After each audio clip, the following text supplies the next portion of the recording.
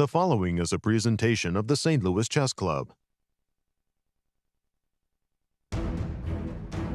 The Queens of Chess are putting on a show at the Cairns Cup in St. Louis. Things are finally looking up for American star Carissa who turned around a lost position and her tournament, capitalizing on her opponent's mistake to get her first win. Undefeated Alice Lee was on the back foot against Dzagnidze, but was able to safely navigate to a draw. Only one decisive result left our leader unchanged, but challengers are in hot pursuit. Day 4 of Can't Miss Chess. Coming up next.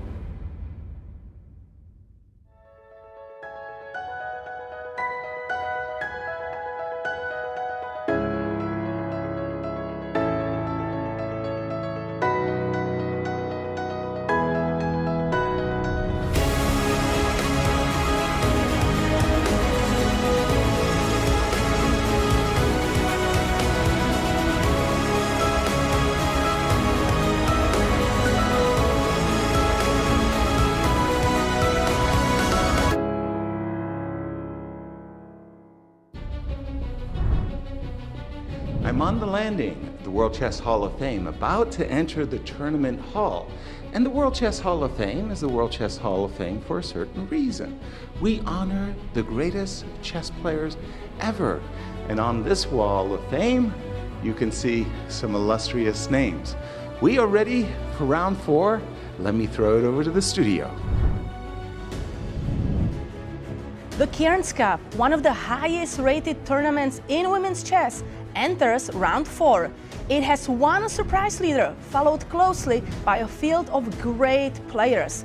More fighting chess today from the St. Louis Chess Club.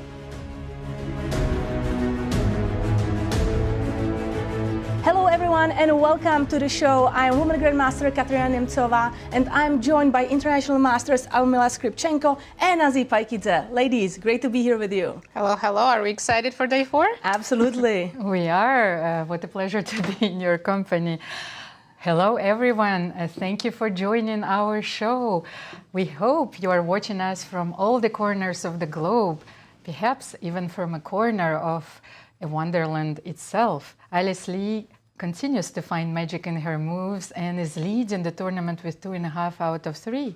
But who is going to win our Queen's race? This question is yet to be answered. Katerina, let's have a look at the standings. Absolutely. All players are fighting really hard, but so far it is Alice Lee who is leading with 2.5 points. She won her first 2 games and then made a draw, but there are 3 players closely behind. Humpy, Koneru, Harika, Dronavalli and Alina, Kashlinskaya, all with 2 points. And as you see, all players managed to score at least half a point.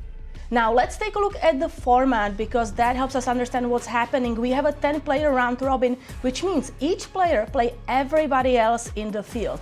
We play classical chess, 90 minutes for first 40 moves, followed by 30 minutes for rest of the game and 30-second increment from move 1. No draw offers are allowed in any of those games. And traditional scoring system, 1 point for a win, half a point for a draw, and 0 points for a loss.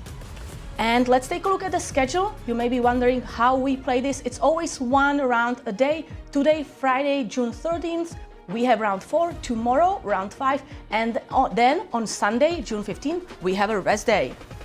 If necessary, on Friday, June 20th, there will be playoffs.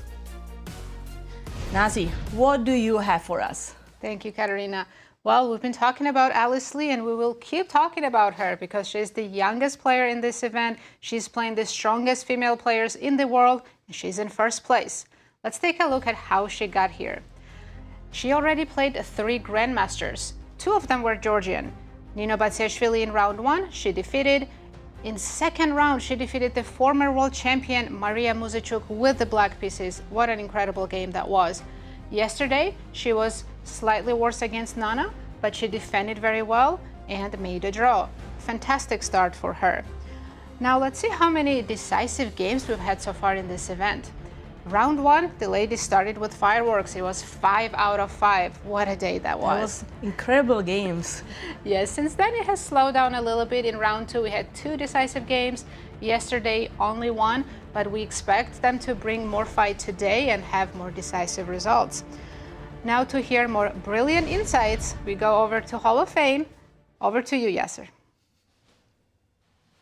Thank you, Nasi. I'm not sure about the brilliant insights, but happy Friday the 13th. What will today bring us? Well, two huge matchups that I have my eye on. The first is our tournament leader, Alice Lee. She has the black pieces against the #1 seed and defending champion Tan Zhongyi. Tan won one game, and it was last year's Cairns Cup, and Alice Lee has a scar. In her interview with me, she said that she got crushed and she's nervous about today's game. Well, to be champion, you're going to be tested, and Alice is facing a big test today. Another big test going on will be between Humpy, our #2 seed, and Bibi, our #3 seed. Both ladies gunning for a victory. And what is crazy for me is these are two of the top-ranked women in the world, and guess what? They never had a matchup against each other. This will be their first encounter. But for all the pairings, I'm going to send it back to you in studio. Thank you, Yasser. Katerina, a lot of exciting games ahead of us. Let's have a look at the pairings. Let's see all the matches. So we start with Alina Kashlinskaya against Nino Batsiashvili. Nino is struggling in this tournament, but she had a chance yesterday to win against Carissa with black pieces, so she will try again today. Humpy Koneru against Bibisara Assaubayeva. One more thing about this match, Assaubayeva was voted by all the players in this tournament as the most aggressive player, so we will watch out for this game. Mariya Muzychuk against Carissa, Nana Dzagnidze playing Harika Dronavalli, and of course the big match of today, Zhongyi against the leader, Alice Lee.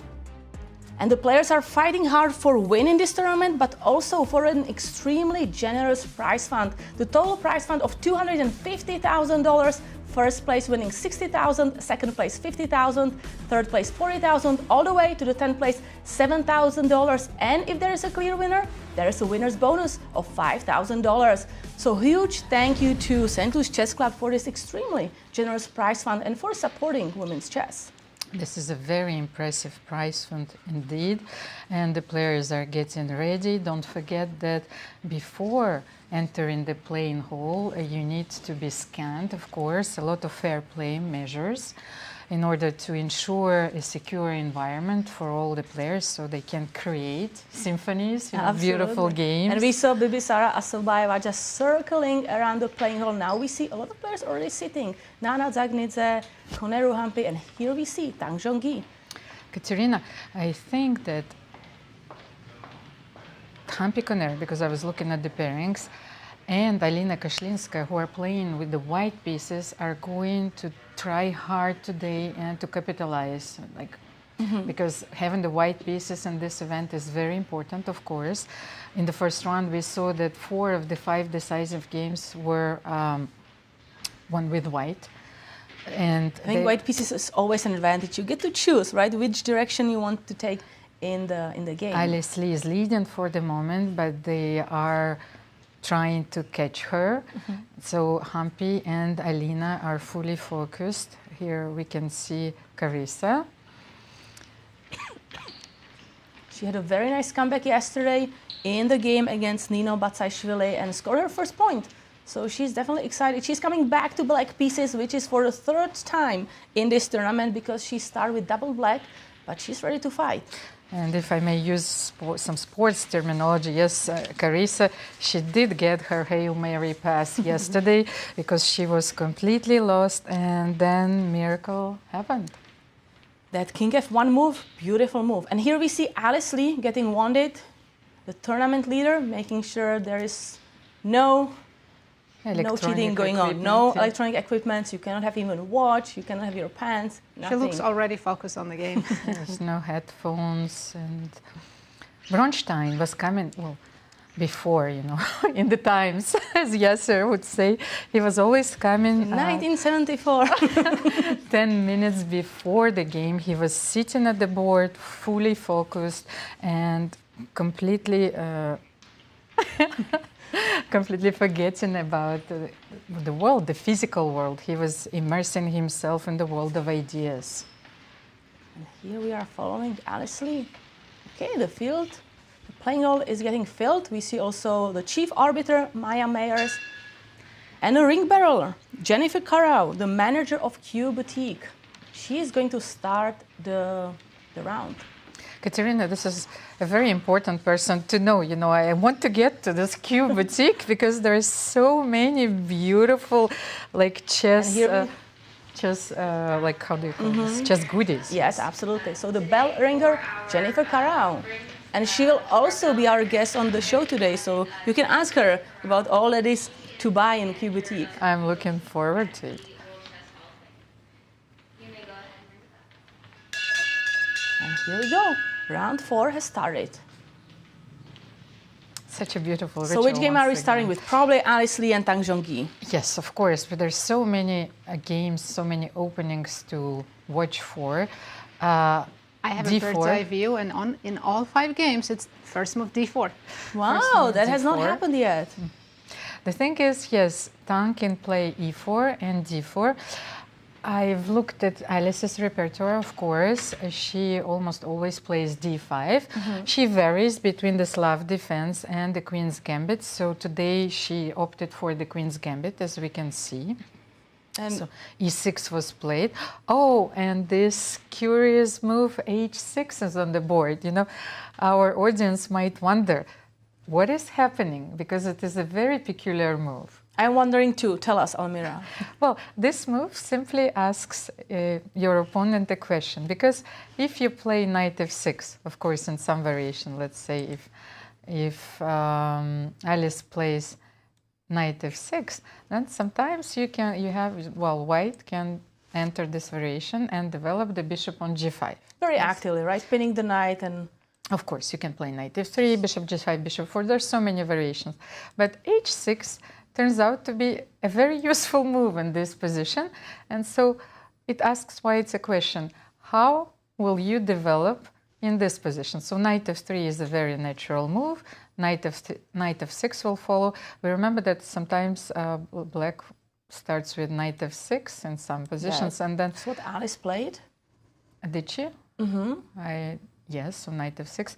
But what I wanted to say that sometimes you can also make those moves, crazy moves, but knight f6, let's say, and knight f3, maybe a6 here as well. You know, all moves. I played this a few times. All moves are very interesting and turn to be useful in certain type of positions. But let's have a look at our game. So h6 is a special preparation, knight f3, and knight f6 is played. So what would be Tan's choice in this particular So one idea opening? now is just to kind of go and develop the bishop, right? Bishop f4. Very normal, natural move. You want to get the bishop out before you kind of lock it with this move. So let's have a look at another game for the moment, because let's I'll cover show you all the something. openings. Show us. So earlier I said that we had d4 in all the games, and I was expecting d4 openings. But we have one game where things have changed already. Mariya Muzychuk started with d4, but Carissa responded with d6. And here Mariya chose to transpose into the Pirc opening. e4, knight f6, knight c3, and g6. It's kind of a risky choice, but Carissa is known for playing this opening. I believe last 2 or 3 US Women's Championships, she made a lot of points with this opening. So I don't know if Mariya was expecting this, since she could have started with e4 and gotten this. She chose d4 first and then still transposed. We'll see who is better prepared. But what do you think of this opening choice, given that Mariya is struggling in the tournament? And Carissa, coming off of a win yesterday, is feeling confident. Carissa plays this opening quite often. I've seen her games. She also plays the modern, so she knows those positions very well. She masters the plan. The thing is, Mariya played d4. She tried to avoid e4, e5. So I think she was almost happy to see d6 on the board, and she sees the chance. She said, okay, d4, d6, e4, knight f6. This is a perfect opening for me, because e5, long positional game, you know, maybe she was trying to avoid it. Yes, okay, let's have a look. And here we have we have our board already. So now Mariya has a wide range of choices. So she can play bishop e3, bishop g5. She can play knight f3 and play a more classical version. So I'm actually very curious to see what will be her choice. You know, I think from Carissa's perspective, she's also feeling that Mariya is a little bit insecure about her chess, so she's trying to get a position where she wishes Mariya to kind of move forward with all those pawns and maybe then target some weaknesses and even play for a win. And Carissa is absolutely right, because Mariya is a player who is always moving forward. Remember her game against Alice Lee? At some point you needed to be patient, play b3, you know, find the momentum, but Mariya is always going for more active moves. So b4 was played, then Alice found a few tactical ideas, and the position collapsed completely, crumbled under pressure. So I think that might be Carissa's strategy today. And we see Carissa in the back room just checking her game, not next to the board, but just on the TV. Actually, she might be anxious because she knows that this is already a critical point in the game where Mariya has to choose either an aggressive path in this opening, or she will go for knight f3, a more classical approach. So she's waiting in front of the screen and she lets her opponent, and I think Mariya is about to make a move because her posture indicates that, you know, she's about to make her decision. But maybe let's look around. Let's what's look happening. Around. What is the opening in other games? Humpy Koneru against Bibisara Assaubayeva. And I actually have a story about their games, because last time I was doing commentary during the Grand Prix in Monaco, Bibisara decided to play her favorite weapon, King's Indian, and I just wanted to show you because it will be a cautionary tale, let's say, because she completely misplayed her opening, and that's why I think that today she opted for the Slav defense. So castle, bishop g2, knight c6, castle, just want to show you a few moves, d6, knight c3, e5, and here Humpy made this move, h3, you know, not wanting to play e4, where Bibisara took on d4. By the way, this is a mistake that you should avoid, of course, at the board. So she played knight rook e8, and queen h4 was played. So here I think that she mixed up her lines and she played knight d7. What do you think, Katerina, happened? You know, you want to exchange the queens. The thing is that here after queen d8, rook d8, and knight b5, you are losing one of those pawns, and Humpy went on winning this game and she demolished Bibisara. That explains the choice of today's round. So let's have a look at their game. d4, knight f6, c4, c6, and e3 was played. A more positional approach to the Slav opening. So knight h4, wanting to grab this bishop. There is no way to keep it on the board. Black has to play knight g6. For the moment, white is waiting, plays bishop d2, and Bibisara is thinking. White will seize the moment when to capture the bishop when at he some moment. captures on g6, and this will be a calm strategic game today. So no way to blunder yet. So maybe let's take a look where these players are in the standings, because this is an important game. Right now, Humpy Koneru is tied for the second place, so she's trying to catch up to Alice Lee to lead the tournament, while Bibisara Assaubayeva is tied for the fifth place with 1.5 points. So it is a very crucial game for the standings. There are three players who can actually catch Alice Lee: Humpy Koneru, Alina Kashlinskaya, and Harika Dronavalli. Let's have a look at the game. Right now on your screen you have Humpy, and Bibisara might have surprised her. Humpy was playing rather quickly in the opening and all other games, very often surprising her opponents with very rare ideas. Here I think that Bibisara has surprised Humpy. So let's see. So let's take a look maybe at the game between Nana Dzagnidze and Harika Dronavalli. Will unfold. Yes, meanwhile. What is the opening there? Oh, we can see quite a symmetrical structure. Let's have a look. So d4, d5, knight f3, knight f6, c3, e6, bishop d3, very bishop symmetrical. b6. Yes, b3, b6. Okay. For the moment, everything is Some going moment, I tell according my to students, plan. do not always copy your opponent. It is dangerous. But right now, they're just developing the pieces. So I think that black is going to castle here, of course. And then if Nana plays c4, if knight d2, then you can still play knight bd7. But if Nana plays c4, I'm not sure that black can reply with c5. So at some point, you have to deviate from the symmetry, because this extra tempo yields you a small advantage at the end of all the lines. So which game we haven't covered yet? Have we seen? Alina Kashlinskaya. Yeah, that's the last, board number 1. Board number 1, Alina Kashlinskaya. So here we see the classical Queen's Gambit, and that's exactly what Alice was trying to avoid in her game, so the bishop on g5. So let's see how we got here. She started with bishop b7, Nino, and then knight f6, bishop g5 still, castle e3, knight d7. Nino has played a slightly different version against Alice Liu it was the first round, yes. She opted for a more aggressive approach. She played c5 earlier in the game, but which backfired. So let's see if Alina will play c5 here. I think Nazi knows more Nazi, about what the caught your intricacies, eye? but I think that Alina is thinking about this move here. Yeah, she probably is, or remembering some prep that she has. I was looking back at Zhongyi and Alice Lee's game. We have some development, so let's take a look. Last time we saw that h6 was played, knight f3, knight f6, and Alice followed up with another pawn move a6. And this is quite typical now, and it has become popular to play both h6 and a6. But there's only 26 games. Even though we're saying it's popular, it's obviously not as popular as the classical lines.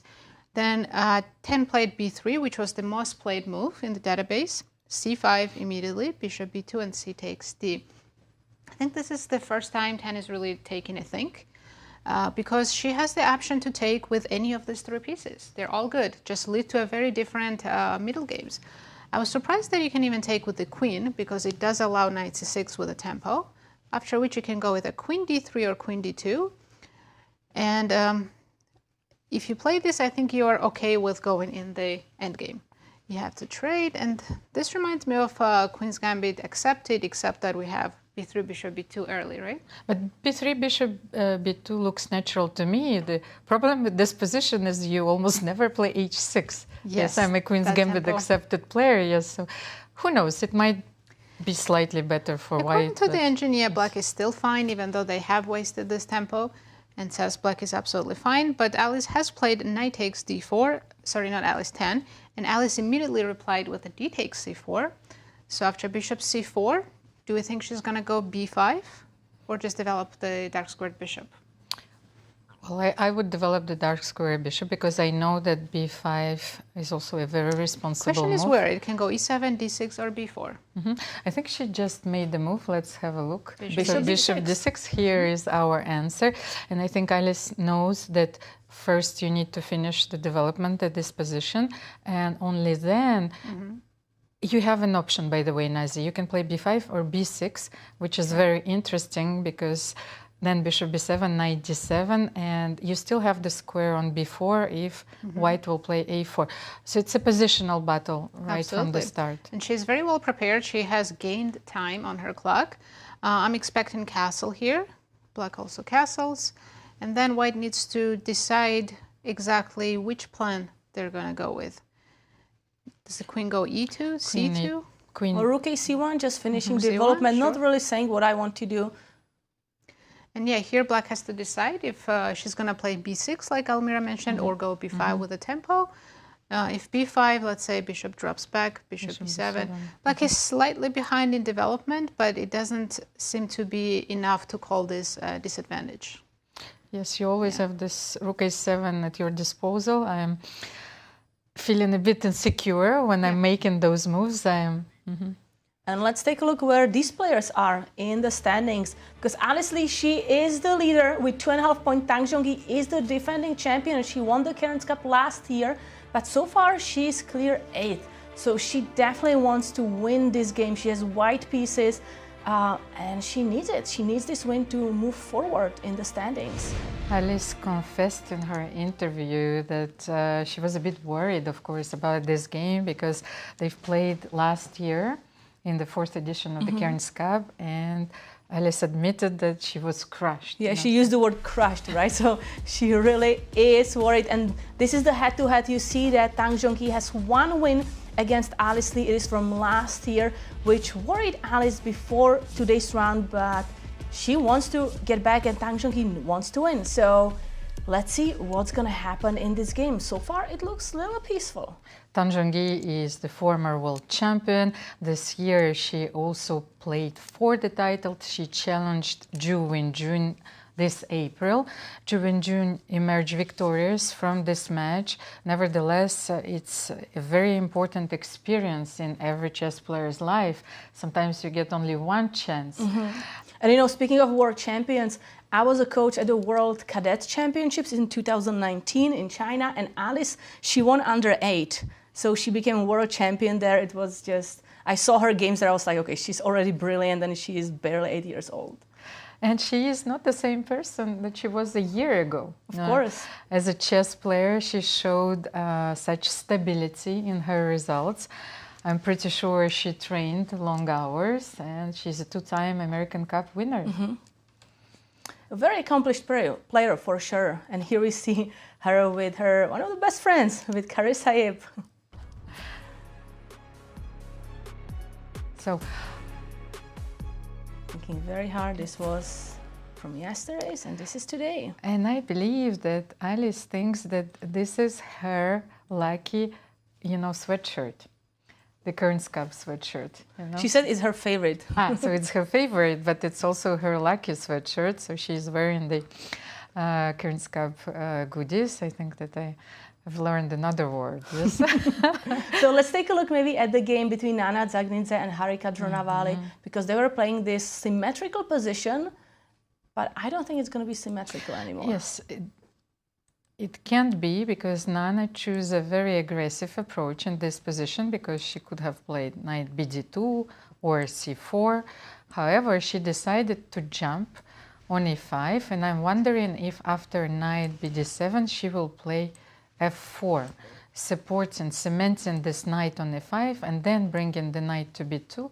Let me draw those arrows, and then bringing another knight to f3, or bringing the queen to f3, h3, and then developing the knight. What do you think, Katerina? It's really this pawn on h7, right, that you want to be also targeting, and this bishop is extremely beautiful.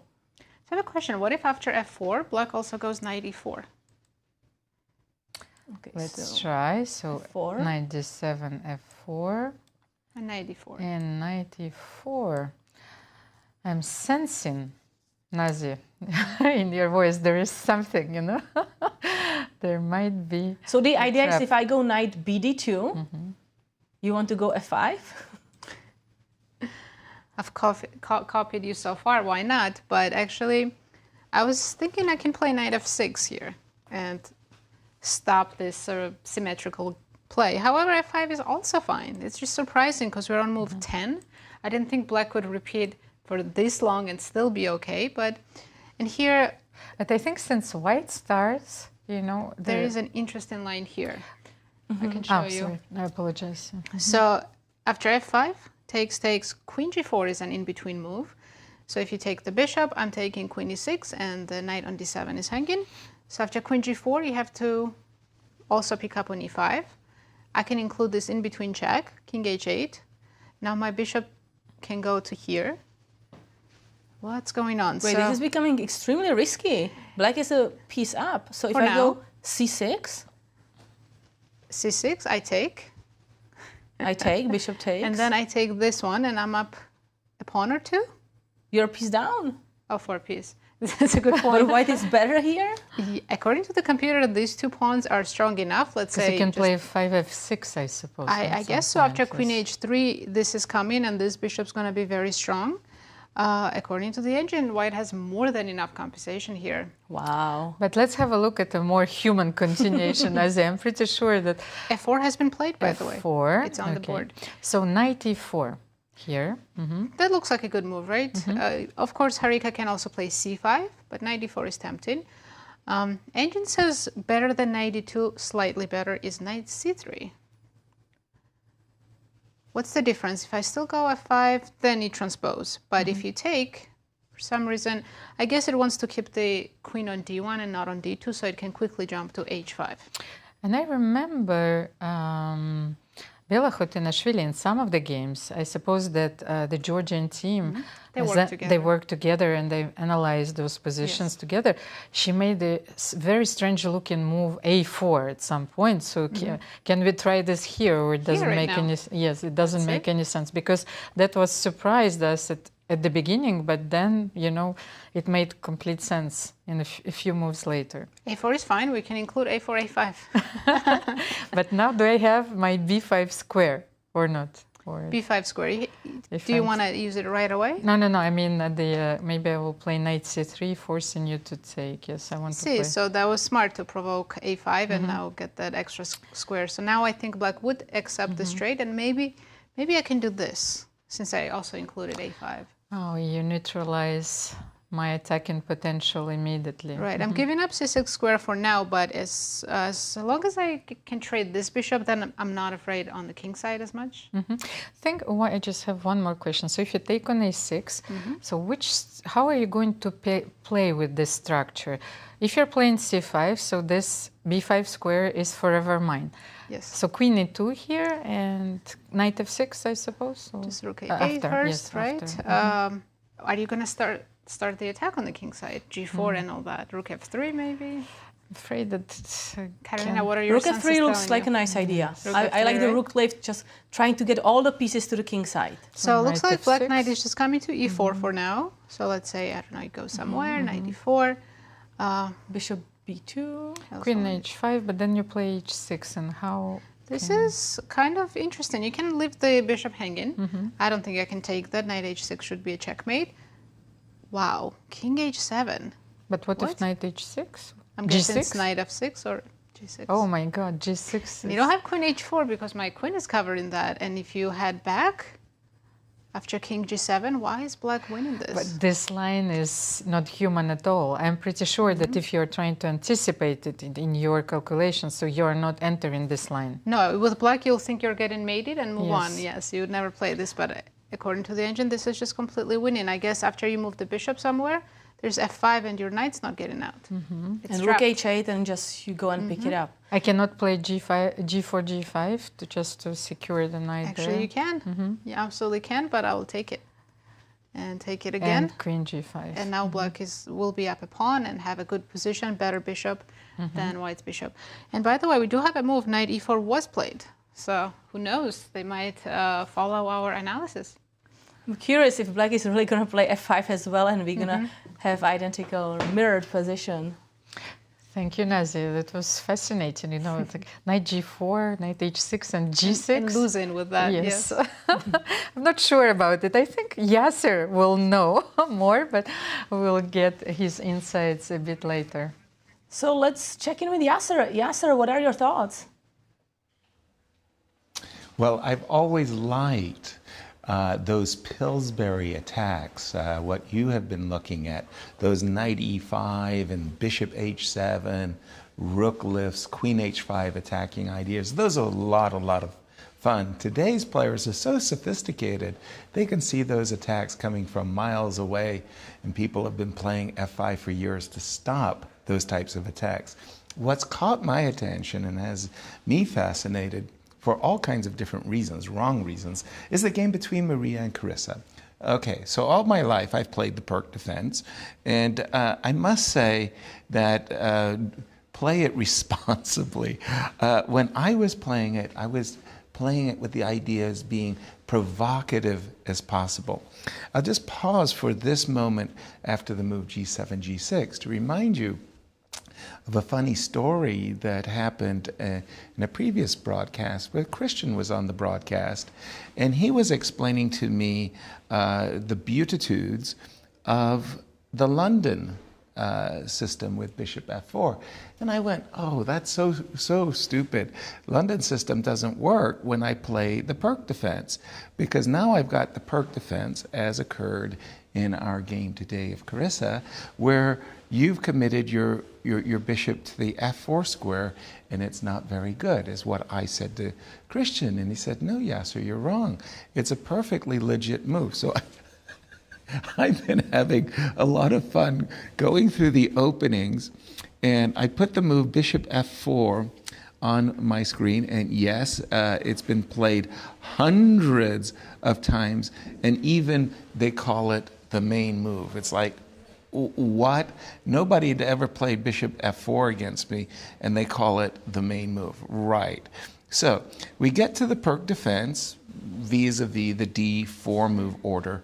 As you were saying, e4 is the most common move, and now we get to a crucial moment, because at this moment I always thought of knight f3 as being the main line, and bishop e2, the Geller quiet system.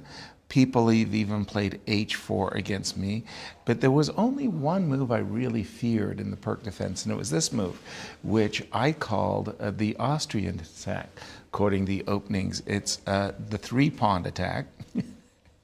And now, after castles, it's called the Austrian attack. Okay, so the setup is very clear.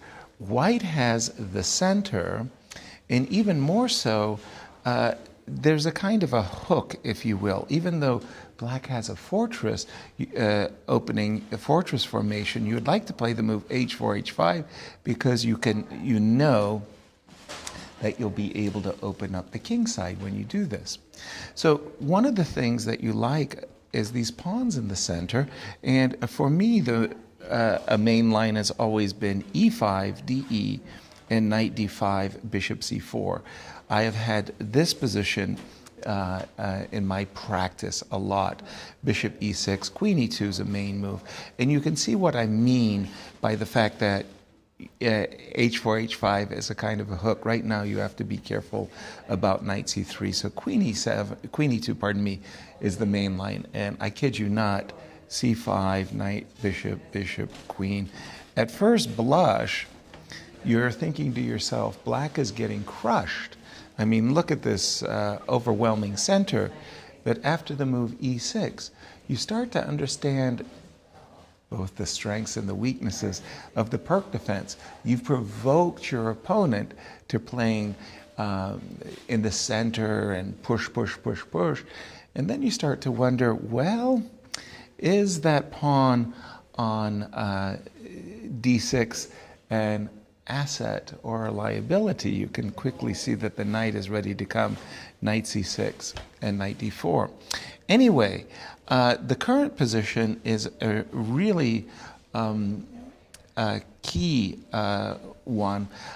I have played the white side of this against Perella, a grandmaster from Argentina, knight a6, c5. It's like I look at the selection of moves, and it's amazing, ladies. I'm not kidding. It's like both sides have 20 moves to choose from. Talk about trying to do preparation. In this position, knight a6, knight c6, c5, bishop g4 are all main moves with thousands of games being played. Knight c6, a main move, was played by Carissa, and again, e5 is really the main move. And for me, what was a real surprise is we get here, and there's no question, if I was playing a 1-minute game, a 3-minute game, a 5-minute game, a rapid chess game, I'm not thinking about it. I'm playing knight to d5. What's crazy is the main move in this position, by far, and it's not even close, is knight h5. In fact, knight h5 has been played 295 times versus knight d5 playing in the center, a mere 100. So here I am. I've played my whole career the Perk defense, And I'm sitting down with all of these openings and databases, and I'm discovering different names for all of these variations, and the amazing assortment of choices. So as the ladies navigate their decisions, I can understand why Mariya has been taking so much time. Not easy, these choices, but knight h5, wasn't that just a surprise to yourselves as well? Back to you in studio. Surprising move, because for me, I think just moving back the knight to the center makes total sense. But let's take a look where these players are in the standings. As you can see, both of them are in the lower half, struggling in this tournament so far. Carissa, she won an important game yesterday and she is at 1.5 points, while Mariya Muzychuk, she made her first draw yesterday and she's at 0.5 point. So both of the players want to pick up the pace and try to march forward in the standings. Now, Almira, you wanted to look again to this game because I know you are a specialist in the perk. Yes, thank you, Katerina. And I wanted to tell you, and especially Yasser, that you cannot stump our commentators, because before you said that knight h5 was the best move, I said to Nazi that it was one of the main continuations, of course, because I played the pick, and it's a very surprising move indeed. However, I know also why Mariya is hesitating in this position, because I think that she is also considering this move for white. And then the main continuation would be e5. And I think that she is hesitating between this line and what is the preparation of Carissa. Is she going to play knight d4 here? Nazi, can you support me on this one? Yes, I definitely can. So you're absolutely right. If white castles here, then black's best move is e5. And maybe let's get Nazi's board on your screen. So yeah, I'm waiting. Here we go. So after e5, white can play immediately d5 or take on e5 first. d5 and knight d4 is the best move. Great memory, Almira. And if this is Carissa's prep, then I think Mariya is not as well prepped, of course, for this line. You can see already the time difference is about 30 minutes.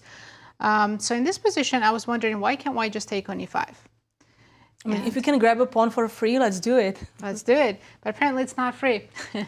Black can take it back on e4 or d5. Knight d5 looks better according to the engine. You take back with the knight or the pawn. Well, I think that two options can be considered. It's the matter of taste. I like capturing with knight. If you can bring the knight to the center, let's do it. And there's 25 games still in this position. After bishop takes e5, white always plays bishop f4. And here, black has a couple of different options, but knight c6 seems to be the best move. Knight did its job on d4. Now let's go back. And I guess they're not afraid of this trade. Yes, there's some weaknesses around the black's king. Can we get the queen quickly to h6? Let's try. I see black plays knight g4, just completely stopping you from using your queen on the king side. And if we play h3, they will play this in-between move c6 and also kick our knight out of the center. Can we try, can we start with the check? So, because, yes, smart. knight f6 Instead first. Of queen d2, right? Maybe I'm not allowing you to play. Very nice. That does change things a little bit. Black has this check. King h1 and just h6. So this is another way to stop your queen from going to h6. And now how do we improve? The knight on f6 looks so promising, but we need to bring more pieces in the attack, and that's not as easy. But Nazi, are we so scared about the queen on g5? What if I don't play h6? I just develop my bishop. Bishop e6, I want to get the rook out. But after queen g5, I'm threatening knight h5, so I think you still have to play h6. Okay, I go h6 now. Right, h6 now. Knight h4. And let's make a draw. h7. I mean, draw is good for me. I'm black. Yes, yes. It doesn't look like white has anything more than that, but let's take a look. We see immediately d5 played in the game. And wow. a question mark. Question mark here. So we're discussing castles or e5. Let's say white d5 is not so good. No, you can play knight b4 here. It's still theory. So we have to move the bishop, right? Bishop e2, and then black can play something like c6. And engine already prefers black a little bit. Maybe it's because they are ahead in development at this moment, and the center is not as scary since white didn't play e5. Also, the problem sometimes is that, for example, if white wants to castle now, I have queen b6. Yes, and knight g4 probably, Knight g4, right? that diagonal is just extremely weak. Yeah, we can't castle yet. We have to make some prophylaxis moves. Nazi. Maybe kick you out? Let's try not bishop b2 because I think you're losing a tempo here. It's crucial if you want to attack. So here, just castle. Because you will have to play c6 here. Anyway, you're not taking on d3. Why but not? Let's try. So I will take. With the C takes. You pawn can takes, try. all right. It's just like you take on very c6. interesting pawn structure. And then take on c6. I think the idea is to play queen e1, queen h4 very quickly. Okay, this reminds me, if black goes c5, it looks like the closed Sicilian, right? Very similar, but Let's try something. check. King h1. h1, and maybe I'm just playing on the queen side, ignoring the king side for now. Ah, yes, you can do this immediately. Yes, then queen e1 doesn't work. Yeah, I think you can't sacrifice too much because here there's no immediate checkmate And threats. if I take with queen d3, okay, let's try once again. Let's see, Yes, queen d3. Still c6. Okay, c6. What else can I do here? Yeah, I think white wasted an important tempo. Well, Yeah. waste is a strong word, but with d5, because now attack seems just too slow.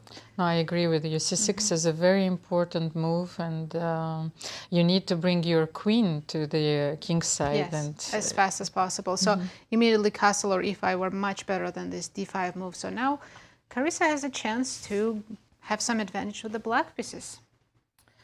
Thank you so much, Nazi. So maybe let's take a look at another game.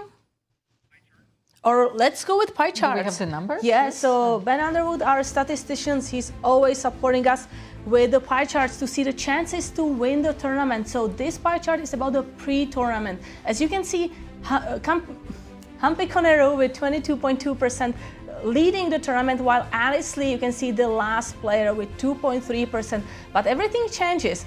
After round one, you can see Alice is going forward. It's still Koneru who is leading the field, Assaubayeva second this time, and Dronavalli third with 15.2%. But after round two, Alice is marching even more forward, and Humpy Koneru increasing her lead, or actually right now decreasing to 31.6%. Alice Lee right now second with 18.6%, and Harika Dronavalli with 15.9%. That's after round two, and after round three, after yesterday, nothing has changed between the first three. It's still Humpy Koneru, Alice Lee, and Harika Dronavalli. So please share with us who is your favorite player. So if you're Team Koneru, Team Lee, Team Dronavalli, Team Kashlinskaya, or Team Yip, please post your comments.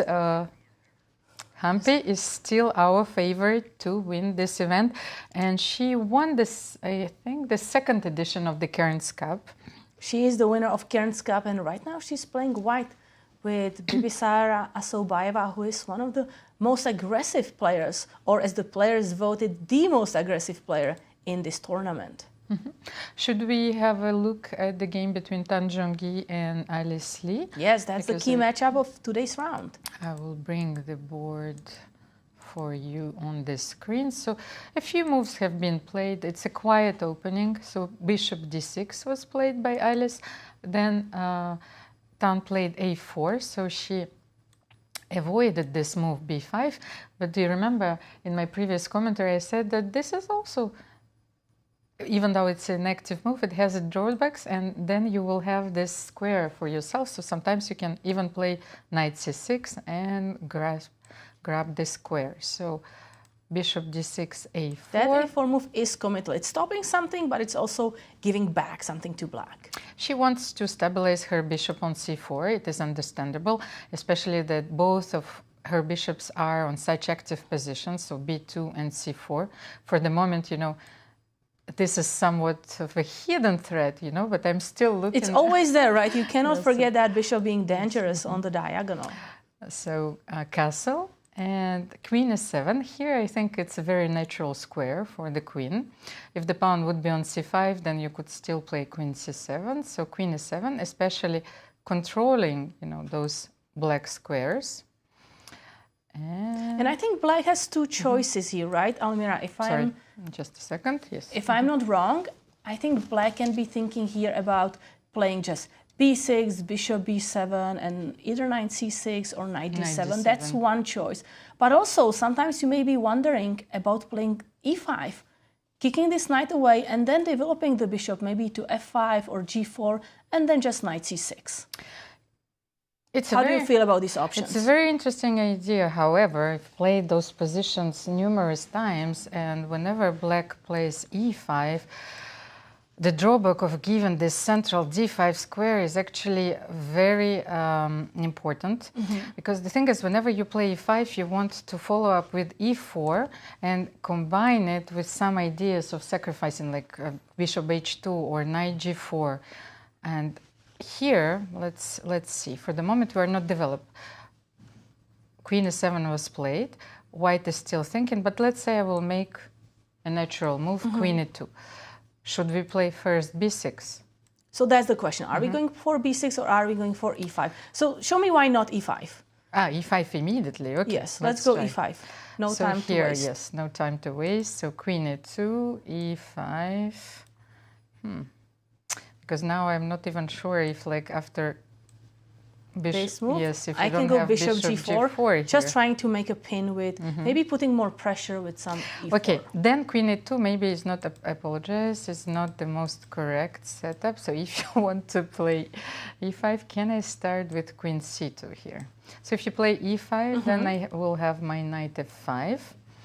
And maybe it's a more flexible setup, so I'm connecting my rooks and I can play rook d1 or rook c1. Got it. And the problem is that if I do go e5, this knight a5, whenever you end up with pair of bishops, white is keeping an advantage.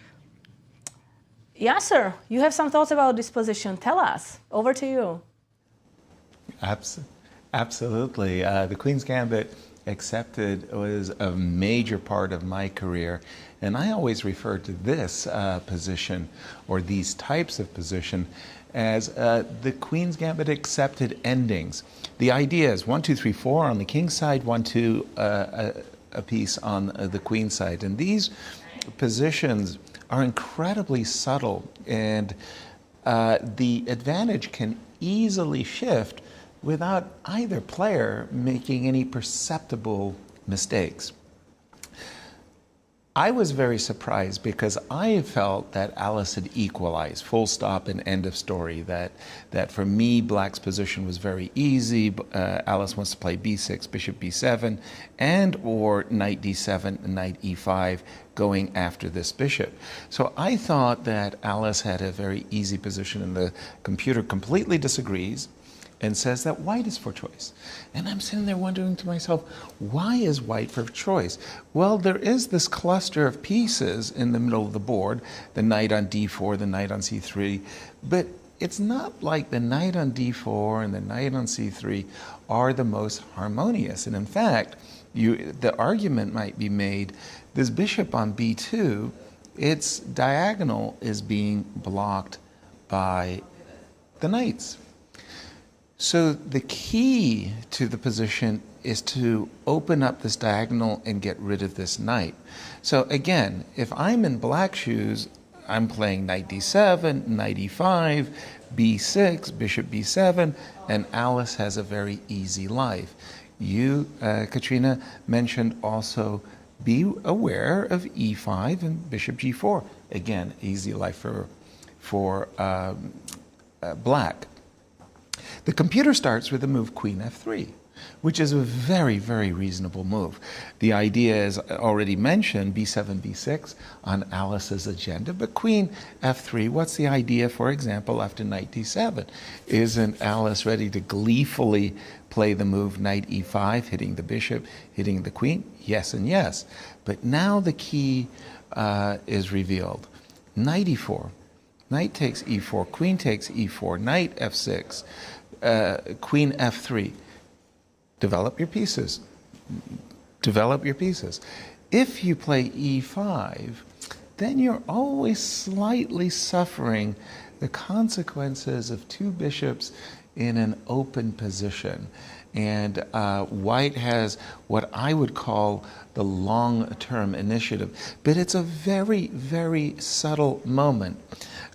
If you dilly-dally, if you play, for example, a quiet move, like you were thinking, Almira, just queen e2, bring the rooks in the center, what can go wrong? Well, knight e5 is an issue. Well, it's not that I'm going to take the bishop immediately.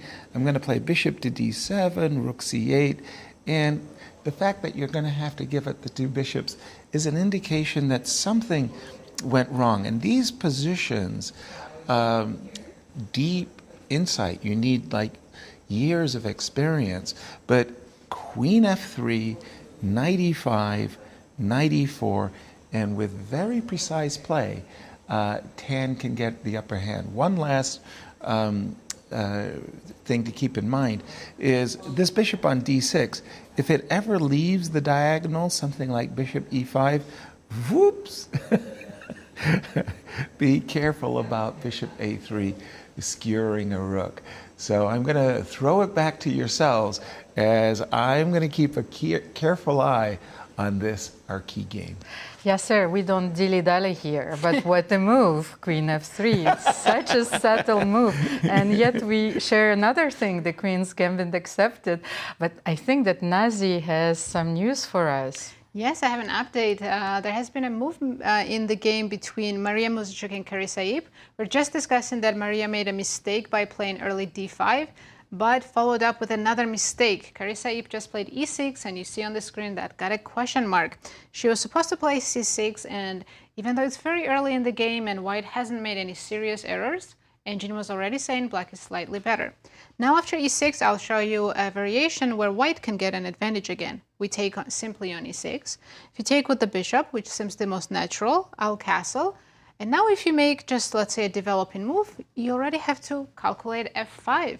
It can be quite scary after g takes, bishop g5. So now if you take, I want to take knight d4 and have this very unpleasant pin on f6. If you go h6, bishop h4, so you can't kick me out from here. And I checked this line just in case.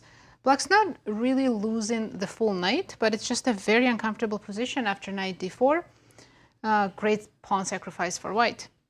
And you don't want to play this position against Mariya. Not at all. Then I was thinking maybe Carissa's idea is to just take with the pawn. It seems unnatural, but computer says this is better than bishop b6 because of the variation I just showed. Let's see, we have a move. Mariya played a3. Okay, she can include this move. Although but maybe that move a3 is helping black to kind of reroute the knight to c5 and target e4 pawn. Exactly. Knight wasn't so good on b4, so now knight rerouting going to c5 with the tempo attacking on e4 only helps black. So a3 wasn't the best inclusion. Maybe she plans to take here because that's playable. You can just mess up the pawn structure on the queen side, but for it you're giving up a white squared bishop. Now take on e6 maybe, and then castle. What do we think here?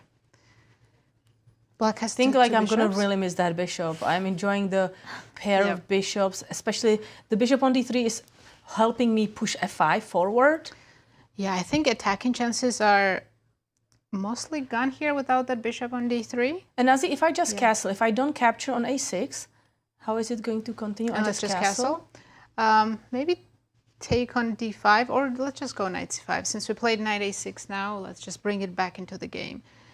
You could play e5, but then I'll trade everything and white has absolutely no advantage. I have a feeling that this is one of those games where you trust your opponent mutually, you know. Oh, okay, you played this line, Mariya thought for a while, you know, so she went for a rare line. Then Carissa thought, okay, she went for d5, bishop b2, you know, there is something prepared. She played e6 instead of c6, you know, she trusted her opponent. No, it could be absolutely. And now Mariya said, okay, she played e6 and not c6, let's play e3 while I still have a chance. And we do have a few more moves. They have traded bishop and knight on a6. Nazi, I have one comment about the position that can follow, so because after d takes bishop e6, here actually the key to this position is that the bishop is on e6 is misplaced. So should be on b7, yes, right? It should be on b7. So I think if Carissa finds this plan, you know, she will be better, because you need to attack the e4 pawn. Right? Yes, yes. And given that she doesn't have to worry about her king, and she can take her time to attack white central pawns, yes, I think Carissa is very comfortable in this position. Thank you, Nazi. I think, yeah, this looks good for black. This is what you want to get. Pair of bishops, white pieces kind of pushed forward, especially the pawns, and then looking for some tricks and attacks on those pawns. What is the next game you want to look at?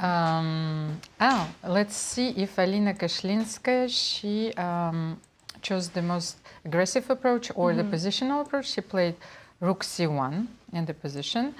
Then h6 was played, bishop b4, because she didn't play c5, she didn't close the position. And Nino immediately played c5. I think we've seen this in the game against Alice. Whenever she has this possibility, she plays c5 and open up the center. Challenges the center. Also, as you can see, the white king is still in the center. And every time a king is in the center, you want to open up the center so you can attack it.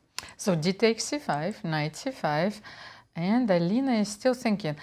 This is very surprising for me because normally she's very well prepared, especially with the white pieces, and she has spent already 30 minutes, and I have the feeling that this position is already fine for black. So there are a few options white can do, right? White can try to maybe just develop the bishop, but then we always know anytime you waste tempo with this bishop, I can capture on c4 and you will have to recapture at some moment.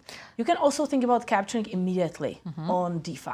So let's try this. I think we will try to define the structure. It seems that black has to play with the isolated pawn. So we take, probably pawn takes. Pawn takes. And then bishop e2. Bishop e2. Right, the idea, quickly castle and finish the development. Now what to do for black? Well, black has quite a comfortable position. I wouldn't play b6, bishop b7 here because it might be very dangerous, but you can develop your bishop probably on g4. So I castle. And here I was thinking, can you immediately equalize by playing queen b6, knight d6, and d4? I already had queen this b6. Okay, what do you do here? And what was the idea after? Queen b6? The thing is, I was... maybe you can't... No, I wanted to queen take b6, on you are b2. targeting the pawn on b2. Okay. At the same time, d5 is hanging, so we have to calculate those lines. Maybe So I take. if you take, maybe then I can The take. bishop is hanging, so will you have to take. capture. I capture. Here, maybe I can even... You want to take the pawn? Maybe I can. I wanted even to play... But here I feel the activity of the pieces is sufficient. I can play rook d8 first. Where do you go? Sufficient for white? No, first rook d8. With I will not take, first rook d8. Let's Which say one? rook a d8. Where do you go? Yeah, suddenly the queen is in the center, but where to go safely? Probably the only square, right? Queen c4. Okay, now bishop e6. Are you trying to trap my queen? I know you can play queen c2 and you're... No, maybe I should take, yes, the pawn, I think. But here I can also take on a2. This is a crazy position because I was trying to equalize immediately and to activate my pieces to get some dynamic play. Should I take on a2? Why not? I mean, it is going to be a messy position, but you also... like, I would love if I could transfer the bishop on this diagonal. Wait, I think b4 might be winning. B4? Yes. So attacking and then attacking this bishop. So I think I have to take the pawn before. Queen b2 is the better so move. moving back. Here. Take, Takes, and takes. queen b2 here. Queen b2. Because rook c5, bishop c5, then I still have queen e2. Let's And show you are the attacking solution. now here. Maybe Yeah, this so is if I enough. take here, this is problem because queen takes e2. Nazi, you want to say something? Tell us. Yeah, in this position, queen b2, nice find Almira after that line. Black is actually doing absolutely fine. So after queen b2, black is good. But in this position for white, instead of taking on d5, bishop e5 is a very strong move. Wow, that's Yes. so you're kind of indirectly defending the pawn on b2. Exactly. Yes, if you go queen b2, I'll just show the line. We take knight d5 and the bishop on e7 is hanging. And yeah, I'm not yet showing which piece I'm gonna put on d4 because I have options. You still have to defend d5. You can go bishop e6 maybe. But then bishop g4 was the wasn't point, inaccurate. right? Yes. And Maybe then we we play shouldn't knight start d4. with bishop g4. I was hesitating bishop b6 or bishop g4, but Bishop f5 is playable, a6 is playable, but Alina, after a long think, she just played a3. So she's not developing yet her bishop and castle in. She's not in a rush. But now Nino can play knight e4 right away. And looks like black has no problems whatsoever. Now, the problem is if you take and develop now, there is this unpleasant queen a5 check. Because we haven't castled yet, and you might have to lose castle and go king e2. But that would be very unfortunate for white. Right, unless you're willing to sacrifice with b4, but doesn't look great. No, let's not give up pawns. but king e2. King e2, yes, it's the best move, and position is about equal, but of course we don't want to play this. But I can go b6 here as black, right? Bishop a6. Like I will do some... Let's try, by the way, king e2, because I see some hidden motives in this position. Because for white or black? For white, Okay. yes. Even though the king is on e2, because I feel that especially after b6, your queen on e5 is it's very vulnerable. Yes. The knight on e4 is vulnerable as well. And sometimes you can make even an artificial castle. Yes, so you can always develop connect rook your e1 rooks. and Okay. eventually... And I'm realizing that if black goes now bishop a6, you're going to trap my queen. Right? Oh, let's show it. Bishop a6, you have knight c6. I still have queen c5, but then b4. No? No, before, Not yet. no, before queen But c c Oh, takes the knight c is hanging. d5. Okay. C takes this enough, though. Yeah, this would be winning. So black will have to play bishop b7, after which, again, we can take. Wow, we're really opening this up, but following up with f3, and now... Knight f6. Yeah, we are artificially castling sooner or later, right? Knight f6, queen a4 maybe?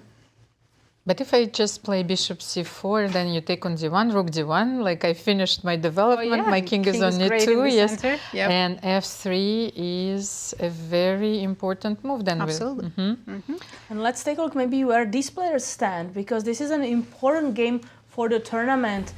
Alina Kashlinskaya has 2 points, so she is tied for the second place. She is trying to even maybe lead the tournament, while Nino Batsiashvili is not having her tournament so far. She was close to winning yesterday against Carissa, but she missed an opportunity. She sacrificed her knight really beautifully, but did not close on that winning position. So far she's tied for the 9th place, and she wants to get back in the tournament.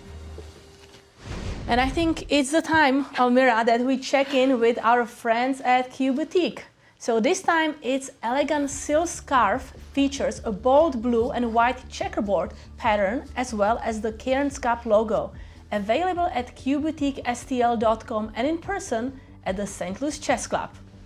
I think this is the perfect scarf, for me, so I can wear the Cairns Cup colors. Yeah, and after the break, a guest manager from the Q Boutique will join us, so we can talk about it more. We could negotiate something, yes? A small discount for our commentators. And as we go to break, Yasser sat down with Grandmaster Humpy Koneru and International Master Carissa. Let's take a look.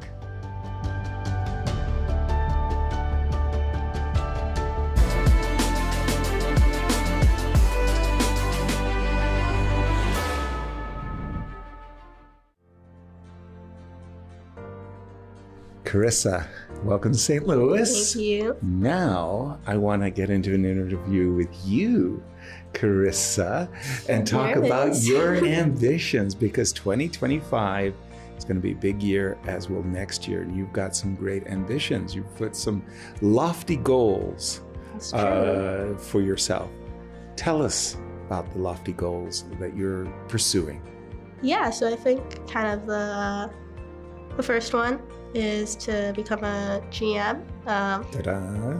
It's the main reason why I'm sort of taking my time off university. From Stanford? Yes.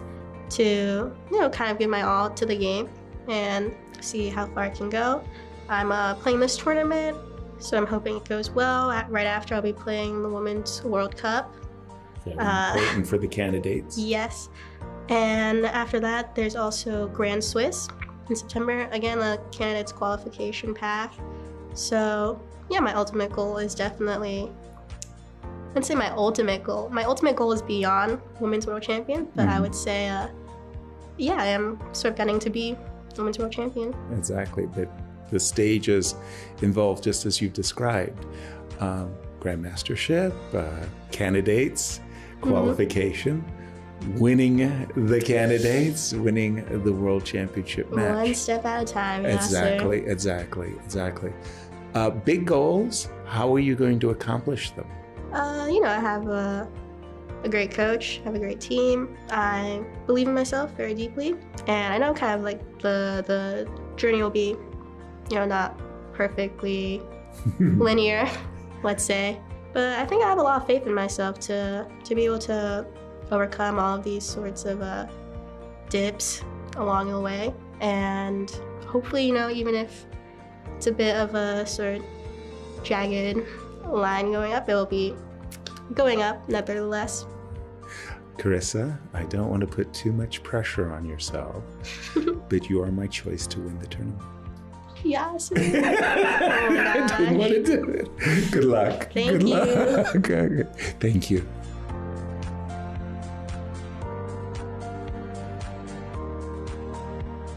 Welcome, Humpy, to St. Louis. Thank you so much. Absolutely. I have to congratulate you. You're coming from India, who has the chess legend Vishy, but now you have Gukesh, and Indian chess is booming. Yeah.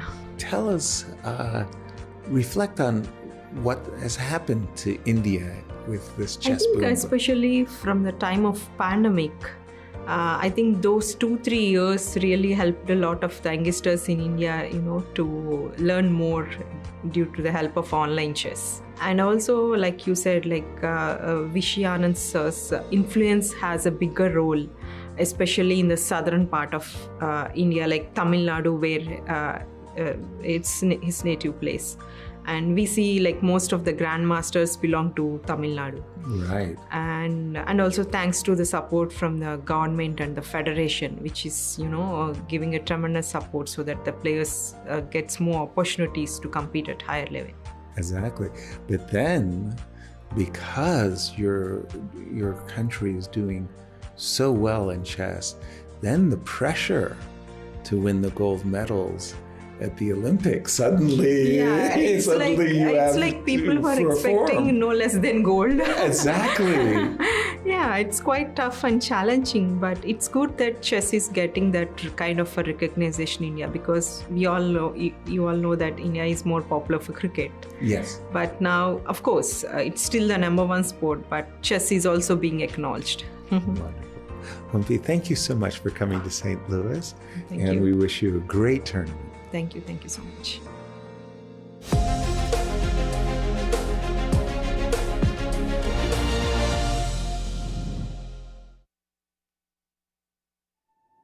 "10 years, one legacy."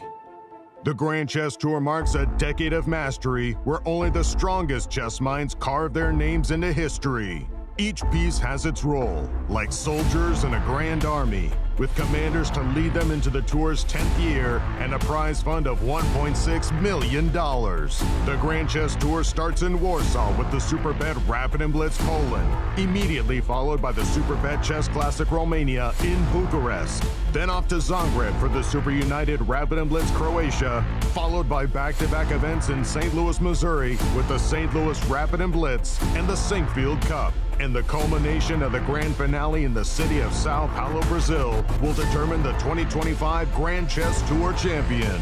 Fight with every ounce of strength for victory. This isn't just a moment. This is history.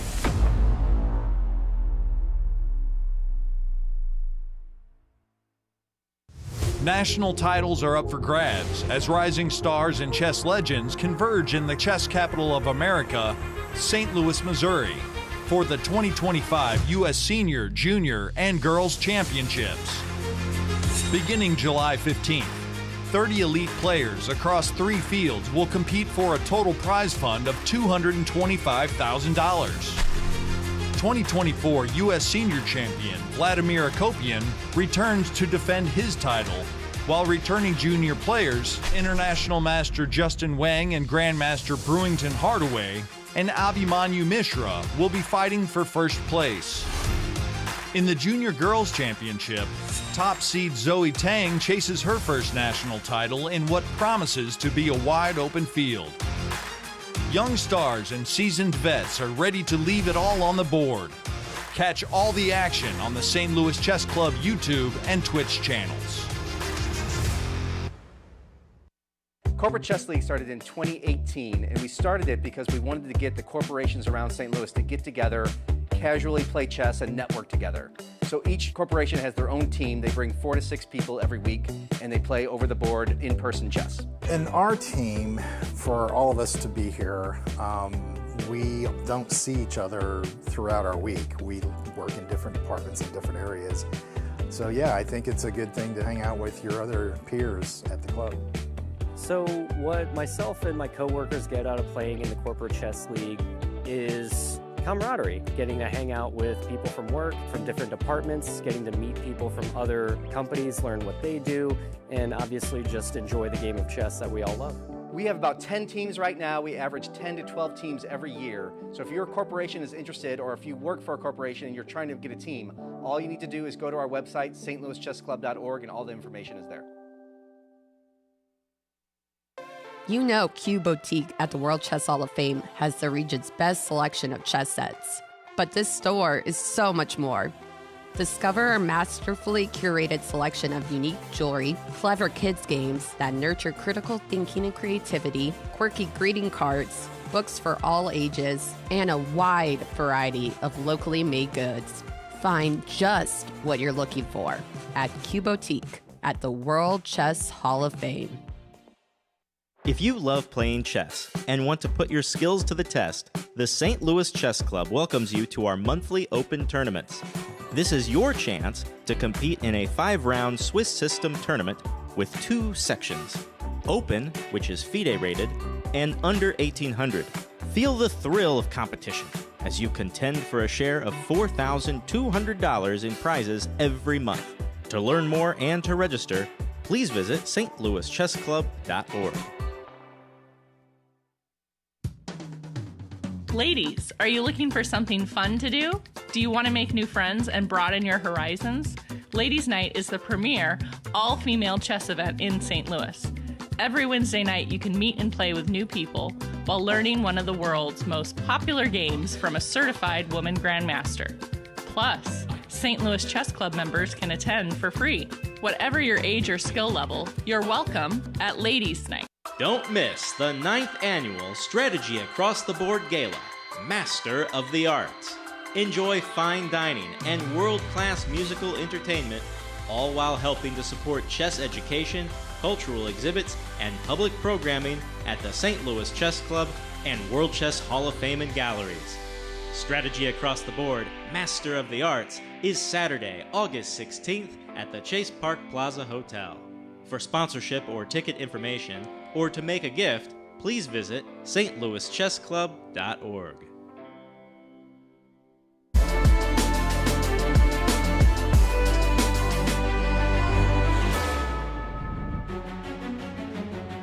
Welcome everybody back to round 4 of Cairns Cup. But before we look at the games, we have an extremely special guest in the studio, Jennifer Kerau, the manager of the Q Boutique. Welcome to the show. Well, thank you very much. Hello, Jennifer. Hi. Jennifer, what can you tell us? What kind of visitors to the Chess Hall of Fame and galleries expect in Q Boutique? We have a wide range of products. We have obviously chess-related products with a lot of very interesting boards, and as well as some things like for kids, and we have candles, we have chess t-shirts, there's a very beautiful, one of our higher end sets. It's absolutely gorgeous. So obviously books, postcards, lots of different souvenir type items, a whole range of things. It's not just the gift shop for the World Chess Hall of Fame and Galleries. It's also kind of a neighborhood store, so we have a lot of interesting merchandise. I think it's very inspirational to us chess players as well to see so many different chess sets and chess boards. It's beautiful. Jennifer, you know, the Q Boutique is a very dangerous place for me because as a chess player, first of all, I want to buy everything. And even in my daily life, I see chess everywhere, like chess styles. And I can't help but notice that you have this beautiful scarf. Thank you. We saw it on the screen previously. Yeah, so what other merchandise can fans purchase to support the Cairns Cup? So right now, we obviously have this beautiful silk scarf, and we also have some new denim shirts in short sleeve and long sleeve, as well as some of the other merchandise from previous Cairns Cups that we are still carrying. Like we have some quarter zip pullovers. And this is the short sleeve that we saw a number of players already wearing during this tournament. You can see that they're enjoying the gifts. And they're very comfortable. So yeah, I appreciate them wearing the merchandise.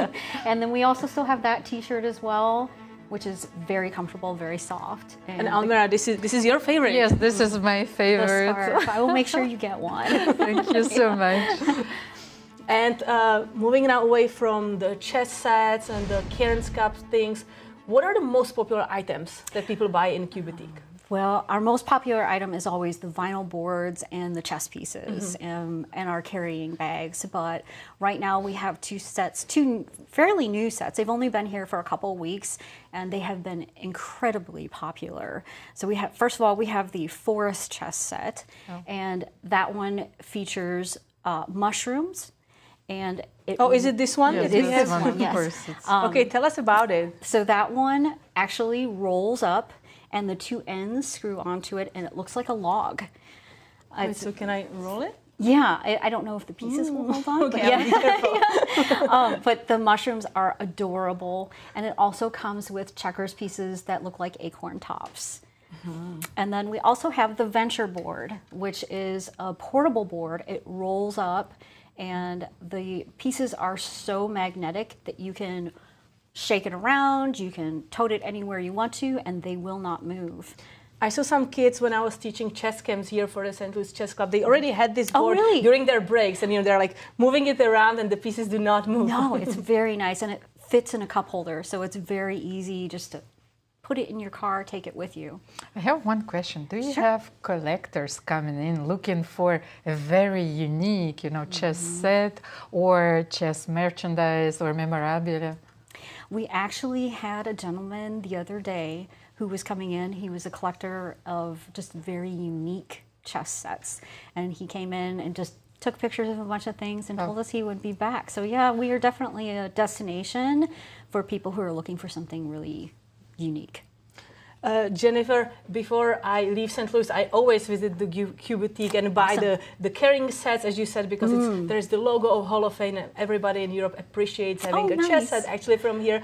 But one thing that I keep buying is I have a lot of nieces and nephews and chess friends who have kids. I always buy these onesies that have like future grandmasters on them, or these like bigger shirts for kids around like 2-3 years old where they have "It's great to be a queen" or "It's great to be a king." But I see that they are no longer available. Are they coming back? Well, we sold out of those, and I don't know that I think I bought all of them. Yeah, I think so. Because they're adorable. I'm not sure that we're going to carry those again, but we are looking into our new exhibit with Charlie Hauska. It's a retrospective of his artwork, and we are probably maybe gonna do some kids, maybe some babies, because it is adorable. It's super colorful and fun. So I would be really excited to get some of that in there for kids and infants as well. Wow, can't wait to see it. Well, Jennifer, thank you so much for being on the show. Thank you for being the manager of Q Boutique. I know it's a new position for you, right? Yes. You started in January. I did. So good luck with that. Enjoy being part of the chess world from the artistic perspective that we chess players are maybe sometimes further away from. But thank you so much for being here. Thank you very much. Thank you, Jennifer. And as Marcel Duchamp said, that not all artists are chess players, but all chess players are artists. Very true. And let's have some insights from Yasser. Yasser, over to you. Thank you, ladies. Thank you, Jennifer. In fact, I'm about 30 feet from the Q Boutique shop, so don't be jealous of me. I'm looking at the game between Tan and Alice Lee, and chess players always have that sense, that awareness, that they have a good position and they're letting their advantage slip away. Tan had a good position. She found the right idea, the wrong execution. So in this position, what I have been talking about is that this bishop on b2, it's blocked by the knight on c3 and the knight on d4, and it's necessary to play the move queen f3 in order to play the move knight e4 next. That was the correct move.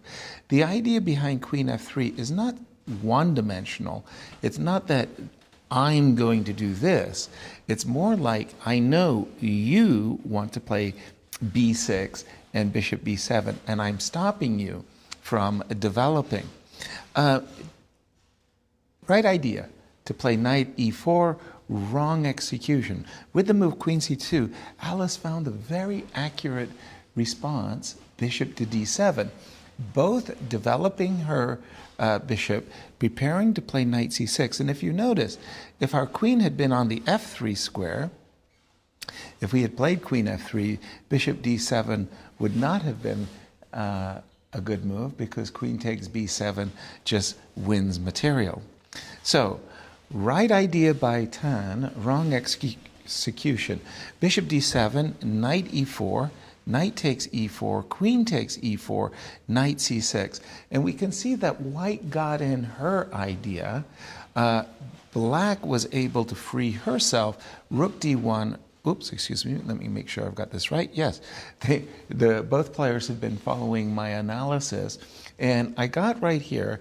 I haven't stopped here because I had a nice little trap that I wanted to share. The trap I wanted to share was the move knight f3. Okay, so why that move? Well, again, you've heard me talk about the move bishop to on the long diagonal, but also I wanted to try to provoke my opponent to play the move knight a5. So knight a5 looks like a real good move because you get to play knight takes, queen d4. It's all about the bishop. The old double attack wins a piece. You cannot play after knight f3, knight a5. You'd have to prepare the move knight a5 with a move like bishop c7 and or bishop c8. The position is quite level at this point. The engine slightly prefers Tan's positions. White's position is a smidge better. She has more freedom of movement, but Alice has played a very nice game. I think she's coming out of the opening in good shape, and she'll feel a little confident. Remember, Alice came to this game feeling very nervous. A big test is she's facing the defending champion with the black pieces, and so far, Alice is acquitting herself nicely. Back to you in studio. Thank you, Yasser. We are mesmerized by your analysis, but let's have a look at the game between Humpy Koneru and Bibisara Assaubayeva. Humpy is chasing Alice Lee, and this is the current position on the board, but we have left this position with our analysis at the crossroads where Humpy Koneru thought for a while, and I actually remember that this is the main line, and I think that's why she was trying to deviate, queen c2 and wanting to play the long castle. So Katerina, I think that she chose to take on d5. Like I was surprised by this move because first of all, yes, queen h4 is the threat, so you have to take on g6 anyway here, so h takes g6, and Humpy made a move which I am not sure I know about much, and I haven't. I can tell you, Almira, I know nothing about this opening, so everything is a surprise. Queen b3, I understand you are targeting that pawn on b7, but then and developing a queen. Normally, well, when you have the pawn on c4, that's the difference. When black plays queen b6, usually you play c5, you force them to take on b3. But then what happens if black plays queen b6? That was exactly the position on the board, bishop c4, bishop d6, sometimes threatening this pawn. And so a question, can you take it? Well, here I'm not sure because we always check if we can take pawns for free. Okay, let's check it with Nazi, but I think let's check. Bishop captures. Let's see. First of all, don't forget that this one. So I think that you might as well play g3 here immediately, because if you take bishop g3, knight g3 is protecting your rook. So and then I can play king f2 and your bishop is trapped. Okay, I suppose this must be the refutation. So I capture the pawn. G3. G3. I'm not going to give up that easily. F5. You go G3? Let me see, because I saw F5, but then knight D6, king E7, this crazy position. Okay, let me castle first. I will castle first. You will castle. I will castle. Or can I give knight d6? I have so many ideas. I know you were looking at knight d6 just kind also, of yes. here, right? Targeting this. But if you castle, I castle. Long castle. Ah, it's interesting. And then, okay, let's see, you castle. And then if I play g3, you will... But here, if I play g3, and if I you go queen c7. Ah, queen c7, because f5, then I will go knight g5. Okay, queen c7, f4. Your bishop is even stacked. worse than probably Fischer's bishop against It's Pascal. stacked, but it's not attacked twice. So knight 7 to f6. Okay, knight I want to distract your knight in the center, because once this knight is distracted, you are no longer guarding the pawn on g3. Okay. I'm going to fight hard for every single pawn I can get. Oh, well, I like this idea. The thing is, even if you take on g3, you're still stuck. So is there any way for me to win this bishop? Okay, you have those double pawns, so I didn't even lose a pawn. I feel that's... Okay, what can I do here? Can I take here? I will take with the knight. With the knight, and then you will play knight e4. I do want to go knight e4 with this knight, because then, first of all, I'm blocking this pawn, which I think is a little annoying for you, right? You would like this queen to be active, maybe even pushing this pawn forward. I can't believe there is like a direct way for me to win this bishop. Nazi helped me, so now I'm crying for help. I think the computer is laughing at us, but I think there should be a direct way to win this bishop. Let's have a look. Yes, let's have a look. So Katerina's trying really hard to continue Yasser's legacy, take the pawn and keep it alive. Absolutely, somebody has to be brave here. But yes, computer found this very strong move that's not obvious at all. Queen a3 is the only way to actually have an advantage after bishop takes h2. And crazy idea. It's not that we just want knight d6 check. No. It's after, let's say you castle, I'm taking on h2, then I'm playing bishop a5. I'm trapping your queen. However, I'm giving up 2 rooks, right? So check, king f2, rook a1. Now I'm giving the check. And guess what? White's not rushing to take the queen. It's trapped. So just knight f7. Okay, this is impossible to calculate. Absolutely. So black could take on h2. Who's going to find this at the board, right? I mean, actually, these players absolutely can find this. They will just need to spend a lot of time. So Nazi, here, if I take the bishop, queen captures a5. Right. You take the queen, I move my rook, I don't know, c8, I guess. e4. So you have 2 rooks, which is enough material, but my position is very active. Your rooks are disconnected, and your king still has problems. And given that I still have the queen and I can still attack, that's why white is +3. Because the black pawn structure is completely ruined, of course. Yes. So after e4, there is... And my knight on f7 is fantastic. You can jump to d6, attack b7, and rook on c8. So let me try one more move. Instead of castling long, I will retreat with my queen. Queen c7. I really want to guard that square on d6. That's a better move. Let's say I play f4. What do you do with this bishop long term? Knight f6, knight 7 f6. I always have this idea to distract the knight from e4 and... Check. Oh, but now you don't want to lose the castle, right? Maybe you should castle first before knight f6. Okay, then let's castle. Castle first. For some reason, white's not going for this. Why don't you castle? Bishop g3, I guess. Yeah, long castle is the best move. Knight 7 f6. All right. Knight c5. I think bishop a5 ideas are still there. Okay, bishop g3. I survived. The bishop survived, but we forgot about this pawn. Oh. Yasser's probably watching us. Pawns hanging, pawns hanging. Alert. The thing is, black is playing, even though you managed to save your bishop, you know, playing without this bishop, it's stuck on g3. Yes.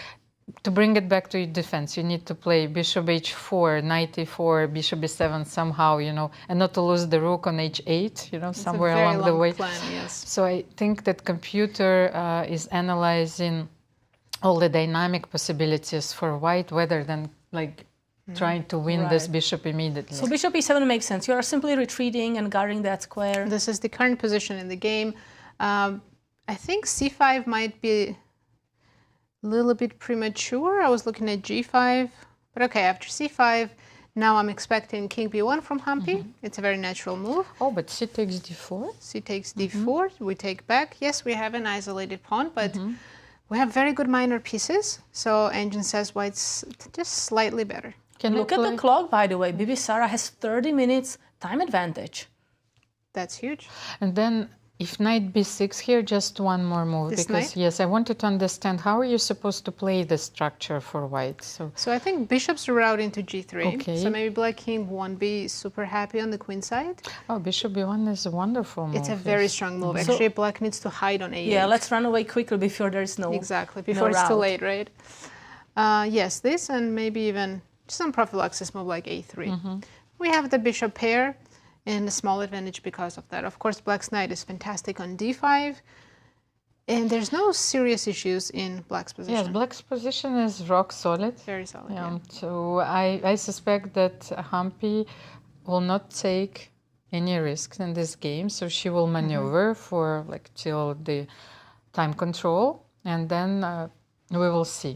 But I think the problem here is that square on d6, right? Black cannot easily just move the rooks to the c file, for example, because then knight d6 or bishop d6 can be always slightly problematic for black. Yeah, the bishops on long diagonals will be causing problems for a long time. Thank you, Nazi. Sure. So who is next? Mariya, Muzychuk, and Carissa. Yes. What happened there? Where did we leave this game, by the way? Yes, it was a very interesting opening. Dancing around, e6 was played. So that's the move Nazi was even suggesting here. Mariya Muzychuk did capture on e6, the best move. So bishop e6. And Carissa captured with bishop. If I remember correctly, Nazi was saying it's better to capture with the pawn. But let's see. I think it was another move order. Okay. It was before. It was when the bishop was still on e2 without the knight on a6, because that was... But here, what I thought that maybe you should reroute your bishop. So what is happening after queen b8? Of course, Carissa is bringing her queen to a more active position. And Also targeting the pawn. The pawn on b2. And by analogy, maybe she should play king h1, queen d3 or queen... queen b7. So she decided to put the queen on this big diagonal. It's a very interesting choice. I think she may be also considering here to maybe go something like bishop d7, bishop c6, to really increase pressure on this weakness. The thing is, if you move your bishop, I will try and jump knight d5 and then play c4. So as white, is this possible? looking Okay, at let's try. Wait, Mariya played bishop e3, which is a nice move, I believe, right? Just developing the piece, and you have to be careful because as black, you cannot now capture that pawn on b2. That's a poisonous pawn, because once you capture, I'm going to trap your queen, rook fb1, and that's it. Actually, so she's waiting for your bishop d7. Let's find out if after bishop d7 we can actually play or we can't. The thing is, maybe she wants to play bishop d4. What do you think? And Bishop d4 is inviting c5, and c5 is a committal move. You're targeting the bishop, forcing the bishop to go away, but as you are saying, or showing Almira, the pawn on d6 is a weakness afterwards. I'm not sure about the direct bishop f6. Let's give it a try, because it's always dangerous to grab this pawn. But after bishop c3, b takes c3, you can't take on e4, because of course the bishop is hanging. So rook a d8. But here, unfortunately for the moment, yes, the bishop is hanging, and I just wanted to say that if you play a quiet move, bishop g7, I feel that after e5 or even knight d5, you might not have enough. But even e5, closing this bishop completely. I think this is very good for white, because the bishop is closed, the knight will be active. And but even, I'm not sure about the variation before. If you take here, just a second, I just wanted to illustrate that you have to probably take on c3. Yeah. Okay, so this is the move. Let's say bishop d7, bishop d4. I don't like this move c5 at all, so let's check it once again. So here I agree, black has to capture to get rid of the bishop. And now maybe just rook a d8. Rook a d8. How is this position? How do you feel? I don't know. Okay, this is hanging as well, so what? Because it's an open position. I do have a light square bishop as black. You have this threat for the moment. Bishop b5, yes, winning the exchange. You can play rook fe1 to defend the pawn and get the rook away from light square diagonal, but it's still risky still. Wow, you know, I'm looking at the current position and your analysis. You guys went so far. I love it. But I do have an update in this game between Nana Dzagnidze and Harika Dronavalli. Okay. There's a Positions question exploding. mark. Look at this last move. Nana played G4. Let's take a look, just move back to see how they got here. We saw this position. It was very symmetrical, exact same moves. Nana didn't develop the knight to D2 or C3. She immediately took on E4 and played C4. Engine didn't love this so much, but it says it's still equal, just white doesn't have any advantage. Now after F6, other pair of knights got traded, developed, Queen C2, and Harika made this move F5, Rook D1, Bishop F8, and here we are. I think white's supposed to play this slowly and improve the position first. But maybe Nana became impatient, or she trusts this move G4 to be the good move. Let's take a look why it's not. Black has two good options. You can take on G4 or play C5. You know, there's a general rule when you're under attack on the king side, open up in the center. But is Black actually under attack? Let's have a look.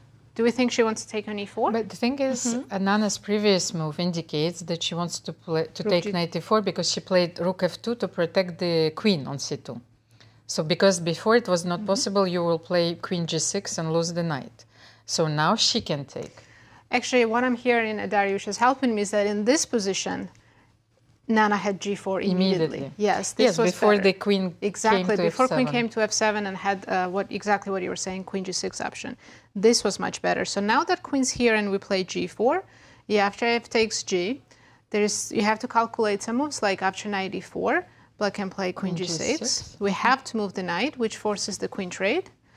And why did we open up this bishop?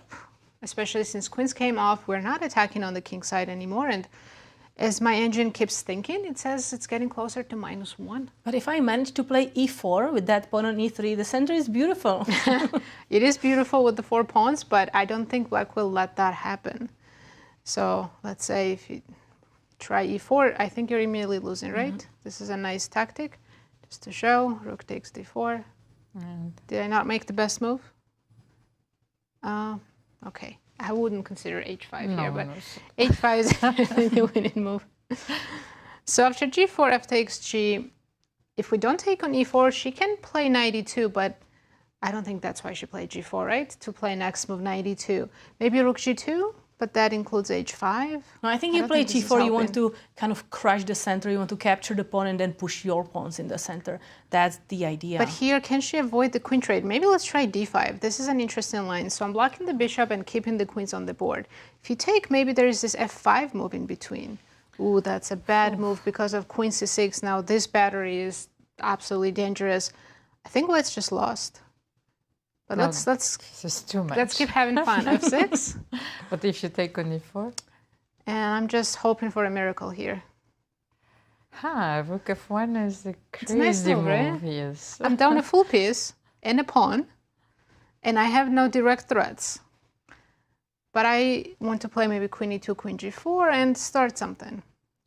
So I like Rook D7, just guarding that. Safe and solid move, yes. G7 pawn more and wanting to double the rooks. Queen E2. Are you going to give me this pawn or play I think H5 is completely fine, right? Rook F5? I can't believe that engine keeps going. Why down can't so much material. G6 here attacking your rook? Okay, I can't believe what I'm seeing. Queen F2? What? We're giving up a rook? This is not human chess. This is impossible to even consider in a chess game. Yeah, but I don't know. Given the current position, she might have to do something crazy to not end up in a worse position. It's possible. And let's take a look where these players stand. So we have Nana Dzagnidze. She's tied for the 5th place. She made a draw yesterday. She has 1.5 points. But Harika Dronavalli, she's tied for the 2nd place. She's doing well in the tournament. She will want to increase her lead, maybe even lead the tournament, because right now she has 2 points. Katerina, and actually if we analyze the style of those two players, Nana Dzagnidze is a very aggressive player. She strives for the initiative. On the other side, Harika Dronavalli, she is a very solid player, but she's always looking for her counter chances. So this is probably one of the critical moments, one of the most important moments in this game. If Harika seizes that this is, one of the most critical moments of the game, and that's her chance to fight for the win with the black pieces, she will go for it. And Almira, I was listening to the interviews that the players gave, not only to Yasser, but also to our social media person, Ben Underwood, and the players were voting on other players in the tournament on serious characteristics, and they all voted that Nana Dzagnidze is the most creative person of the tournament. So they know that she likes to kind of find unusual ways to play in her games. Well, I've played a game or two against Nana, and I can confirm that she will be one of those players who would, for example, who would always sacrifice an exchange, for initiative and find some unusual ideas. So, game is on. And Harika is thinking both players are having around 50 minutes on the clock, so plenty of time to consider what they want to accomplish in their games. So maybe let's move on to our next game, Alina Kashlinskaya and Nino Batsiashvili, to see what are the developments there.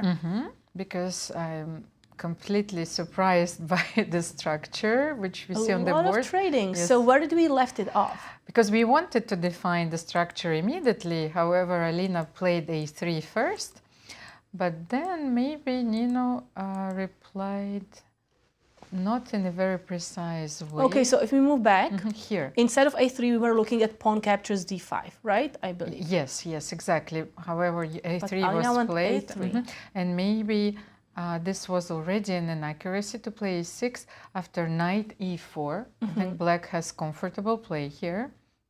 So let's have a look at what happened. Sorry, I'm worse than Yasser here.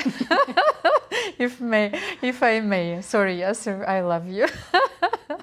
So c takes d5. It's important to define the structure here, and white will end up in a position playing against the isolated pawn, so knight d5. Nino decided to trade the knights, and bishop e2, a quiet move, bishop g4. The thing is, I understand, she wants to pin the knight, of course, and one of the ideas in this position is to get rid of this pawn. So you will probably play bishop f6, queen b6, rook d8, and try to push d4. So let's see. Okay, I'm happy white finally castled, because I started to worry about the king. Is the king ever going to get into safety? Knight e6 was played, and as I remember, Nazi told us that sometimes this move is a very strong move, so maybe Alina can play bishop b5 here, and that's exactly the move which was played here. So bishop f6, queen f6, and Alina is thinking. Pawn on d5 is hanging, so the question is, do we want to capture this pawn? Also, this pawn is going to be hanging. Well, we have to give it a try. Well, I was considering queen b3 here, and then we have to think about all the pushes. So also queen b3 is an option where we are guarding this pawn and attacking these two. But I want to start by capturing. Let's check why this is maybe not the best move. How would you continue I here? will take on b2 immediately. Immediately? Yes, because I am attacking the a3, the e2, and you don't have rook c2 or queen d2 because you will lose a piece. So, and if how to defend this bishop? Yeah, you are right. I can go here, but then this queen is active. Maybe even rook goes here to active position on this file. Yes, and a3 pawn is very weak. So I wouldn't go immediately for queen d5. But what I was queen b3 considering is queen b3. So you're attacking b7 and you're still in the d5 pawn. However, I think that the immediate d4, it might actually work. So this is what I was considering. So what are we supposed to do here? Maybe, the thing is, this is the position, yes. This is what Nino is aiming for, I understood. So, but maybe here, okay. Bishop f3, knight d4, queen b7. How about this one? And maybe now rook b8. Almira, I was analyzing the exact same line, and I just have a very interesting line to show you, if I may add. So in this position, after queen b3, d4 is the best move, you're right. And after e takes d, black has a much better option than bishop f3, and that's knight f4. It's a sneaky move that's easy to miss, and white has to be a little bit careful here. We have to play rook e1, only move, to not be worse. Rook e8. It's a little bit scary, right? You have to play bishop f1. Black has the queen, 2 minor pieces looking at our king. But thanks to this queen on b3 still defending f3, white's okay. But knight h3? Knight h3. And That's guess a what? beautiful You just move. have to take. You have to accept that your king is pawn structure is going to look ugly, but it's okay. After bishop g2, engine says black is not better here after this takes. Rook d2 just to keep more pieces on the board since white's king is the one exposed. But we do have an extra pawn for the moment. And if you want to equalize, you will have to trade some pieces. So this looks dangerous, but it's actually okay. But if you see from afar, if you're in Alina's shoes and you see knight f4, maybe you don't go for this line, right? So maybe instead what else can you do if you don't want to go for this? So You can play knight variation. d4 maybe then. If you're not playing queen b3, then maybe you should play Here, knight knight d4? d4, yes. Immediately, yeah, that's playable, and you can kind of trade everything, right? Yes, But then b2 is going to be hanging. Is it Yes. that easy? The best move is maybe just play h3 and ask black what he's going to do.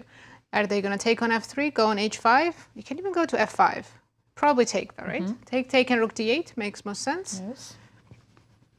Actually, I moved the wrong rook. We learned that lesson from Nino's game, right? You have to be very careful which rook you choose. And here, Queen b3 now, maybe? d4 is still coming, right? Queen b3 and d4. So if I take on Which b7, pawn? b7, yes, let's b7. see. Queen b7, d takes e. Yes, So you have now an extra pawn, but e3 and b2 are both weak. Rook needs to come to d2 eventually. Engine says knight g5. That's not the move I was looking at. Maybe queen e5. Let's try that. Queen a6. I want to take this pawn Picking as everything well. up. Okay, now I'll take on b2, and I want to play rook d2 as soon as possible. Okay, so does this yield you sufficient compensation? According to the engine, yes, it gives me equal. But I'm hearing breaking news that Carissa just blundered. Okay, let's jump to take that a look. game. jump into this game immediately. Oh, wow. What happened? There's a... Okay, Carissa, yes, let's just... Mariya Muzychuk against Carissa, this is our... So, last move by Carissa was rook d8, and I think that white has a chance to play f5 here. Because finally the queen on d3 is helping Yes. on that diagonal to support this push. So why is this a big problem? First of all, it looks uncomfortable because just trying always to target that that pawn in front of the king is dangerous. But also the rook on f1, right? It's going to be open Yes. together with the bishop on d4, kind of targeting the knight. Of course, and you remember that I told you the key to this position is the bishop on e6, and Carissa chose the wrong plan. It was understandable because she also knows that she needs to target this pawn, but unfortunately she is way too slow here. So let's happen, how can she counter this pawn move? f5. She has to move the bishop away, right? Bishop Because if you c8. capture, let's take a look at the capture. Pawn captures f5. Pawn captures, or Let me see, I'm just... knight g5 is a move we always want to consider, Actually, right? I was Or even knight thinking h4. about knight h4. With the idea that if black captures again on e4, maybe Yes, some sir. queen g3. Yes, let me, maybe it will not work immediately, but I think those ideas in the air. Maybe knight h4 is working. What do you think the advantage is for white? Here? Yes. You know already the answer? I know, I'm just curious. Well, the question What is do you what to think? do now. I'm not sure if I want to capture on f5 or move the knight. Because moving the knight, it sacrifices another pawn. No, okay, I want to make my move knight h4 just because it's so much in the spirit of the position, but it might be refuted tactically, so... c5 here, yes. c5, okay, so that's... Whoa, Mariya has played f5, and now she is winning. It's +3 for white. Wow, +3. that's a giant advantage. Why is that, Nazi? I was not expecting that. If I didn't have engine's help, I would think maybe +1. White looks nice, but let's take a look. After rook d8, f5 was played. Carissa has to take on f5, and after that, e takes f. Almira's line knight h4 would have worked if it wasn't for this in-between move c5, and now black is good again. But after we take on f5, what do we do with the bishop? It can't stay on d5, right? Bishop f6 and the bishop hangs. You have to go back somewhere. Then you take, no? Exactly. You take on f6, You play knight d5, all forcing moves. And when you move the bishop, I play f6. There's knight e7 coming. This is just game Knight over. g5 coming even? Trying to checkmate with the queen on h7? So many threats. It all falls apart so fast. The queen is out of play. And all black pieces suddenly so passive, even though they have 2 bishops versus 2 knights. And typically, bishops are not the passive ones, right? It's an open position. So it's a very concrete line. If Mariya sees this, if she takes on f6 and goes knight d5, +3. Even if you don't go bishop g7, let's say you save a tempo, it's still completely lost after f6. Like you said, Katerina, just too many threats. Knight g5, yes, is a deadly threat, and Carissa is in dire straits So here. can we look, f5 happened. What could have Carissa missed? Is there any like tactical trick she was looking at? Maybe she thinks she can just move back and bishop be fine, c8. right? So Just let's have a ignore look. it. There's 2 moves here that are winning. One is f takes g, one you can start immediately with knight g5. Honestly, both look very good, and I don't think move order matters this much. Both of these are winning. What do we do with this knight on f6 that is pinned? Pawn on f7 is hanging. All my pieces are jumping to your king. This is just game And the over. black queen on b7 is just so useless, right? If it was on Absolutely. e7 or f8, it would do something, but It's on b7 is completely out of play. completely Best move out. here is d5, which is the strangest move. I mean, it doesn't hang the piece. I guess there's some queen b6 check, but just e5 is winning. Then e5, f7. take rook f7, game over. Does Carissa realize in how much trouble she's in? I think Mariya looks excited. She just played f5 confidently, and she likes her position. I mean, Mariya needs that win, right? So far, she lost 2 games. She made a draw. But Carissa with f5, And we maybe said in now the she's beginning- starting to feel what's happening in the position. I mean, we know Carissa plays this opening, but it's still a risky choice when you're playing a former world champion, right? Yes, and I happen to notice that Carissa has this pattern, you know, of playing careless moves, you know, like king e3 yesterday and very quickly. Even though the position is very complex, you know, you need to spend how many minutes? She has 53 minutes now. Okay, she had like more than 55 minutes when the move was executed. So this is something maybe to work on. I agree with you, but I think she's conflicted because when she does well in tournaments, when she wins, like US Championship, when she was 7 out of 7, she always had extra hour on the clock. She was playing really fast. So I think she wants to repeat it, but sometimes it just doesn't go your way. Yes, but this is such a tough opposition. You know, your games and the scenarios of those games are completely different.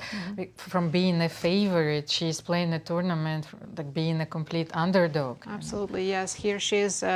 Alice Lee is the last rated player, and I think Carissa's right above her, yes. Yeah, she's the 9.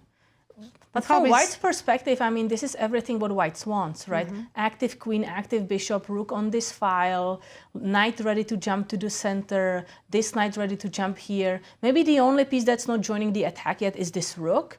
Otherwise, everything is ready. So there's it's not a big surprise that Mariya chose this move because it is a very natural move to start destroying the king side and targeting these weak pawns. I think the key moment will be if she will take on f6, because that's not that obvious, right? Taking bishop f6. If you can show Katerina. Well, so takes, but what else do you want to do here?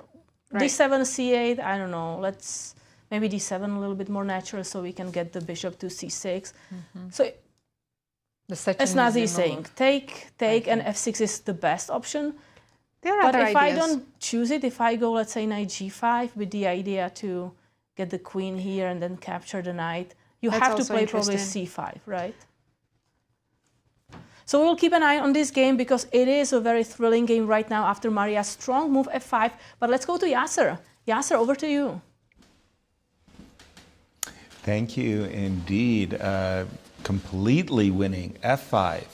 Bishop takes F6. Knight D5 by Mariya. Carissa just blundered. That move, rook D8, was a disastrous move.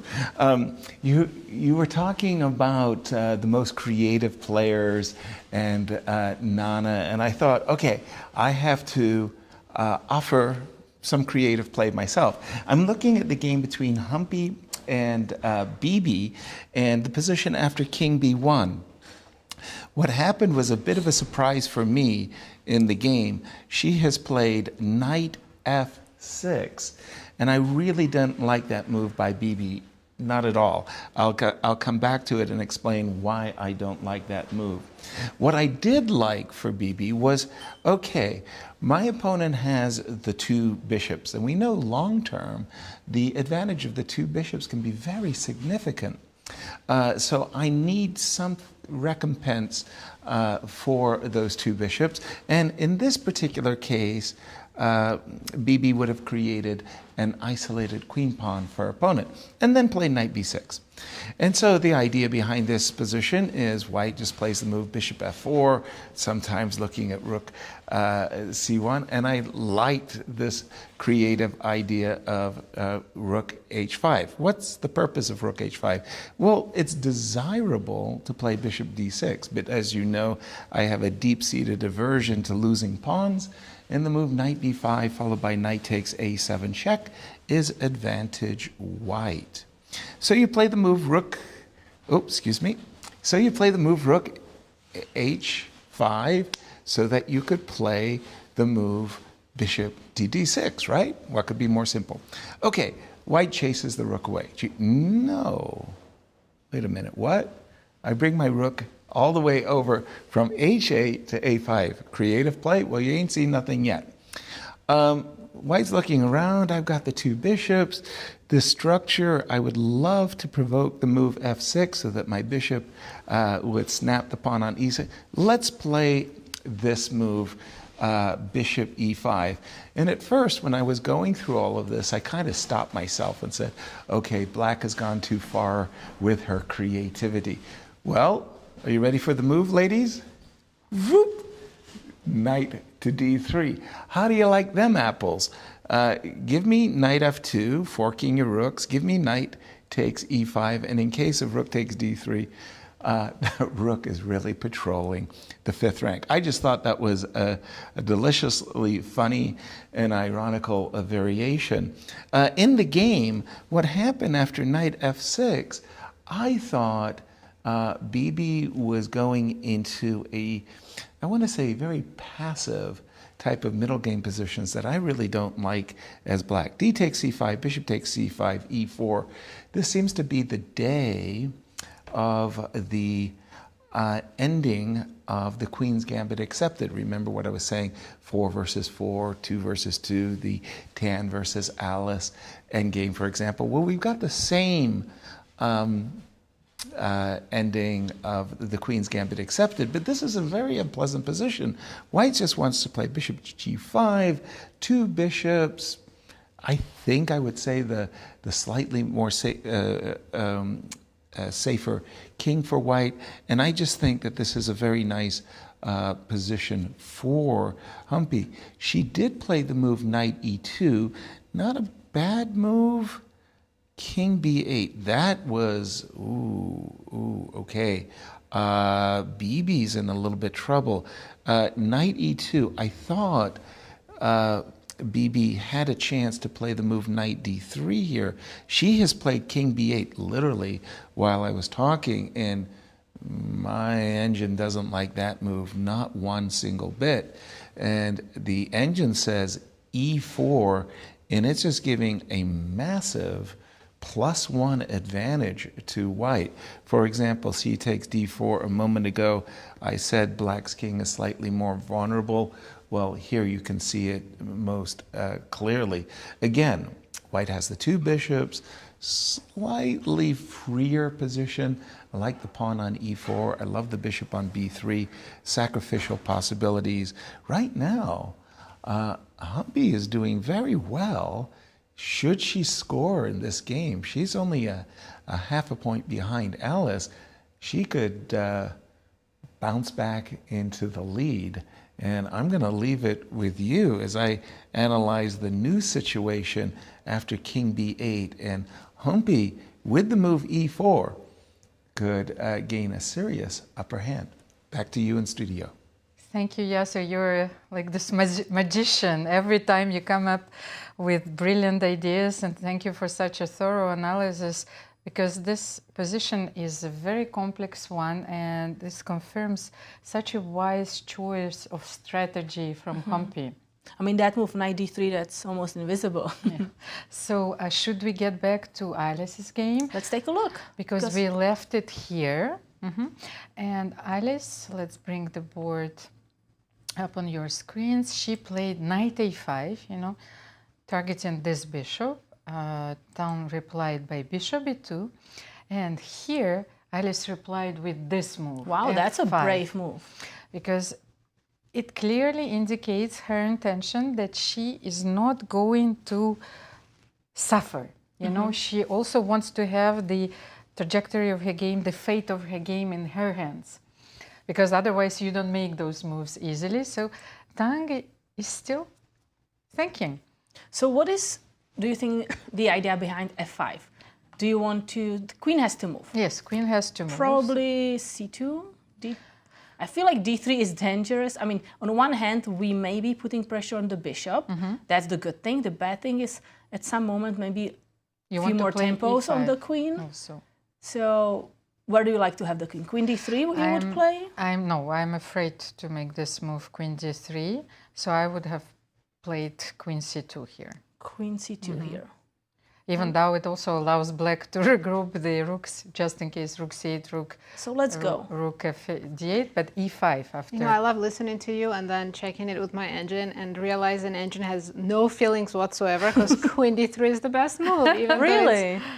It's so hard to play that move, putting the queen right in front of opponent's rook. I mean, this is heartless, right? It's very hard to play this. But then if I still play e5, because I thought... I'll show you the line. Where would you jump? The difference is that, so if you go queen c2, e5 is still the strongest move.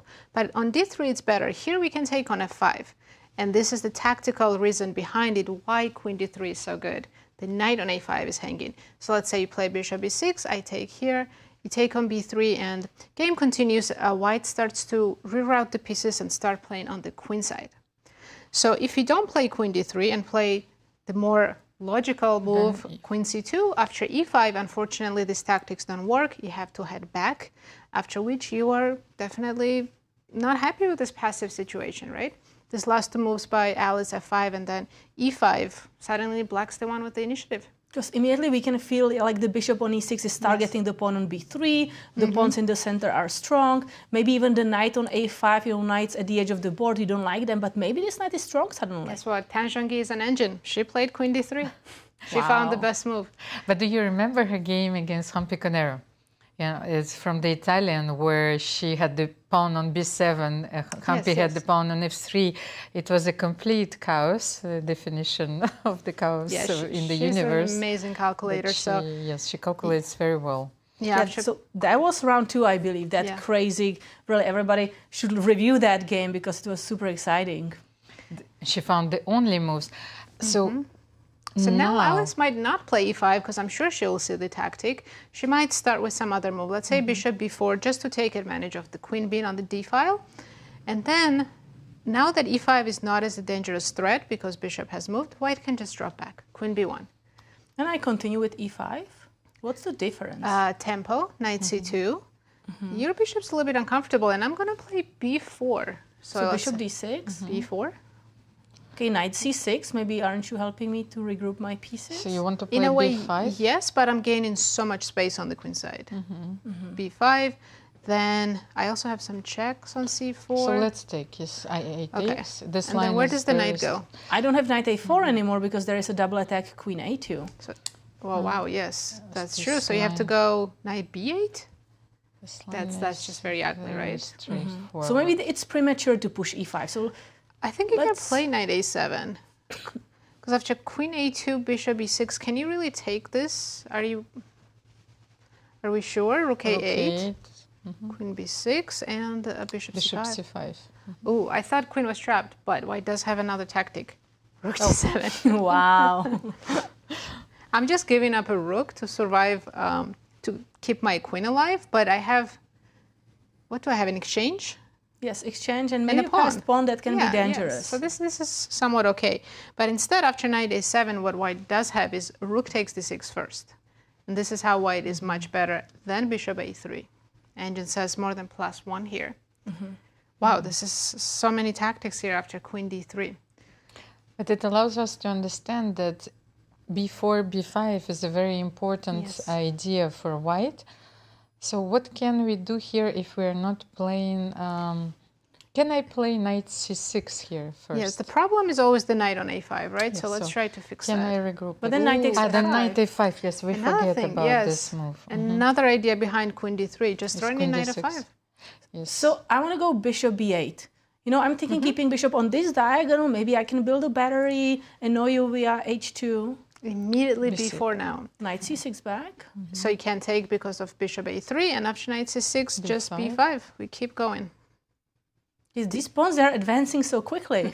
Yes. And yeah, you can see now white has space advantage. Our pieces are absolutely fine. Queen can jump to b3. This bishop's not very happy on d7. I think unless black gets f5 and e5 successfully, then black will be worse. So what is the best continuation based on the engine, Nazi? It's still e5, yes, and allowing all these tactics. So let's make it work. Yes. Bishop b3, and this is about where we stopped after rook b1. White is slightly better, but nothing major. Bishop f5. We both have two pairs of bishops. It's an open position. There's some weaknesses for both white and black, but it's holdable for black. Nothing too serious. So this is what Alice should play to not end up in much worse position. Wow, I'm curious if it's going to go this way, because I think for both colors it's actually difficult to find this continuation. Yes, and in this position black keeps some counter chances. I like this. So she should go for a5, of course. Alice is still thinking. But so let's check in with Mariya Muzychuk and Carissa. Did Mariya play as we were suggesting? She found the best move. f5 the best move, takes bishop d7, and yes, she captured this knight, which is extremely strong, and knight d5. And she's still thinking now. And now we are expecting f6. Checking the lines, but f6 is very straightforward. Now, if black goes something like, I don't know, c6, attacking that knight, I can even go knight g5. Yes, knight g5 immediately. Immediately, and queen take h7, and that's going to be checkmate very, very soon. So what can Carissa do after f6? Is it like completely over? I think so, yes. I can't find a move which can hold the position even for 2 or 3 moves. Because knight g5, yes, it just knight g5 is wants such to a end the powerful game. threat. Maybe, yes, even if you play bishop c6, I play knight g5. Just no matter what you play, I can almost pre-move knight g5. You can play h6 and and then maybe, but then after h6 yes, we just capture the bishop, we have extra piece. Wow, this looks like a really big win for Mariya Muzychuk, kind of a smooth out of the opening, playing f5, and then just no defense for Carissa. Then maybe we should jump into the game analyzed by Yasser. Humpy Koneru is chasing Alice Lee, and she has quite an advantage after a black's move c5, because Yasser said that that was not the way to play. And let's have a look what happened here. First a second, if e4 was played by Humpy. And let's analyze this position a little bit. So white has pawns in the center, which is uncomfortable for black, and that's maybe one of the reasons why Bibisara went for c5 to try to target that strong center. The thing is, Humpy played e4, so what if c takes d4? Okay, because probably knight takes. For the moment, this knight is protected, of course, by the bishop on e7, but the knight takes, then rook takes. There is discovered attack. Bishop f4. Yes, continue. Okay, let's show. Knight 4, bishop d4, rook is hanging here, and we're losing the rook. So you cannot take on d4. So knight d4. And then, what are we doing with this knight, which is a bit awkwardly placed? And anytime black plays, let's say here, e5, sometimes players like to attack pieces in the center, but then we are opening the light square bishop, exactly. So maybe this pawn push is actually helping white. We have a move, by the way. Bibisara played king a8. Because I wanted to try knight d3. You know, you cannot play bishop f4 here, but... And you are threatening maybe knight f4 or knight c4. Knight c5. So, and also knight f2, maybe. That was... And we have Yasser with some thoughts. Yasser, over to you. Yeah, both. That game of Bibi, she's in trouble, and Carissa, my pick for the tournament, boy, she just allowed that F5 by Mariya. It's bad news. I wanted to share with you a position that as a grandmaster, I would not want anything to do with, and maybe you'll share my opinion in just a moment. I'm looking at the game between Tan and Alice after the move Queen D3, and I was following the analysis that you, Nasi, had been making, and I liked the move E5 a lot. I appreciate that Bishop C5 might be just a tad safer, but I liked E5, Knight takes F5. Everything had a flow to it, if you will. Bishop takes F5, check, Bishop to E6, Queen takes. So far, so good. Bishop takes B3, and I thought, okay, you played the move Rook D3, attacking the Bishop.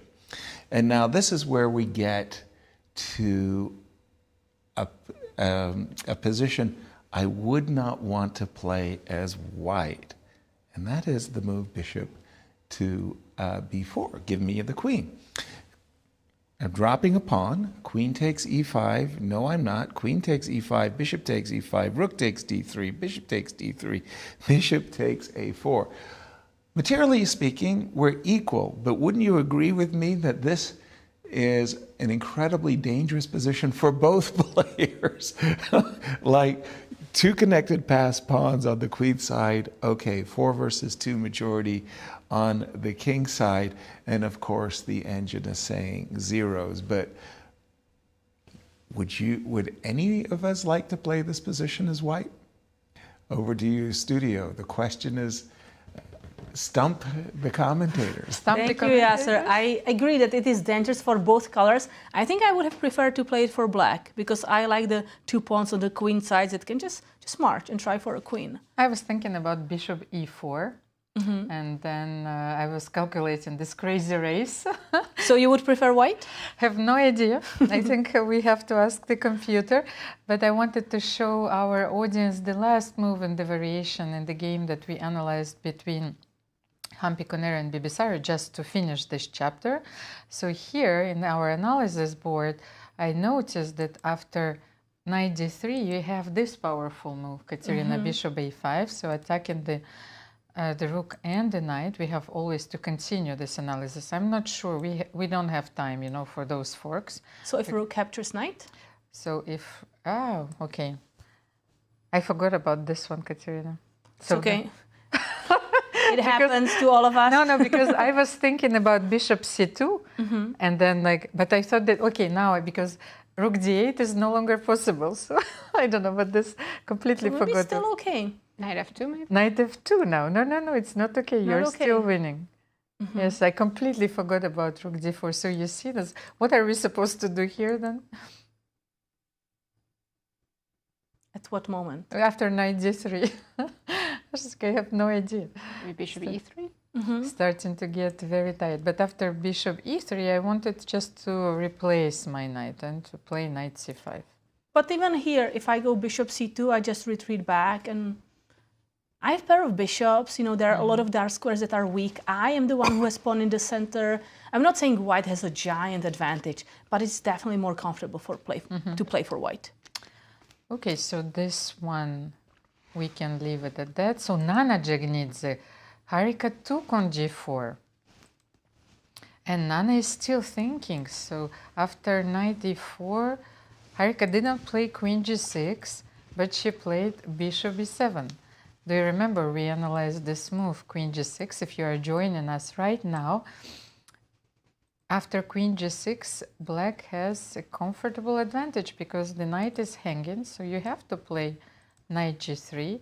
And after Queen G6 takes C2, Rook C2, Black can simply play C5, challenging the center, and those bishops are very active. And the problem for white is that white would laugh, by the way. If I had two moves for white, I go E4 and D5, and I think it's actually white who has giant advantage. right? Because this bishop is going to be closed, my pawns are going to be active, but if I never accomplish it, then this bishop is a monster on this diagonal, and really these pawns are not having any kind of cooperation to go forward together. Of course, not having the counterpart, the light square bishop is dominating the board. However, Harika played bishop e7. She decided that maybe something in this line she didn't like, by the way. I think bishop e7 is a good alternative. Maybe she doesn't want to trade the queens yet, because as you can see, the bishop on b7 is a monster, and another one can become very good on h4. And if we keep the queens on the board, she still has chances to checkmate, play for a checkmate at least. So what if we continue after bishop e7? Let me find the move. The best move for white is to try to create some kind of chaos and trade some pieces. It's d5. d5. Wow, immediately. And after you take, idea is I play knight g5, hoping to go into some opposite colored bishop, completely messy position. So do you have to take here? Yes, bishop g5. So takes. Now queen on f7 is under attack. So I think, okay, after queen g6, the worst is probably over, but then do we have queen e7 here? Maybe queen e7. Queen e7 is the best, yes. But yes, we do have opposite colored bishops, and that is already promising for white, and I think white is happy that they got rid of the knight, who was not that active. I'm a bit worried about, you know, opening these diagonals. It's still -1, but this is the best white can have. Okay, so after, you mean after bishop b7, d5 is the best? Oh, so bishop b7 is also a very subtle move then. Okay, bishop b7, let's put ourselves in Nana's shoes. She doesn't want to exchange queens. I think that after bishop b7, she might try knight g3, but then h5. h5, huh?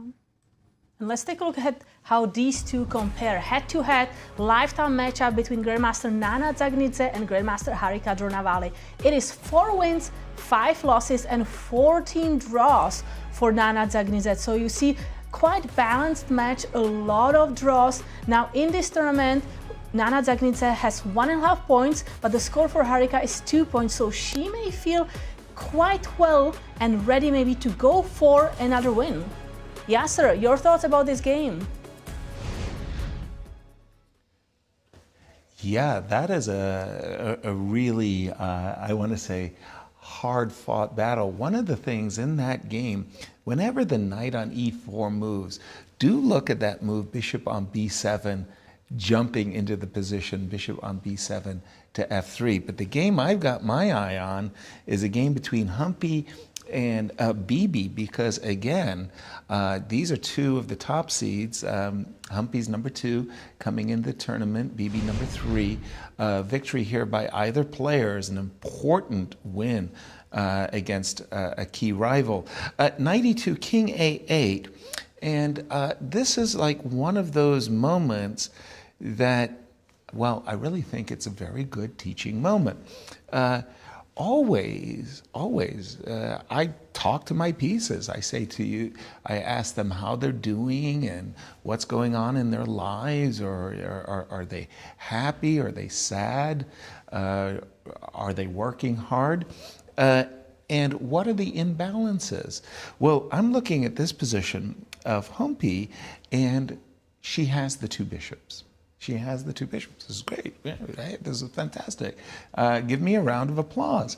However, the bishop, the real key in the position is this bishop on b3.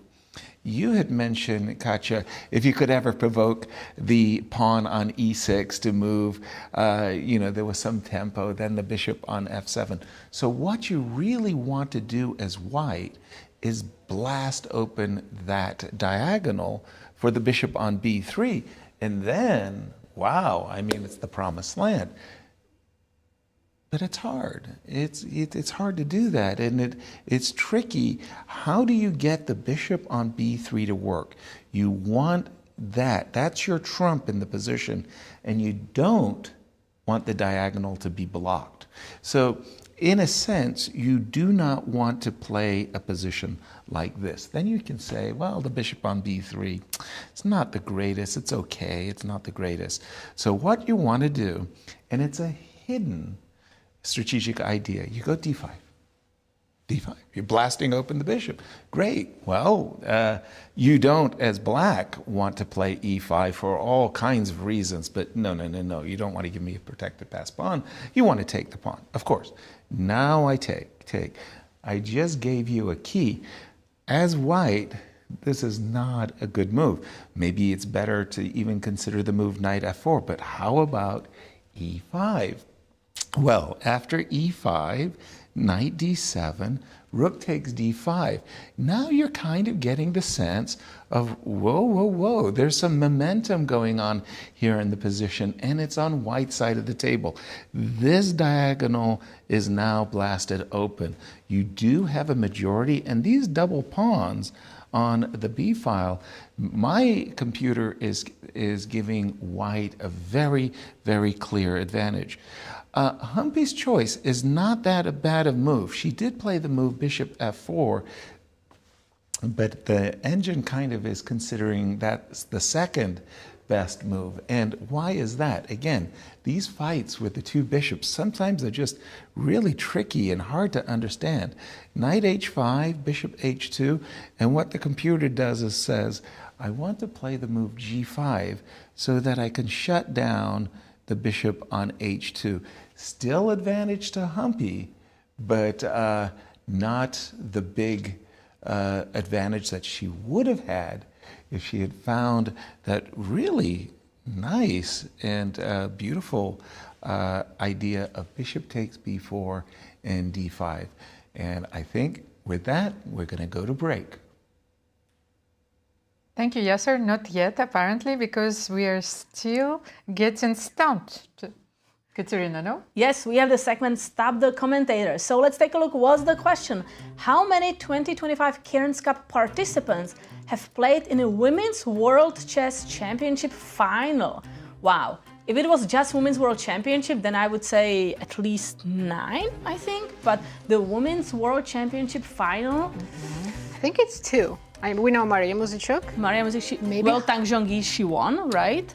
Yes, you had Humpy Koneru who played against who Humpy you find. Koneru, so that's 3 then. 3, okay. So let's go with B. Yes. I'll go with 4. I'll think about 4 and you think 3. All of you think about it and we will be soon back. So as we go to break, let's take a close-up look at Georgian chess legend, Nona Gabrindashvili. We will be right back.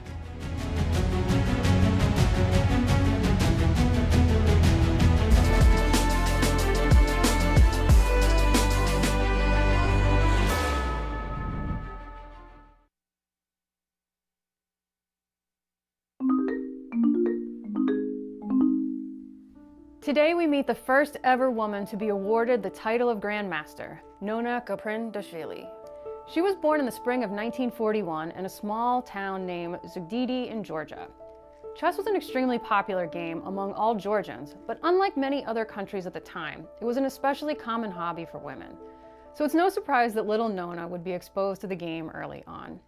Her father taught her the rules when she was 5 years old, and she'd spend her early years getting regularly defeated by her brothers. Some believe this fierce personal competition with her siblings would lay the groundwork for the signature boldness she'd show in her games later on. After 7 years of playing, fate would see Nona cross paths with Vakhtang Karsaladze, a well-known chess trainer who immediately saw her potential and convinced her family to let her move to the Georgian capital of Tbilisi to train with grandmasters. Her sharp and aggressive approach to the game would often rattle her opponents and gave her a well-deserved reputation as a fierce competitor. In 1961, she won the Women's Candidates Tournament, which gave her the opportunity to challenge for the Women's World Championship, then held by Russian Elizaveta Bykova the next year. Their 1962 showdown in Moscow lasted 11 games throughout September and October. Despite her best attempts, Bykova was unable to overcome Nona's aggressive play. With a final score of 7 victories, 4 draws, and no losses, Nona Gabrindashvili became the 5th person to ever hold the title of Women's World Champion. This victory cemented her as a symbol of Georgian pride at the young age of 21. She'd go on to win the Women's World Championship 4 more times. 3 of these matches were against Alla Kushnir, while the last was against Nana Alexandria, a fellow Georgian, whose formal training was also kick-started by Vakhtang Karsaladze. In 1978, Nona would face yet another Georgian player, Mariya Chibernidze, who would finally dethrone her. But her reign as Women's World Champion is still one of the most impressive runs in the history of the game, and the second longest reign after only Vera Menchik. And while losing the title of champion in 1978 would have to sting, that same year she'd make history for a different title earned, the first woman to be awarded the title of Grandmaster by FIDE. She was granted this distinction for her impressive performance in the 1977 Lone Pine International Tournament, where she had the highest performance rating in a field of 48 players and defeated 4 Grandmasters. But most importantly, she shared first place in a 4-way tie with Yuri Balashov, Oscar Pano, and Dragutin Sahovic. Never before had a woman won a men's tournament. Throughout her career, she'd also won the Women's Soviet Chess Championship 5 times, and she had a near-perfect record in Olympiads with 10 team gold medals in 11 competitions while representing the USSR and Georgia. Even in her golden years, she never slowed down. In 2009, she placed first in the World Senior Women's Chess Championship. Her consistent dominance against both male and female players for over half a century made her a household name for chess fans worldwide. Which is why it's so heartbreaking when the popular Netflix series Queen's Gambit, a show about a fictional female chess player, falsely claimed Nona had never played against men. Nona sued the streaming giant for defamation and settled the matter in 2022. But the thought that so many people without chess backgrounds could have seen this show and been misinformed about her true impact on the game is still unfortunate. Nona Gaprindashvili's legacy is that of a trailblazer, a champion, and a true grandmaster of the game.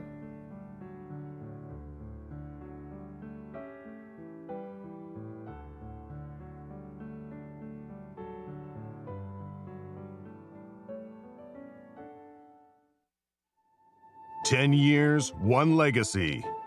The Grand Chess Tour marks a decade of mastery where only the strongest chess minds carve their names into history. Each piece has its role, like soldiers in a grand army, with commanders to lead them into the tour's 10th year and a prize fund of $1.6 million. The Grand Chess Tour starts in Warsaw with the Superbet Rapid and Blitz Poland, immediately followed by the Superbet Chess Classic Romania in Bucharest, then off to Zagreb for the Super United Rapid and Blitz Croatia, followed by back-to-back events in St. Louis, Missouri with the St. Louis Rapid and Blitz and the Sinkfield Cup. And the culmination of the grand finale in the city of Sao Paulo, Brazil, will determine the 2025 Grand Chess Tour champion. Fight with every ounce of strength for victory. This isn't just a moment. This is history.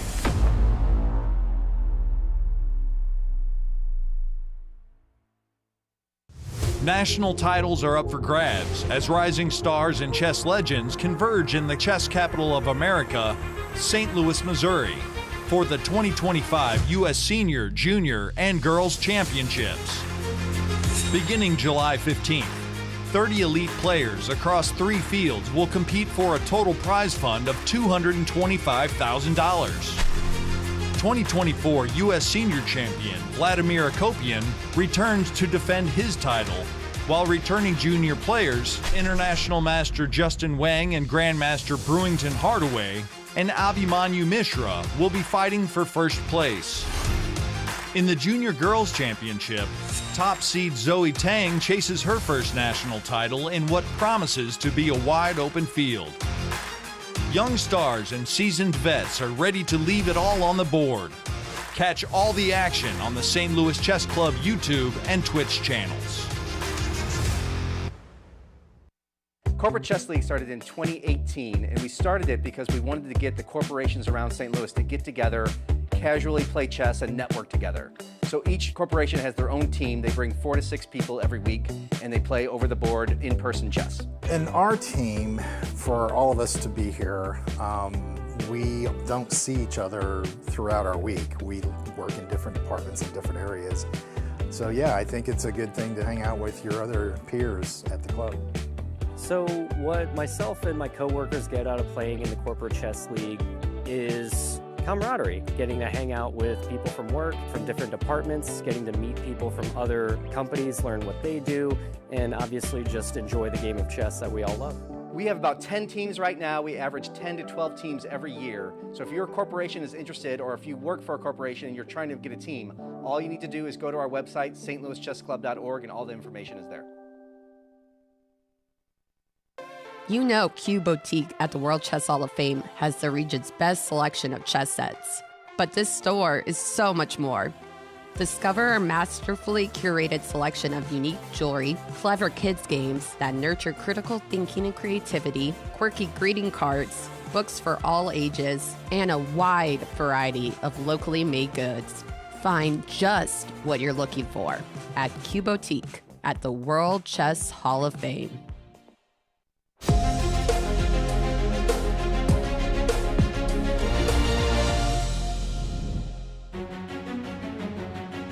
Welcome back, everybody, to round 4 of the Cairns Cup. But before we look at the game, we are going to answer a question that we ask you. Stop the commentators. The question is, how many 2025 Cairns Cup participants have played in a Women's World Chess Championship final? So I'm sticking with my answer, I'm 3. 4. Yes. I'm ambitious. Thank you, Almira. And Good it's all job. the right one. Zhongyi, Muzychuk, and Koneru.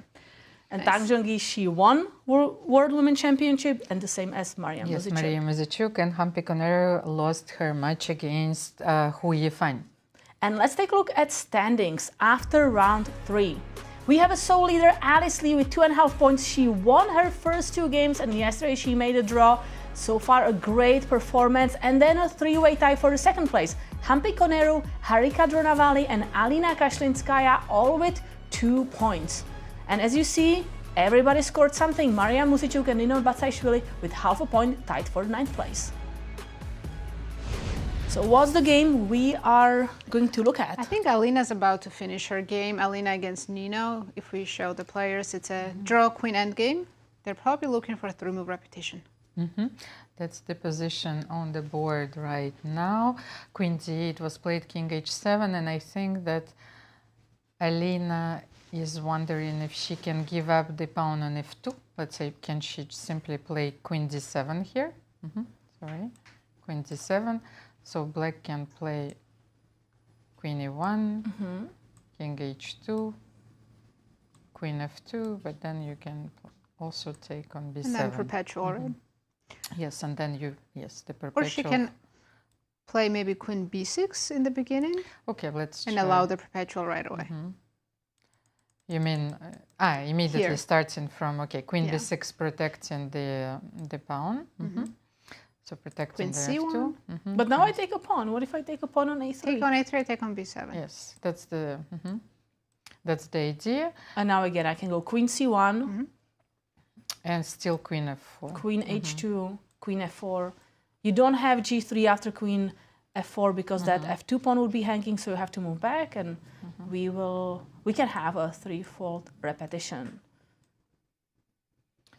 Alina's taking her time though.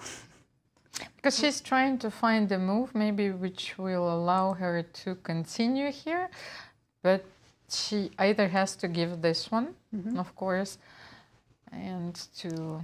And also, black has to be a little careful because this other pawn on a3 is hanging right now. Well, so we have white needs to go at maybe queen d5. Is that also a move? Yes, absolutely.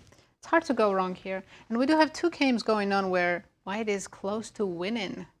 As we know, Mariya Muzychuk is close to winning against Carissa, and Humpy Koneru also much better against Bibisara. Let's go to the game of Mariya Muzychuk to see what are the developments, and we will come back to this game if we start seeing options for a draw. So this is the position on the board. Mariya was thinking for a long time, but she wanted to check all the variations because, you know, when you're on the verge of winning of the game, but you started the tournament, you know, with 2 defeats, you don't believe yourself, you don't trust yourself. So you need to check the variations normally, which you calculate once, maybe once, 2, 3 And also, times. if you are winning, you just want to really make sure that it's winning. So you check all the lines. But f6 was played and it was the best move. Carissa responded with c6. c6, knight g5. That's what we were talking about, targeting.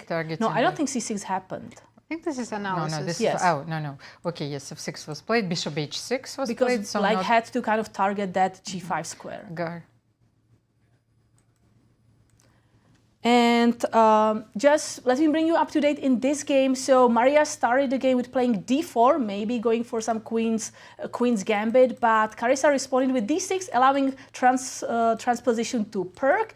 And it was kind of interesting way how Mariya sacrificed a pair of bishops or traded for a knight at the edge of the board, but then got really active position, and Carissa blundered, playing rook a8, kind of natural move, but forgetting that Mariya had this really strong f5 push, getting incredible advantage, and then with her proper continuation on capturing on f6 and then pushing the pawn to f6, it's likely she's going to win. So knight d4 is on the board. You know, Engine says best move here for Black is rook g8. That's how bad Black's situation is. Wow, rook g8 just to sacrifice an exchange, saying that knight on e7 is too strong. Yes, and also hoping to break the bishop to c6, I suppose maybe after c5, you know, eyeing this pawn. But let's That's the thing, if white is not careful, then we do see that this queen could make a checkmate here. So after rook g8, probably knight g8, of course. Yes. We are taking this. So rook g8 and simply rook f2. Yes, let's defend. But you know, remember yesterday Carissa was on the verge of losing her game against Nino Batsiashvili. She made a blunder, king e3, but then she managed to win the game. So you can never count out Carissa from her game. How many Hail Mary passes are there? You know, maybe you're distributing them before the event, you know, so every player has a joker, but twice, then, you know, she's going to be unstoppable. But after rook f2, I can't find a move here, you know, well, she defended. And it looks like this game is racing to a draw. Yeah, they found that. It's the variation we were looking at, Alina Kashlinskaya against Nino Batsiashvili, and it looks like Nino has a chance now to go back to queen c1 and queen f4 and force a threefold repetition. I mean, this was a very balanced game, right? No players made any mistakes. Actually, the accuracy is above 98%, so really an extremely good game from both players. And a fair result. No mistakes. If none of the players make a mistake, chess is a drawish game. Because I want to draw your attention to this game between Nana Dzagnidze and Harika Dronavalli. Oh, they still haven't. Should we wait for but the handshake? We saw that Nino's writing down her move to the score sheet, so she's soon going to pause the clock and call the arbiter. Yeah, we know that's a draw. Things are heating up in this game. After we saw g4, f takes g, and knight e4. Bishop b7, this is where we stopped, right? And here I showed this crazy line d5 with knight g5, and white has to create some chaos to survive, but of course it's hard to do that. So Nana played rook f1, now queen f5, and after d5, I'm absolute mess on the board. Black can play... What if you play bishop h4 here, attacking the... Actually, bishop h4 was much better move ago. I think that was missed. Here, like right here, bishop h4 was strong, rook g2, and then h5. And look at this, bishops completely dominating the white. You have to play f5, and I don't even have to respond, rook f8. And just fantastic position for black. So that was missed, queen f5 was played, and now after d5, in order to still keep a huge advantage, Harika needs to find rook d7. That move wouldn't be in top 5 or even 10 candidate moves for me. What about you? I'm just trying to kind of realize what's happening on the board. It's so complicated.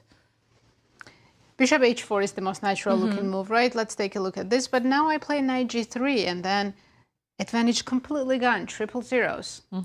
But Nazi, the most kind of natural move for me is to capture the pawn. What if I capture the pawn? Yes, I would be so proud of you, but unfortunately, tactics, oh, no. knight f6, and the queen is hanging in this position. So you have to, like, rook d7 is such a hard move to make. But I understand the logic behind it, because black cannot connect the rook. So you have to play rook d7, keep the rook on the d file, and you need to bring the other rook into play. So, of course, it's a difficult move to make. I think that Harika now starts to regret that she didn't play queen g6 and she didn't trade the queens. But if rook d7 is the only move to claim the advantage, right? If she does something else like h5, advantage drops. It's almost triple zeros here. White can play, wow, this is a fantastic move, h3, also very hard to find. So idea is if you take, I go king h2, and guess what? Suddenly I have a clear target on g7. It's white who's attacking and playing for checkmate, and actually white's winning. So black should never touch the pawn on h3. Again, best move is just rook d7. And let's go back to the game of Alina Kashlinskaya against Nino Batsiashvili. Are we going to... we are going to see a draw. But they keep thinking, and Nino maybe is trying to change her mind to... Maybe she wants to play b5 to Neither just delay. of them could play this for a win, so I think they're just... This is the slowest remote repetition. The thing is, Nino lost yesterday. Do you remember she made a huge mistake, you know, taking the pawn on g3 and instead of taking the pawn on b2. And actually those are the moments where you're thinking about the game which you played yesterday. It's not about the threefold repetition. It's like, what have I done? And Alina Kashlinskaya is stopping the clock, saying she's going to move king h2, and that should be a draw. And it is a draw. So a comeback for Nino Batsiashvili, who lost a very unfortunate game yesterday against Carissa, and she's back with a draw. Great result today, draw with black against Alina, who is in great form. And yesterday she was playing also with the black pieces, and yes, her tournament would have been completely different, but this is chess, and chess is hard. Chess is a struggle. And for Alina, she is still tying for the second place now, actually clearly second, or tied with Alice now with 2.5 points. So her tournament is going very well. So which game are we going to look at now? Katerina, I just wanted to come back to the game between Anna Dzagnidze just for a second, and then we will jump into the game between Mariya Muzychuk and Carissa. So here, of course, it's a mess. I just wanted to show that after bishop b7, I suggested the move knight g3. And one of the most important insertions here would have been bishop f3, because if white plays e4, then the position, of course, is not clear at all. It's important for us to understand why Nana actually played rook f1. Then so here, like after queen f5, now she has this possibility of playing d5. Just one more thing here to understand rook f1. White wants to push forward, right? That's why we have the rooks ready to open the f file. Then whenever this pawn disappears, then we can easily play d5, have even this bishop on this diagonal. So that's why the response queen f5 to simply not allow white pawn to be pushed. And also she brought the rook to f1 because she didn't want to exchange the rooks on the d file. I have big news in a different game. It's Zhongyi against a current tournament leader, Alice Lee. In this position, Alice made a mistake, queen g5, and now Tan has a chance to have a huge advantage. Let's take a look first what Alice should have played. It's bishop c2. You need to get that pawn back as soon as possible. Interesting idea is rook d6 and this kind of sacrifice. And positions imbalanced, but about equal. But the dark square bishop is very often strong on the diagonal, in the center, especially supported by the pawn on e3. But that was still better than this position, because now after Alice played queen g5, it's not the easiest move to find for Tan, but if she plays bishop g4, advantage is huge. What's the idea? Take, take, queen takes g4, and I just play bishop takes e5, and you're pinned. You cannot trade.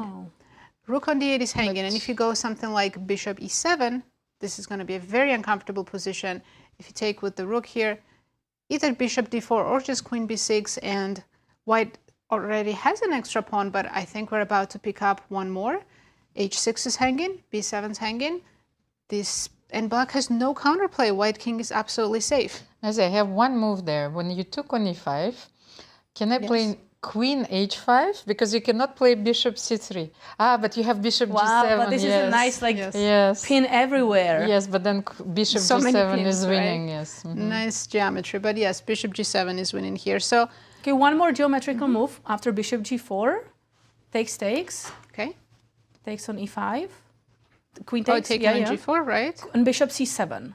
Ooh. Because now I'm targeting the rook on d1. Okay, the bar went really up. But it's a very pretty line. We take queen c7, you take rook d1, Yes. and now I take here. I force to trade queens, and then at the end I'm up 2 pawns in the rook endgame.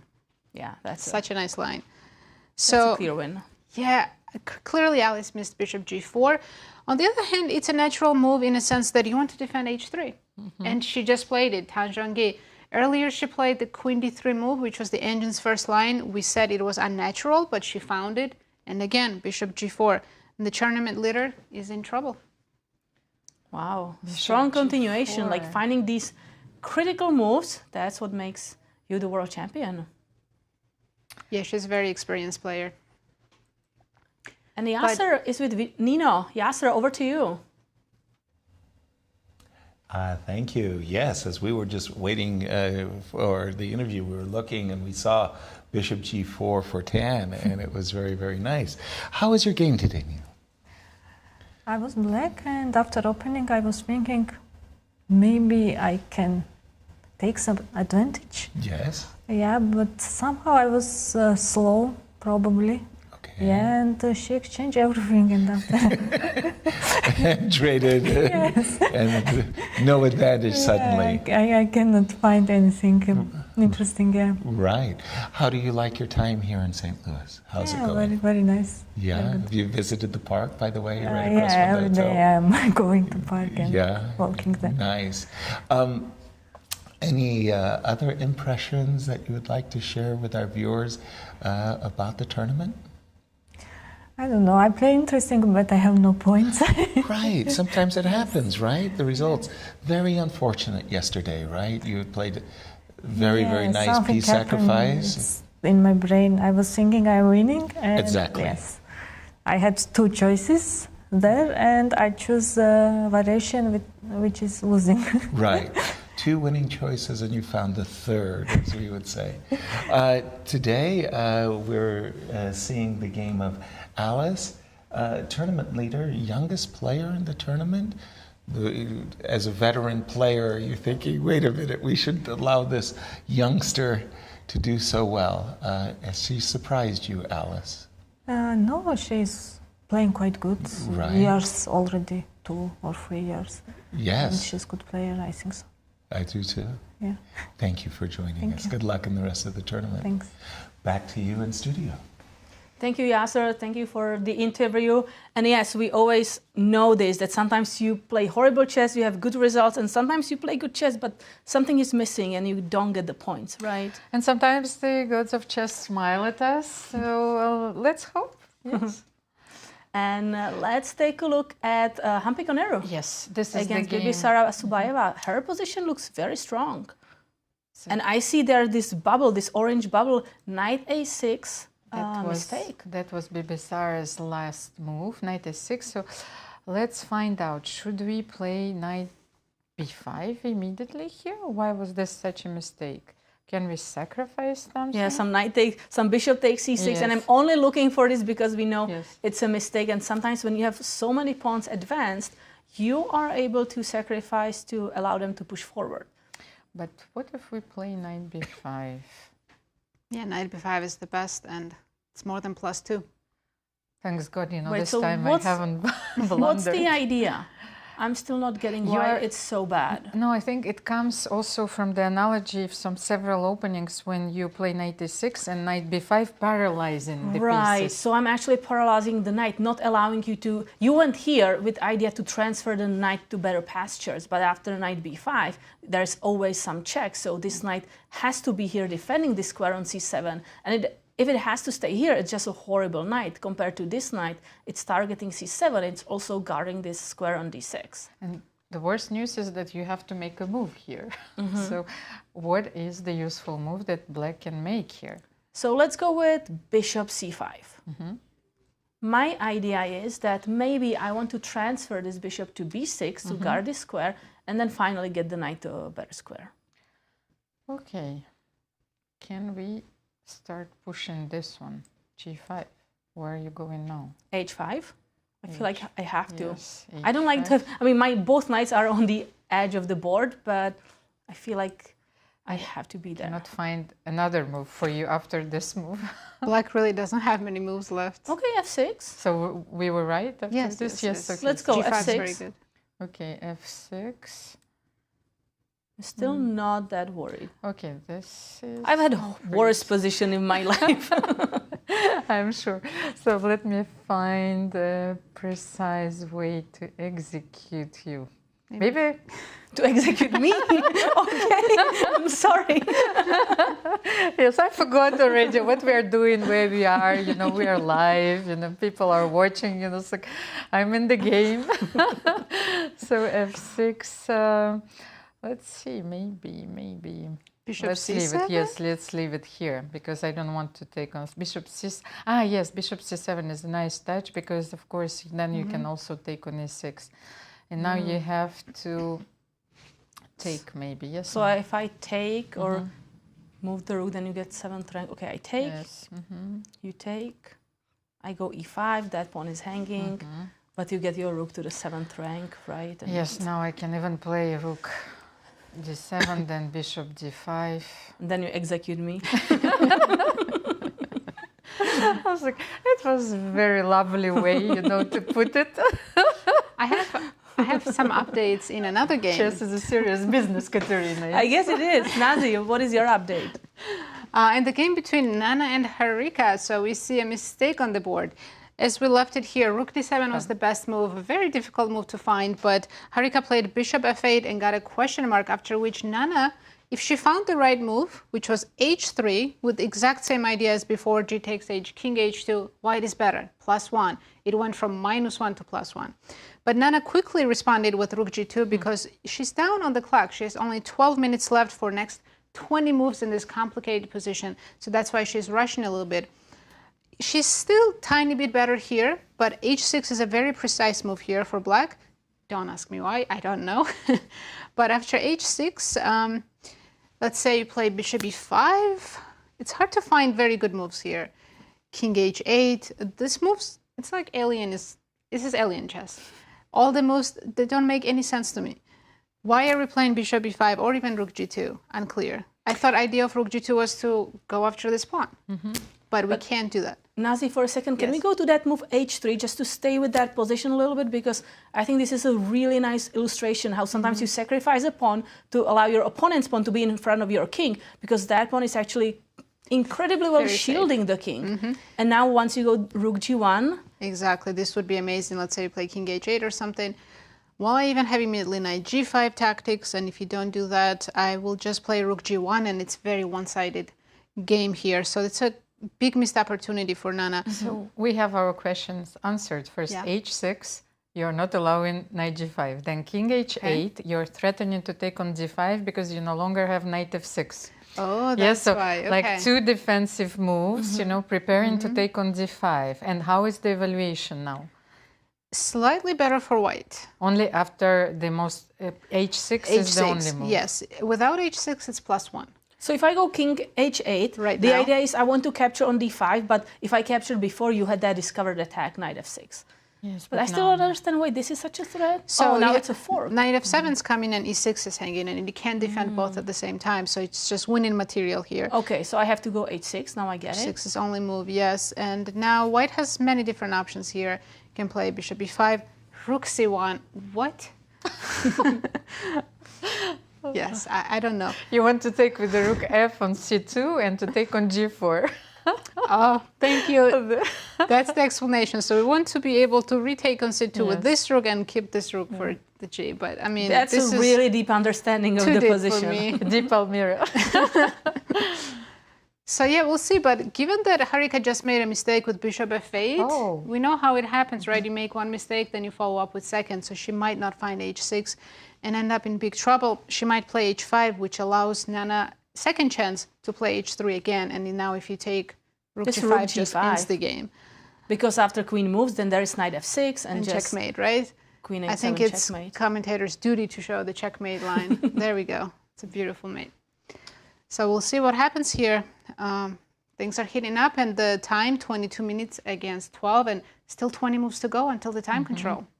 Wow. So we will have to watch this game very closely, especially that the players are, Harika is also entering the time trouble waters. Let's just have a quick look at Mariya Muzychuk against Carissa. Mariya has only 5 minutes left. She played Queen f3. This is the position. Let's see. After Rook g8, Knight g8, Rook g8, she played Queen f3, defended the pawn on g2 and the mate in 1. So Queen b6. Making a pin on that knight. Attacking the knight. c3 and Queen b2. Okay, I just want to show this one kind of idea. I like it. That here, Carissa could have captured immediately, right, the knight. But first, she started with Queen b6, c3, and now we have actually the opened second rank. So we are putting more pressure. So the idea was kind of allow white to push this pawn so the queen on b2 is maybe more powerful. Thing is, I wanted to show one idea. Of course, it doesn't work here. Here she could have played bishop b3, just for the beauty. For the tricks to see. But the thing is, it doesn't work because you don't win the knight. So first of all, the queen cannot capture the bishop. You can, well, if you capture, of course, you're getting mated. But I thought, what if I play bishop b3 and then bishop d4? And the problem is that after, king h1, you have to capture on f3 and then knight recaptures. Yes, and so it is a double attack, bishop e3 on the king and the knight, but you don't get the piece. Yeah, but it's a beautiful idea. It's creative, of course, worth mentioning, but unfortunately it's not winning. So queen b6, c3, queen b2. And, you know, the poor form till this round actually explains why Mariya entered this game being 5 minutes and in such winning position. She really wants to be sure that she is not blundering anything. So queen b2 and rook e1 was played. Rook e1 guarding that e3 square. Bishop b3 is still possible, and then she could have taken on d4 and a few pawns more. But so how do we continue here with black? Do we have... Because at first we thought Carissa is lost, but suddenly she's kind of gaining second breath. Well, you know, you can bring your... Yeah, this your is rook not to over a7. yet? Yes, of course it's not over. She's still fighting. But Nazi, you have breaking news for us? Yes, one game that's getting even closer to being over is Humpy Koneru against Bibisara. This last move, knight d7, another mistake for black, although it's very tough to play this position. And now the most easiest winning move is bishop takes e6. We've been thinking about the sacrifice before to just even give up a piece and take up pawns, but here we're not even giving up a piece because rook, the knight on d7 is just hanging. So this is just absolutely winning on the spot. Oh, wait, Nancy, but can I play knight? No. Oh, no. You know, I wanted to make the move knight a8, but then knight c7 mate, and it's like, is beautiful. You know, you want to protect your knight on d7, of course, but... Because you don't expect to get mated like this. Yes. You need your commentators to, you know, to get... So after bishop e6, you can't touch the bishop. You have to move the knight. And then white's free to pick up more...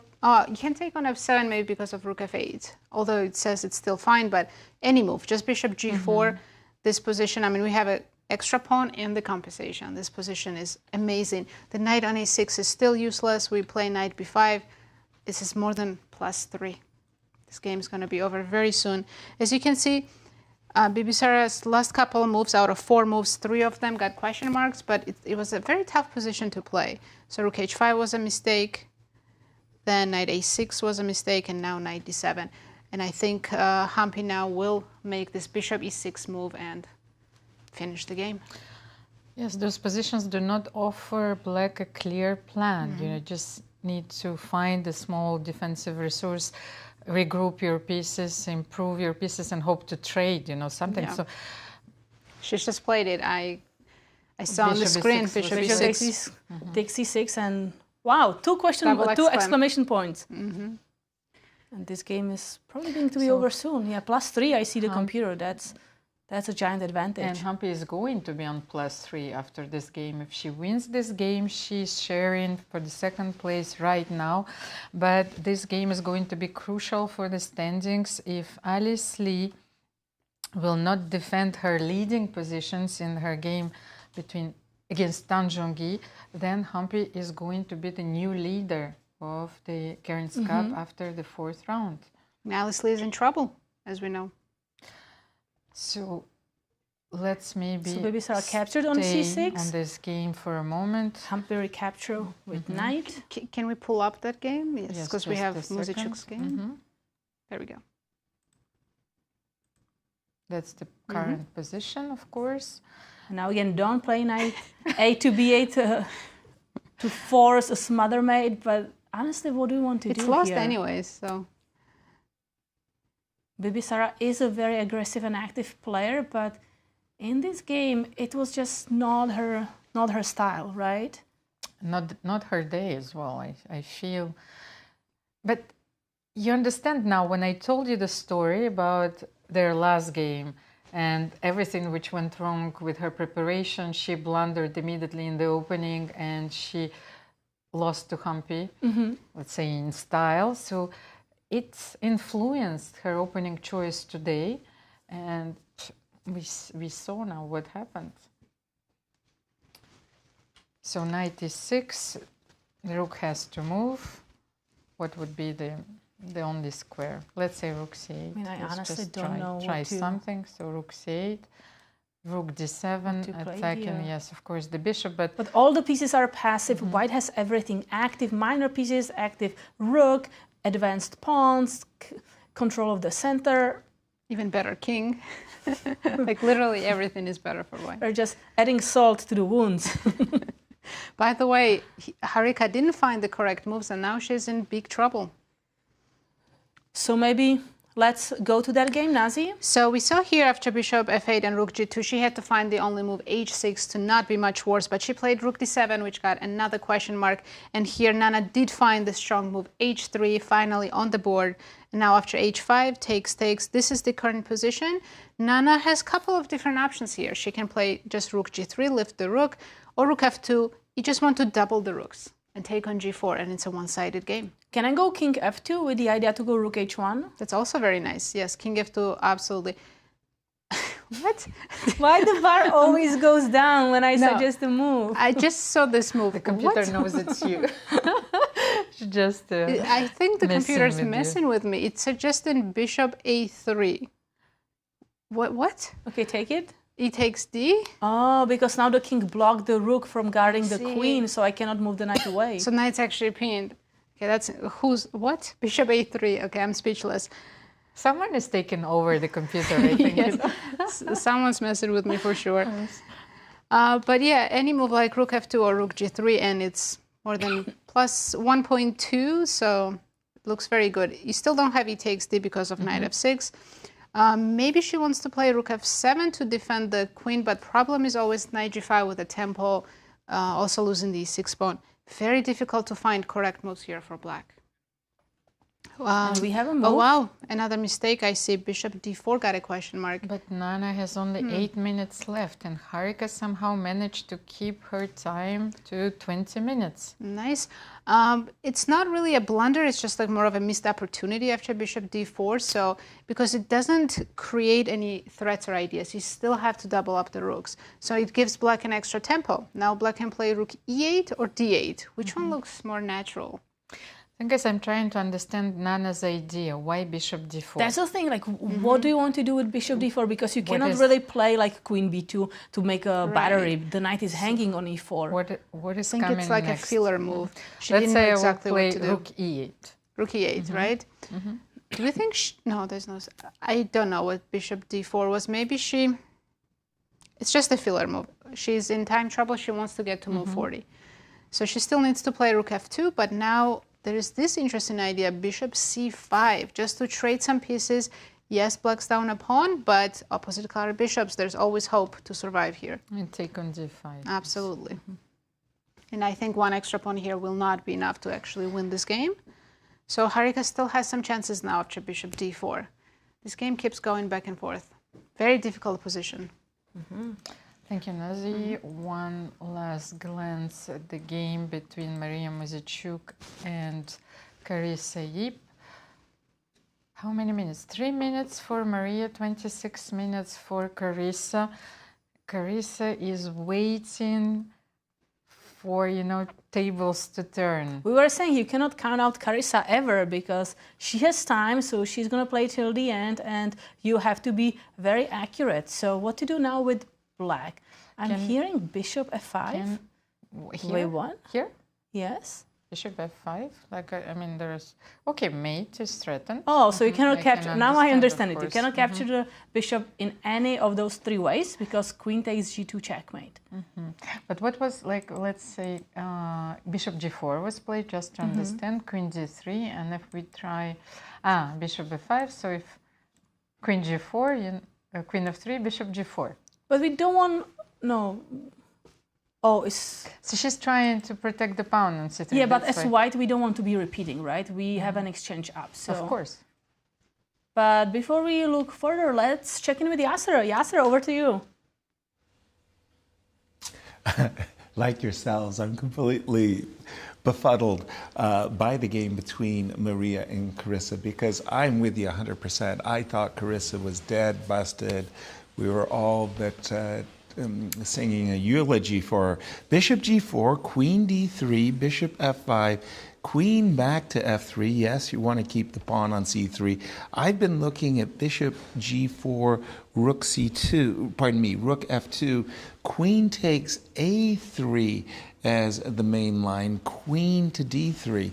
And yeah, I'm an exchange up, but the position's a little bit chaotic. I mean, it's a material advantage, but the two bishops, slight threats around the king. Okay, stupid pawn structure.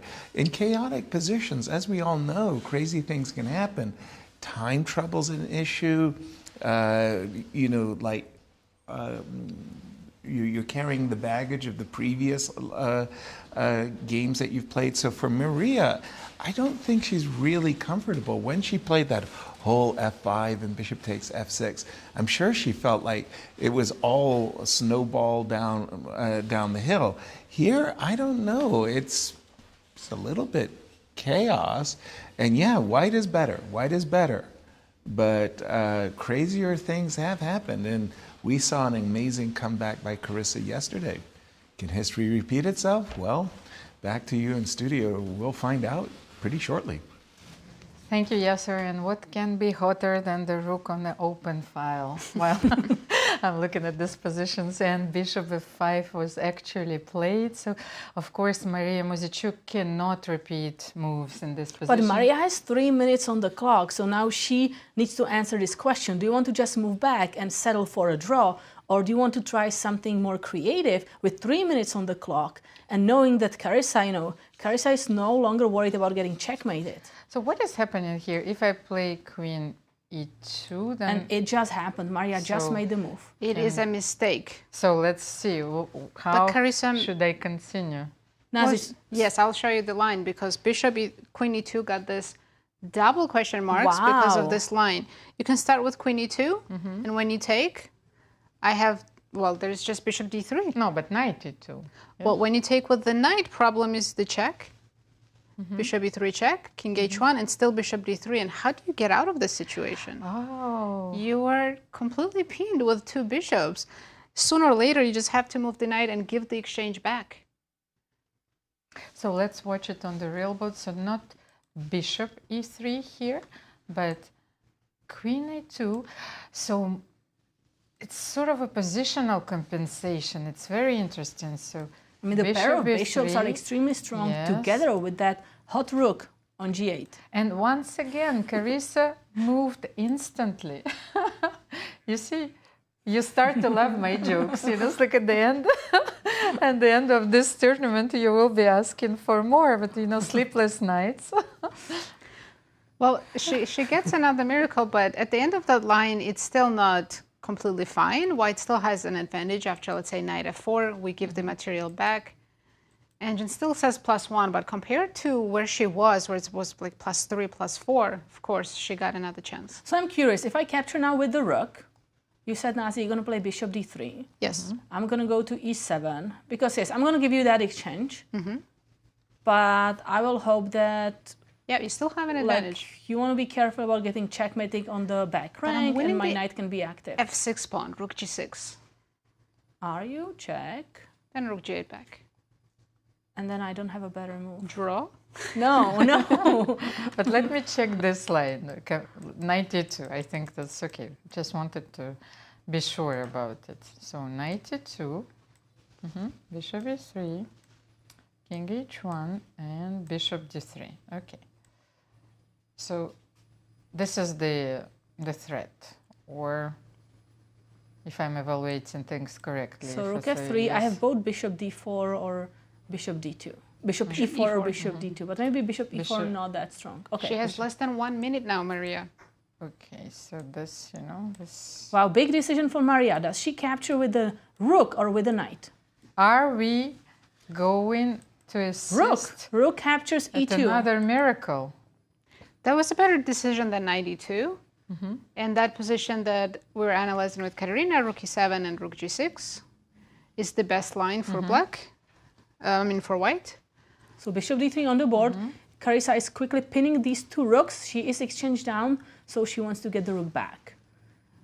So now if you can have the end of that analysis pulled up. Ah, okay. So like so rook e7. Rook e7, yes, because we're now takes, and rook g6. Rook g6. And if one wants to continue to play for a win, you have to play rook c7. And I think we may be seeing this king e2. Rook f6 variation on the board. It's funny that now blacks have material technically.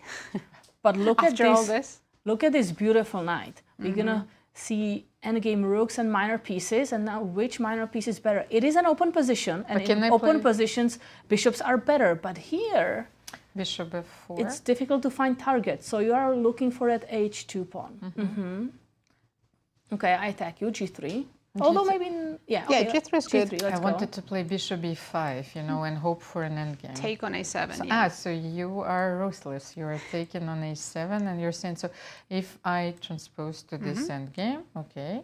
My king is better, so is my rook. Yes, but I will play, okay, so because I even have rook d7 to go after that d5 Okay, d5. pawn. Rook d7. Rook d7, so can I just bring my king a bit closer? Okay, king pawn up. d7. Thank you very much.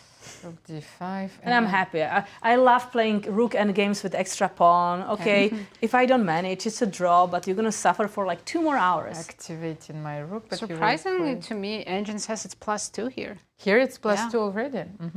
Now because the king is very close to the passed pawn, and I can't play rook b2 and take on h2.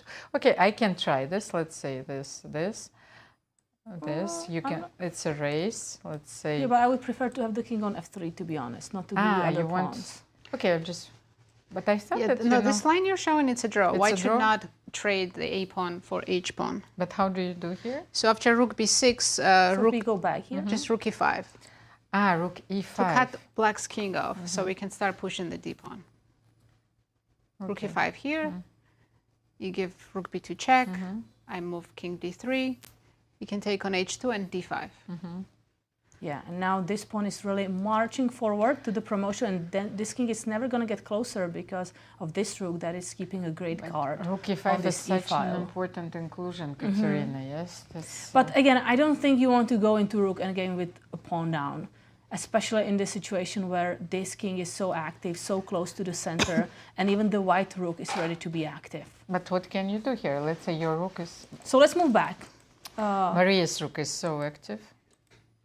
But before we do that, we go to Yasser because he has some ideas about the game. Yasser, over to you. Not just about the game, but about the round. I mean, all of the games are suddenly in play, so to speak, including that Carissa game. Yes, I agree that Mariya is better, but not the huge advantage she had a moment ago. I love to stay with the tournament leader just to see what's happening. And in the game between Tan and Alice Lee, when you guys left it, you left it after this really nice bishop g4 that cements of a considerable advantage for our defending champion, and she is really enjoying an extra pawn. But at this particular moment, the move queen g5 has put a test for Tan to solve. There's an issue. across the diagonal. Yeah, sure, you could go back, but this is, oops, excuse me, not there. But if you go back this way, there's a certain square over here on h2 and the bishop's landing powerfully. Maybe you don't want to do this, but Tan has a really, really nice move in this position, rook d5. And that is like one of those geometrical moves that just solves everything. First of all, the pin along the fifth has been flipped. Now we're ready to play bishop takes d6 with an attack against Alice's queen. And after bishop takes d6, rook takes, pardon me, bishop d6, rook takes e5, rook takes e5, we're in a position where Tan, not only does Tan is the one with the extra pawn, but she also has the safer king, pawn in compensation, as we like to say. So I see that game as going very nicely in Tan's favor, which completely opens up the event for Humpy. Humpy was very, very nicely gifted, I want to say. Bibi, had she played the move knight e8, if you look at the position a little bit closer, yeah, black is getting pressed back, but there are no real entry squares and the sacrifices don't work. And after a position like knight b5, you really think you have a very good advantage? Well, it's a bit illusory. After the move knight b8, I know it looks like a Fisher random, right? Just rearranging the position on the back rank. The knight on a6, which is terribly placed, is going to be coming to the c6 square. And there's no immediate, I can claim anything. And don't forget, there is a pawn on h4. Instead, what happened in the game, however, was a really nice and beautiful tactical shot by Humpy, where she could sacrifice two minor pieces, get a rook and two pawns for them, but it's also this knight on a6. If it's a light square bishop, you might have more compensation. In this position, it's play on one goal, and I think Humpy's going to win this, get to +2, hope that Alice loses her game, and then it will be Humpy in first place. But this round is like crazy things are happening. Back to you in studio, and what else is going on? Thank you, Yasser. Crazy things are happening on Friday the 13th. And I think that Harika Dronavalli is better now. Katerina, what is happening in their game? So Harika is playing against Nana Dzagnidze. We have only one result in today's round. The draw has been agreed between Alina Kashlinskaya and Nino Batsiashvili, but... So maybe if we move it back, because we stopped with the bishop d4 move, right? Just to see what happened, which is a move, bishop d4, we did not really understand. The bishop is still on d4 though. It's still there, it's surviving, but we definitely saw better ideas for Nana, but... So, okay, so bishop d4, rook e8, which is a logical move. You want to keep the rook on the open file anytime your pawn from e6 captures this pawn. So this rook can, do some damage on the e file. To be honest, I feel that Nana failed, like she didn't play it, but I think it's sort of a chess blindness. She failed to find this maneuver, rook f2, with the idea of playing rook g3 and rook g2. Also, now I understand what you were talking about was the rook f2 with the idea to later recapture with this rook, so the rook on g2 can be capturing this pawn. But, she's a grandmaster, I'm not, so it's a different story. But otherwise, I think you really need a lot of understanding of the position to see how the rooks cooperate together. So, knight c3 was played. Now you can capture in passant, Queens were happened. traded, yes. The bishop is finally shining on c6. By the way, I will just show you that en passant, which looks natural, was a huge mistake. Oh, now really? Nana is much worse. Yes. Worse? Let's have a look. Yes, she had to play bishop e5 here. Bishop e5 back. Wait, to give up the pawn? Yes, what if we bishop take captures? on d5? We take and play rook g2. It's equal. White doesn't have anything anymore. Okay, so this is equal. Material-wise, you're going to recapture the pawn on g4, and yes, it's going to be equal. Black should play why bishop is- d6. Yes, can you play bishop d6 here? Of course. Yes, and it's still equal. So bishop d6, rook d6. And what? You have to protect the So pawn rook somehow, e1. yes? Yeah, rook fe1. I can see now you go, let's say, rook d3. I go rook 1 to e2. Then I go rook 1. Oh, no. No, this because is this hanging. is hanging. Yes. You have to, maybe you have So to. king f2. King f2. Yes, and then if you check, then. Then rook e2. And I will then recapture the other rook. Oh, but It's then, very interesting, but we have to wait. Wait, what? There's so Breaking many you blunders another happening. mistake? Do we stay here because there's another blunder in a different game? So real quick, Zhongyi just blundered. She played bishop d4, and now bishop f4 is just hanging. She blundered a pawn. When you take, there is rook takes d4 and queen e3. Alice is completely fine. She's no longer worse. Wow, that's a big opportunity for Alice to get back in the game where she's a little bit passive since the opening, struggling, but Alice is extremely strong tactically. Yeah, if Tan played bishop d6, it was plus 1.5. Huge advantage, all gone if Alice finds bishop f4, which I don't think will be a problem for her. I think she's going to find What's that happening move. in the other game, guys? yes, because let's have a look. I'm checking Mariya Muzychuk against Carissa. Carissa just played bishop f4, I think. Yes, let me just check. No, this is the position. What happened? I don't know.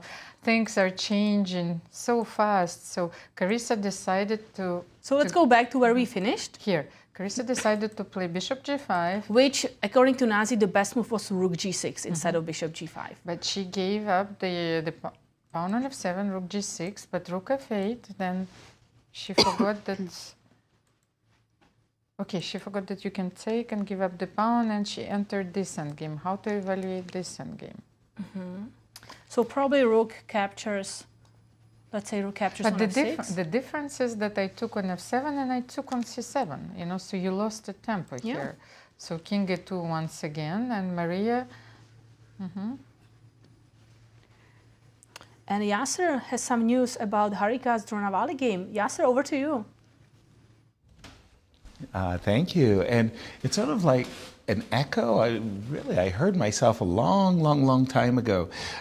Remember when White had a pawn on d5 and a knight on e4, and they were in that kind of standoff situation, and this bishop on the long diagonal. And I said, well, ladies, remember, whenever you play knight g5 or knight g3, get ready to play bishop f3. And that is exactly what Harika did.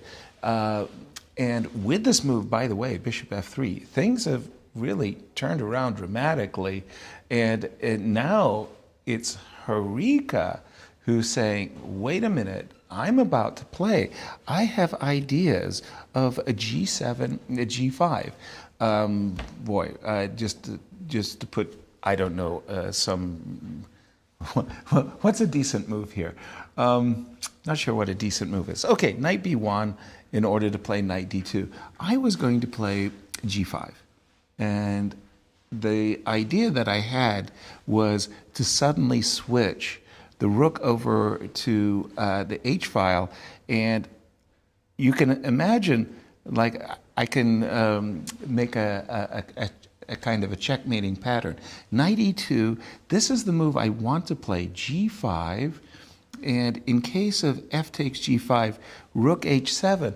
And it's funny, for the longest time, we've been looking at White trying to attack on the king side, and it's a shock, but Harika, who is in second place, could jump up into the lead, and that whole game going on between Alice and Tan, allowing bishop takes f4, who knows? We could have a three-way tie for first. Stranger things have happened on Friday the 13th. Back to you in studio. Thank you, Yasser, because those analyses are sparkling from everywhere, from every board. So I don't even know where to look, Katerina. What should we do? I think a lot of mistakes also happening, but that's what goes with time pressure, right? Alice found bishop f4. I just saw it, so let's take a look. Yes. Because Alice was struggling in her game, but Zhongyi, she gave her a chance to come back. Oh, this is the position which is on the board already. Okay, just a second. So let's move back a few moves. Oh I guess my a lot of goodness, stuff yes. traded. She found this move Nazi mentioned, bishop b4, a stunning move, but which equalizes the position completely, and she is out of danger. After bishop b4, I think that Tan, who was in severe time trouble, she had only 4 minutes left, decided to exchange, you know, a few pieces. And just to review again, if you capture instead with the pawn, the big problem is this move. Rook takes d4. Once you capture queen e3, it's a double attack, and black recovered. So she made a move, actually a stunning move, queen d8, which led to massive exchanges and probably to a drawn rook endgame. So bishop f4, rook f4, rook f4, queen d8. So you have to play queen d8, of course, then bishop g7, king g7. A lot of tactics you can see illustrated in this game. And rook b4. We can see that Tan, she kept her extra pawn, but the rook on b4 is very active. So let's have a look that after rook b3, Alice played b5 immediately, and a5 was played, king f6, bringing the king closer. Because I understand why Tang play a5, because then maybe... You want to keep as many pawns as possible on the board, because some moment you can go maybe rook d6. Yes, and well, now you can't do this probably, but... But just to have the idea of maybe going rook d6, at some moment capture this pawn and having this pawn to go forward. Instead, if you simply capture this pawn, then you really have no future and you are just simplifying the position for black. Of course, but by the way, I said you can, but maybe you can. That's the position on the board. So a5, king f6. Let's try, because I thought that, you know, you had to play king f2. But let's see, maybe king e5, bring in, you know, the king closer let's here. capture. So capture. Then rook b3, attacking this pawn as well. So if you take here, what is now happening? you don't want to maybe capture on e6, because after rook takes e3, rook h5, and I'm going to get the next pawn. Why are we giving up the h6 pawn? Why not king g5? Yes, that's exactly. I wanted to check if I wanted, if I can move king e5, but unfortunately I can't. So rook d6, we have to play, but rook f2 was actually played because King she has F2, the right? same thought.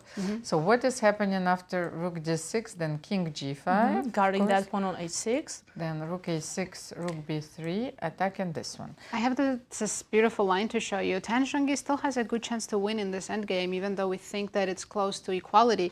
So in this position, if you play, oh, she played king f3. Okay, king f3, good move. So you can see black rook is kind of limited on moves, right? So I was looking at h5, g3, h4. We just want to trade pieces. And rook d4. If you take, the pawn endgame is winning for white. Takes, takes, and g takes h, and my pawn is faster than your b pawn. So after rook d4, you have to play rook takes b3, and then I have a new passer, g takes h. Computer says this is still equal, but I mean at the board this would be very difficult to know if it's actually a draw. You have to calculate everything before h5, rook b1, king g2. King has to go back. Okay, king can now catch the pawn. So black can hold, but this is tough. This is not easy. Let's see, Alice did play h5. She's following this line. So if Tan wants to try something, she has to do this g3, rook d4 line. Otherwise, if she does anything else, let's say rook c3 or king e2, after h4, she can't really improve the position.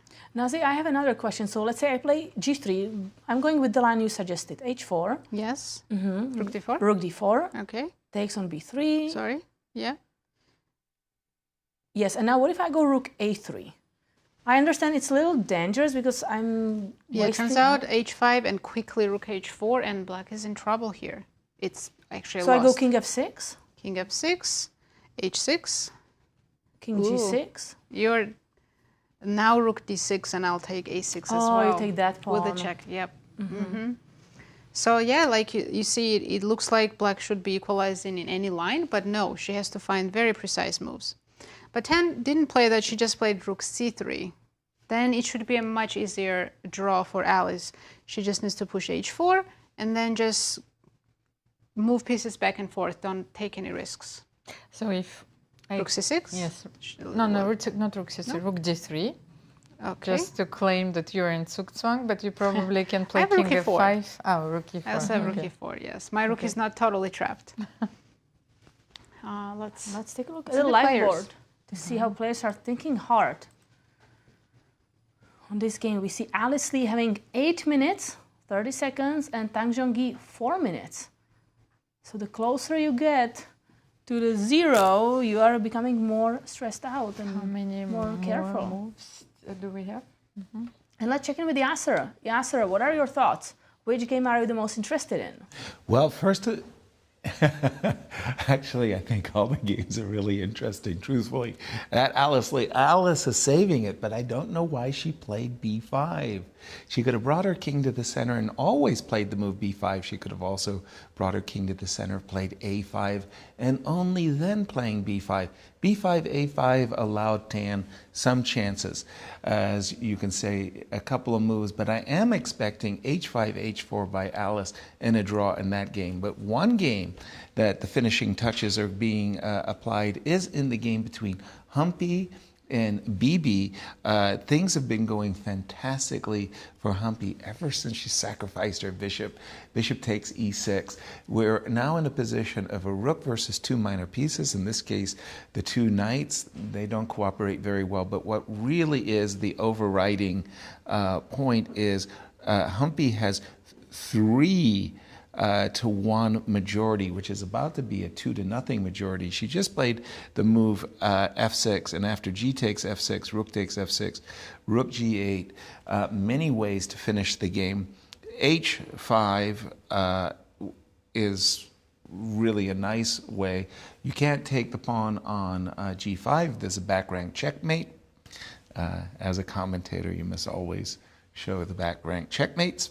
And if, for example, a6, h6, rook takes, h7, you easily win with two rooks versus two knights. So I see this game as completely, 99% victory for Humpy. And I see also in the game between Harika and Anana, I really like Harika's position.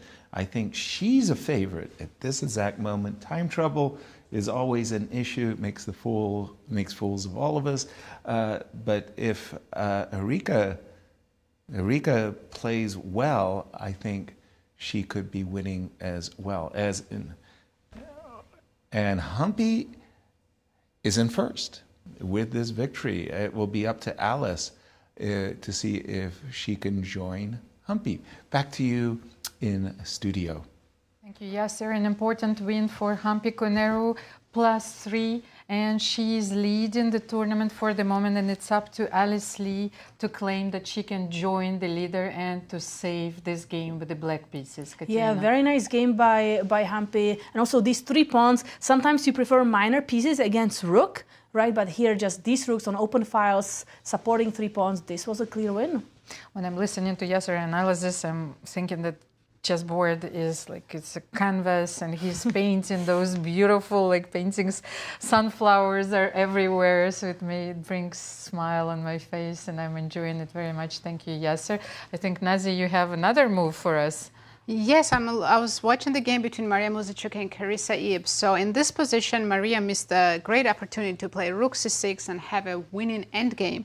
Instead, she played rook takes a7. It got a question mark, but now she still has chances. So let's take a look. It's a very complicated endgame. Rook takes a6. I mean, I say complicated. There's only 5 pieces on the board, but it's very difficult to find the best moves. So far, they were both making the top choices of the engine. And here, king f6 was not the best. Carissa was supposed to play just d5 and start pushing that pawn right away. After king f6 and a5, now the engine says +1, more than +1. So it's not just that we have an extra pawn. It thinks white is winning. So the difference is that you had to play d5, d4 immediately? Yes. Okay. And now you still can't do that, so you have to waste 2 tempi, right, to do that. So king f6 was unnecessary. I understand she's bringing king to the center. That's what we're taught, right? In the end game, bring out the king. But problem is after rook a7, you have to spend another tempo defending this pawn, let's say h6. And now I have this idea to cut your king off and ask you this important question. Which way do you go? If you go to d5, now I'm going to switch and take this and have two passers, which will immediately win the game. So if you go back, king f5 or king f6, I go rook h7, I make you go all the way back to g6, then I can jump back, rook b7, and now if you go rook a1, I'm taking the d-pawn. So king cannot defend both of these pawns at the same time, and white should be winning this endgame. Yeah, this is a nice endgame where we will see that the white king can actually join the center later, right? We were going to harass the black king, force him to go to one of the other direction, and then our pieces are going to be more active. Yeah, it's a tough endgame. I mean, it's still not over. Of course, Carissa, so she should realize that king f6 was a bad move and not continue moving forward with the king. Instead, make a prophylaxis move like h6, just so when white goes rook a7, pawn isn't hanging. But let's say now we just go rook a8. You should play d5, a6.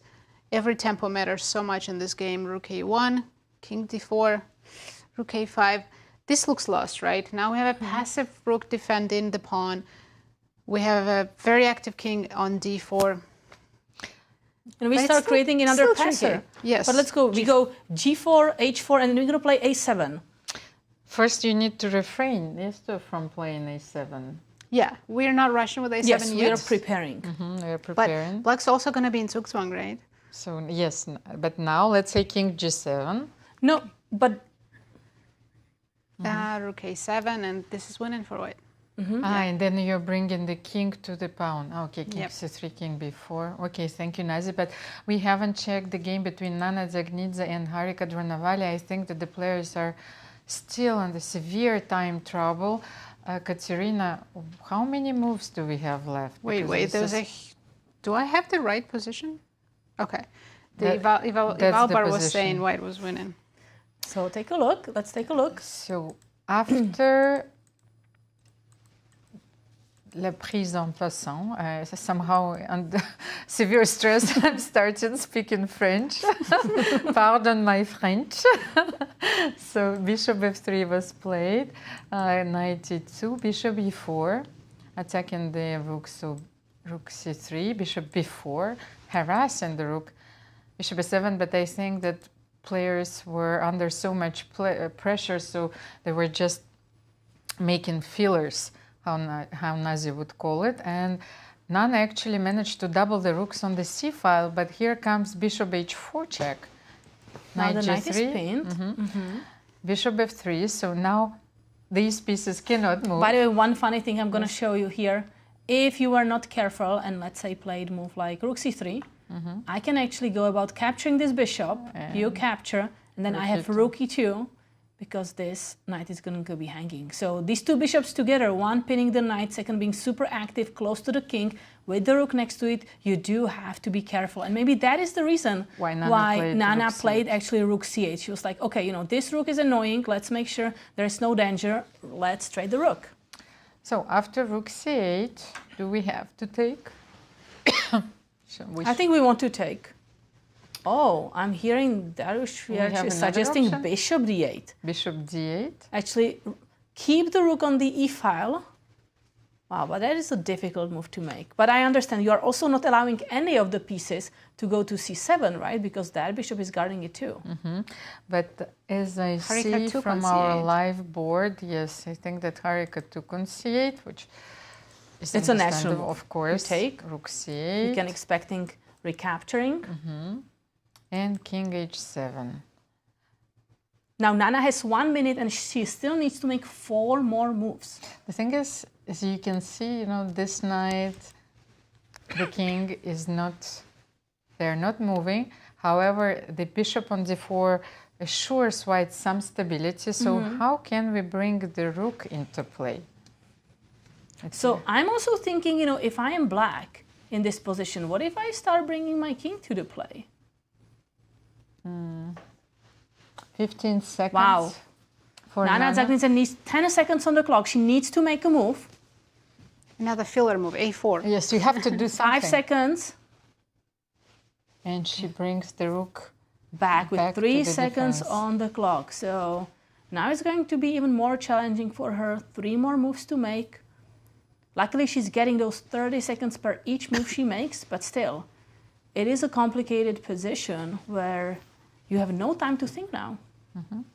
So let's make the move rook c1 on the board. I don't know why I can't update it yet. Okay, let's just update our board. Harika needs to just play bishop b7 in the current position. Oh yeah, we will just wait.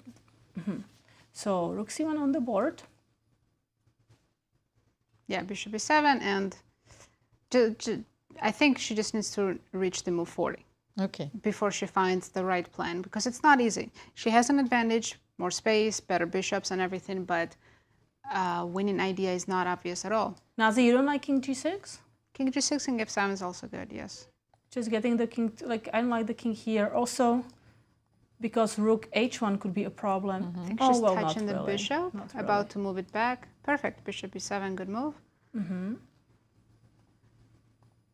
30 seconds for Nana. So rook c1 and bishop b7. Pardon?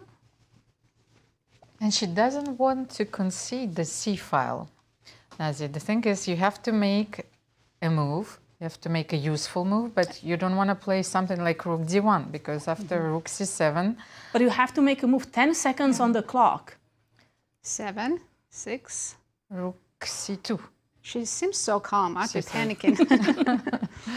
Yes, it's Casually very making a important. move with 3 seconds on the clock. Rook c3. Yes, she needs to keep the control of the c file, because I think that if black will manage to activate the rook, this is going to be over. Yes. But Things are not so easy. So king g6. King is g6. probably- I think Harika is going that direction. Yes, king g6. Now we need a filler move. Well, she will repeat. I think she will make a move like rook c2 or rook c1. Yeah, she should. Okay, rook c1. Now king f7. I'm always thinking, isn't there a knight f5? I keep forgetting my knight is pinned. I can't move my king or my knight. Yes, and rook h1 is not possible. Yeah, that's the thing I'm constantly thinking about. I want to get rid of this bishop, and every time I think about rook h1, I was like, I cannot do that. The bishop is here. 2 moves later, can I go rook h1? I cannot do that. And I think if I was playing this game 4 moves later, I would just play rook h1. Eventually, you'd forget one of those moves. Somehow I'm thinking about the game between Carissa and Harika. You know, so the first round? The first round, and now Harika is pressing with the black pieces, while the win is not obvious at all, so she will need some extra time to figure things out. And I think that we are going for another chess marathon. So king f7 is on the board. Nana will play rook c3. Have they reached move 40 or? I think one more move. Okay. Nana will play rook c3, and then Harika will have to pass the time control. By the way, it's funny that in the other 2 games we have left, it's very similar rook endgame. It's 1 extra pawn for both sides. Very, very similar. But in one of them, it's winning. The other one is a draw. Yeah, but the difference is those passed pawns, G and H, you know, because in all the transformations, you can have them, whether, you know, G and E are not the same thing. 10 seconds for Nana, rook c4. And she reached the time control. You could see that she just got extra 30 minutes on her clock. Rook c4 on the board, 40 moves made. So this game will continue. We will keep an eye on it, but let's go to Yasser. Thank you, indeed. I'm with our tournament leader. Humpy, congratulations. What happened today? Thank you. In fact, she surprised me with the opening, and she had a pretty solid preparation, it seems. And out of the opening, it was like a very standard position. Yep. And once she got this c5, it's pretty much equal. And when I went knight c3, I think it's important to just play knight df6 and maintain the structure. Right. Knight b4 was not necessary. Of course, it's not a losing move, but it was not required in the game. Right. Slowly, one after the other, she started making slight mistakes and I started to build up the position. I think once I got this e4, bishop f4, I was sure I was having a quite better position comparing with what I started in the opening. Exactly, yeah. It's funny, we've been seeing, especially in this round, a great deal of chaos where one player, for example, Mariya, had a huge advantage, and then it goes away. But in your game today, especially, it was very linear. You were better, you were much better, getting better, and eventually, when you played bishop takes e6, you were just smashing and winning. This was a very big victory for you. It was the first time you played, Bibi. No, we played several times. Yeah. We played. We also played in this chess.com online. This Armageddon match as well. This Bleach events, women events. But for classical? Also in the classical, in many of the Grand Prix events. I got you. So yeah, we both knew each other very well. Okay. So it wasn't any surprise. But I think today she played a bit very weak. Okay, you didn't play her at her best, but nonetheless, that puts you in first. How are you feeling? Yeah, it's good. Always feels good to get a win with white. Clear. Yeah. So All I think wins it's also very important in the tournament. Of course, it's a long tournament and absolutely, it's many crucial games ahead. Yeah. Exactly. Thank you for joining us and good luck in the rest of the event. Thank you. Hope to have you again on our show. Back to you in studio. Thank you. Well, we see the playing hall is almost empty. Yeah, already 2 games finished. We see Carissa walking around. She's nervous. She's in trouble. It's an endgame. It's so close to a draw, but yet she has to be so precise. And if Mariya plays the best moves. And it's always so uncomfortable to be playing rook endgame with the pawn down. But maybe she's feeling she can hold this position, so she does want to be careful. And it's Mariya who hasn't made a move yet. After they reach the time control, she's been thinking she wants to make sure she's making the best moves, because we know one inaccuracy, one tempo missed, it's a draw. And especially Mariya knows that she probably missed a win somewhere in the middle game. For sure. We thought Carissa is going to resign soon. We didn't want to go on a break because we thought the game is going to finish soon. And then 2 hours later, we are still here and Carissa is fighting for a draw in a rook endgame. So Carissa is extremely resourceful player. Yeah, so many things happened in this game. We started. So if we can pull this up. Yeah, let's pull this game up and see what is happening. So we have the rook endgame. And Carissa played this move h6 that Nazi was suggesting is a good waiting move. You want to get the pawn away from the 7th rank so the rook cannot attack it, and you are somewhat waiting.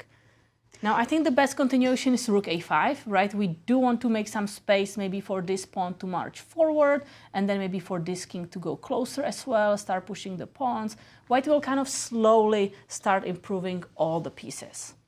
Yes, rook a8 is a must move. And Carissa should have played h6 one move earlier without king f6. That tempo was important. Actually, sorry, it was d5, d4 she should have played, right? Because now you can't play d4, you will lose that pawn, right? Wait, so can we just go back for a second, Nazi? So you were saying that in this position, yes, she was supposed to go d5. Yes. Very strong move, because the difference is, can you enlighten us? Because I don't understand this. Rook endgames are extremely difficult to comprehend. Even if you have a lot of kind of experience, if you study it a lot, there are so many nuances to understand how to play rook endgames precisely. Yeah, my engine isn't the best, but it's saying after d5, a5, and I can just tell you moves a d4 check. Yes, in this position, let's say we play king e2 or king e4. Even that's unclear, right? But if we play king e2 after rook h1, problem is that black is picking this up with tempi and our king is badly placed. So you would try king e4, but here d3 right away. And this pawn is getting dangerous. Right now it's d2, rook e1, and you are the one who's promoting exactly, who's winning. So Adrian just says checks and make a draw. If you play g3, d2, king d3, this is interesting because now black rook cannot move without giving up the pawn, and there is only one move that makes the draw. Wow. Everything else is losing, h5. So h6 is losing, but h5 is a draw.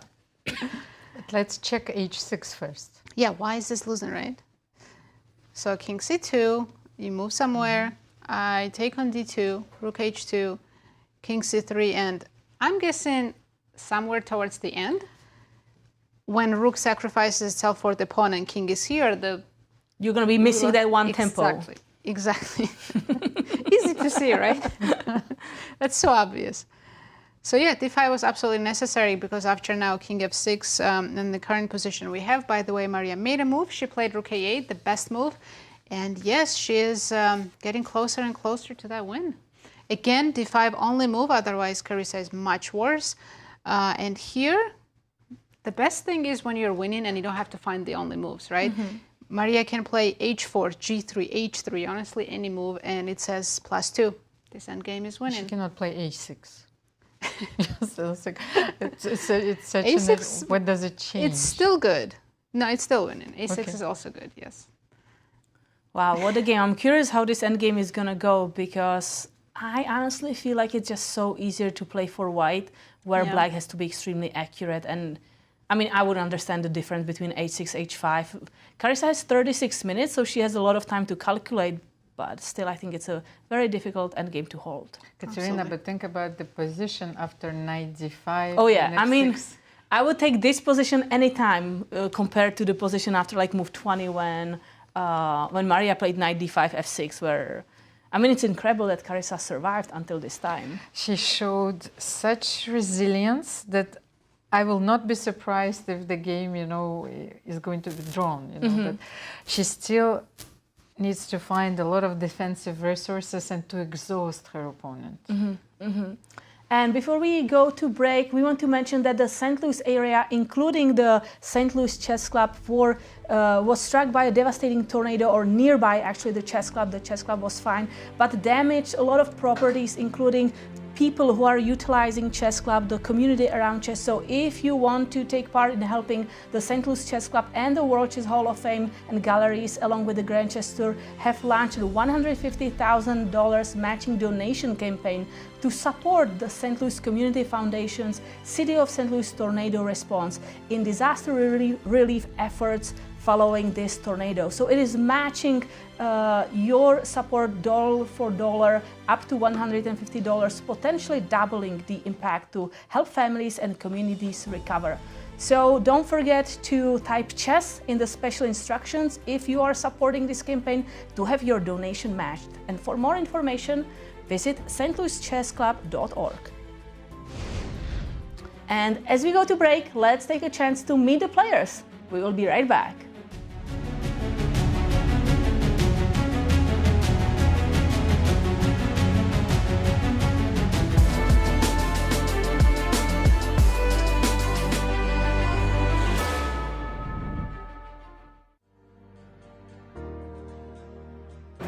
There is a lot of new faces at this year's Cairns Cup. Let's meet the players.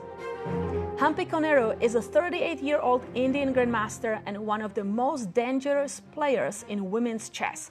She has spent nearly 2 decades among the world's top 5 female players, and on top of that, in 2011, she was also a women's world champion challenger. Humpy is a 2-time Women's Grand Prix champion and won the Women's World Rapid Championship in 2020. That same year, she also took home the Cairns Cup title. As Humpy returns to St. Louis, it will be exciting to see if she can bring home another championship. Zhongyi is a 33-year-old Chinese grandmaster and the reigning Cairns Cup champion. She is the 16th women's world champion, and she also won the FIDE Women's Candidates in 2024.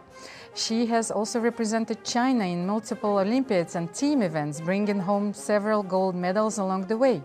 After last year's impressive victory, Tan returns to defend her title. She is definitely one to watch here at the 2025 Cairns Cup. 38-year-old Nana Dzagnidze is a Georgian grandmaster who has been a mainstay in women's chess for over a decade. She earned her grandmaster title in 2008 and has played a key role in Georgia's team success. She's a former World Blitz champion, having taken the title in 2017. She also took home the title in the 2020 Women's Grand Prix tournament in Lausanne. Her experience, aggressive style, and current FIDE rating of 2509 make her a serious threat in this year's Cairns Cup. 21-year-old Bibisara Assaubayeva is a rising star from Kazakhstan and one of the youngest participants in this year's Cairns Cup. Just recently, she achieved her third Grandmaster norm, which makes her Grandmaster-elect. Bibisara made history by winning back-to-back Women's World Blitz Championships in 2021 and 2022. She has quickly become a force in fast time controls and continues to climb the world rankings. Bibisara will be fun to watch at this year's Cairns Cup. 32-year-old Mariya Muzychuk is a Ukrainian grandmaster and former women's world champion, having claimed the title in 2015. She has been ranked amongst the world's top female players for the past decade, showcasing her dominance at the highest level. Mariya continues to be a key player for Ukraine's national team, which took gold at the 2022 Women's Chess Olympiad. Chess fans will once again enjoy watching this talented champion in action at the Cairns Cup. Harika Dronavalli is a 34-year-old Indian grandmaster and former national champion. Her accomplishments throughout her chess career have been nothing short of impressive, winning silver at the 2021 FIDE Women's World Team Championship and bronze in the 2021 Online Chess Olympiad. She also claimed victory at the 2016 FIDE Women's Grand Prix. Harika guarantees an exciting performance at this year's Cairns Cup that chess fans won't want to miss. Alina Kashlinskaya is a 31-year-old grandmaster representing Poland and remains one of their strongest female players. She won the European Women's Individual Championship in 2019 and has been a regular representative for both Russia and now Poland in top team events. Alina has also competed in multiple Women's World Championships and continues to climb the international rankings. This is her Cairns Cup debut, and St. Louis is honored to welcome her this year to the event. Nino Batsiashvili is a 38-year-old Georgian grandmaster and four-time Georgian women's champion, claiming national titles in 2015, 2018, 2020, and 2022. She has been a strong performer in team events, winning gold at the 2015 Women's World Team Championship and an individual gold at the 2022 Chennai Olympiad. She also made headlines in 2015 by drawing world champion Magnus Carlsen and finishing second in the European Individual Championship that same year. This year marks her first Cairns Cup appearance, and she's sure to make an impact. Carissa, the 21-year-old international master, remains the top-ranked female player in the United States. She's a three-time U.S. Women's Champion and made headlines in the 2024 U.S. Women's Tournament for her amazing performance, finishing with a score of 8.5 out of 11. She also dominated the junior circuit with wins at the 2019 North American Junior Girls Championship and back-to-back U.S. Junior Girls titles. With aspirations to be the next to achieve the Cairns Queen Award, Carissa is sure to bring excitement to this year's Cairns Cup.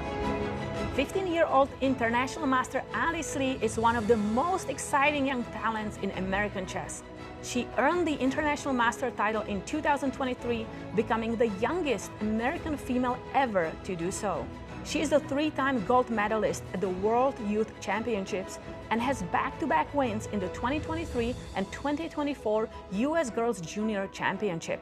Alice has also won back-to-back American Cup titles in 2024 and 2025, both in Blitz playoffs. This year will be her second Cairns Cup appearance, and she will be looking for a win.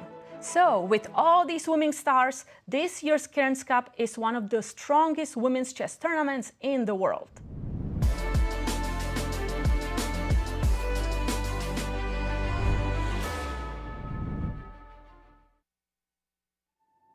"10 years, one legacy." The Grand Chess Tour marks a decade of mastery where only the strongest chess minds carve their names into history. Each piece has its role, like soldiers in a grand army, with commanders to lead them into the tour's 10th year and a prize fund of $1.6 million. The Grand Chess Tour starts in Warsaw with the Superbet Rapid and Blitz Poland, immediately followed by the Superbet Chess Classic Romania in Bucharest. Then off to Zagreb for the Super United Rapid and Blitz Croatia, followed by back-to-back events in St. Louis, Missouri with the St. Louis Rapid and Blitz and the Sinkfield Cup. And the culmination of the grand finale in the city of Sao Paulo, Brazil, will determine the 2025 Grand Chess Tour champion. Fight with every ounce of strength for victory. This isn't just a moment. This is history.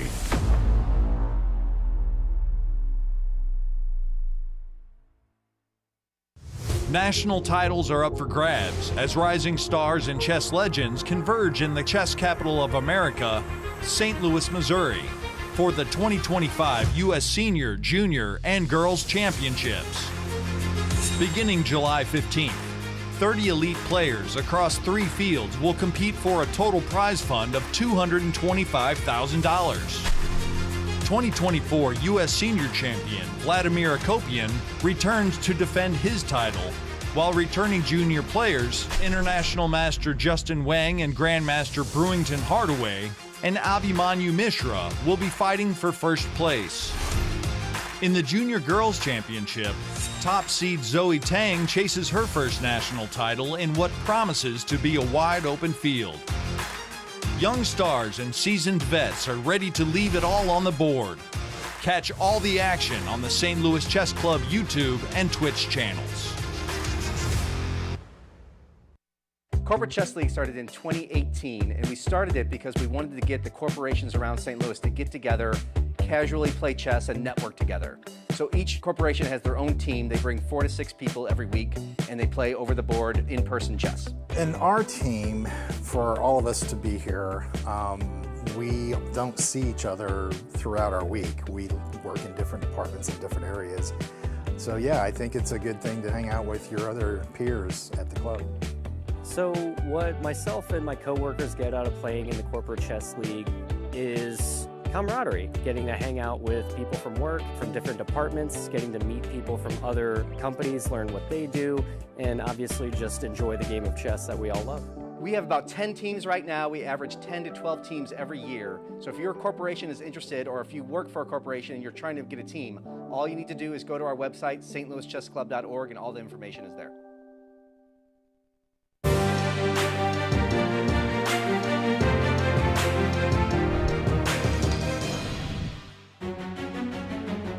Welcome back to round 4 of the Cairns Cup, and we have some results, right? So let's take a look what happened in today's round. Alina Kashlinskaya drew against Nino, Batsiashvili, and Humpy Koneru won. It's a very important win for her because she's leading the tournament right now against Bibisara Assaubayeva, one of the strongest, one of the most aggressive players in this tournament. And 3 games are still in progress. And we thought Alice Lee was going to go down today because Zhongyi had such a good chance.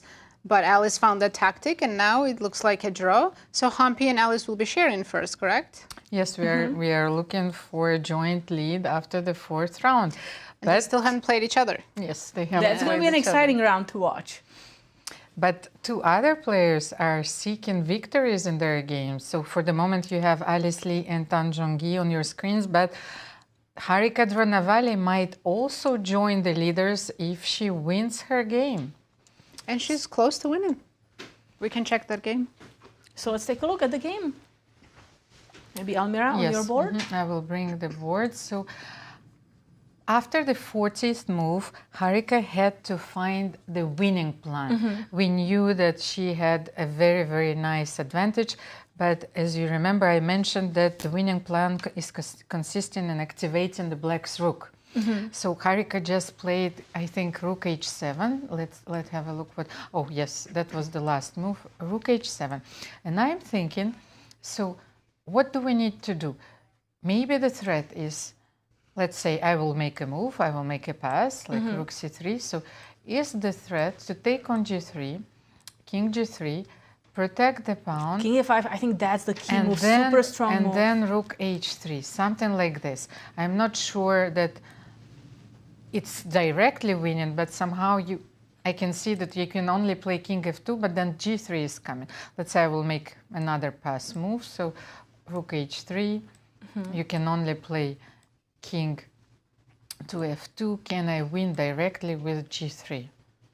What else do you have here? I mean, I think you are winning, let's say king e2. In this position, one move I like to make is sometimes to just play maybe bishop e4, make sure we are cementing this bishop, that white cannot ever give up this pawn for this bishop to be guarding this promotion square, and then we just go forward with the pawn. But maybe you can do it with a check first. Maybe rook h2 check. Okay, and where are you going here? The thing is like king d3, then you're playing bishop b4, and okay, and let's then say g2 king c3 and g2. I think that this might be the winning plan. I'm pretty sure. Yeah, and I think you see the bar next to the board, right? Black is just having tremendous advantage. Oh, thank you. Like I just noticed it after the fourth round. I've always been looking at something else. So thank you, Katerina, for the confirmation, because I was always turning to Nazi for the validation. But I just noticed that, yes, we have the bar as well here, Nazi, but you can confirm that this is the winning plan. Yes, that is the absolutely correct plan for Harika. And she knows that she found it when she played that move rook h7. That shows that she knows how to win this. Now, if Nana makes a move that she's been making last couple of moves, going back and forth with the rook, it's game over, just like Almira showed. Take, king f5, rook comes to h3, g3, and completely dominating white's position. So best move for Nana right now is to do something like rook g1, at least with the hopes to slow down black's play on the king side. So if you take on g3 now, I'll take with the rook. If you go rook h2, I'll go to g1. I'll give you the a2 pawn in the hopes that after I take on g4, actually, if you take here, look how evaluation changes immediately. It's triple zeros. It's no longer winning. So king but f5. It makes sense, right? Once the pawn is no longer a danger, then we do have opposite colored bishops. Well, no, I mean not rook h2, but king f5. Check here and then king f5. You want to check. And then you still want rook h2 and to take on a2. So this is still not looking great for white. You can play a3 just to save the pawn, but let's say check. You go somewhere, and I just keep the active rook, and now white is playing without the rook. We know it's opposite color bishops, but it's hard to survive when you're pretty much down a rook. That bishop can come to f3, also completely cutting you off, and then rook can just start picking up pawns on the queen side. And that's about it. After rook h7, there is no save. I was thinking of some ideas to get any kind of activity for white, let's say e4. Guess what? Just take bishop e4. I still can't move any of my pieces.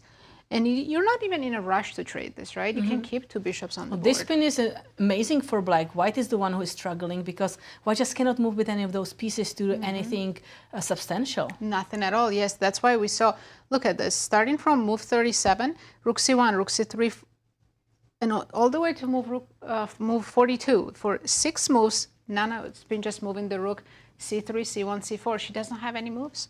She's completely paralyzed in this position. Thank you, Nazi. And I think that in this game of missed opportunities, Nana was the last one to make a mistake. And you know, just to summarize this game, like it started as a Kola system, extremely symmetrical, completely symmetrical, both players having the same pieces.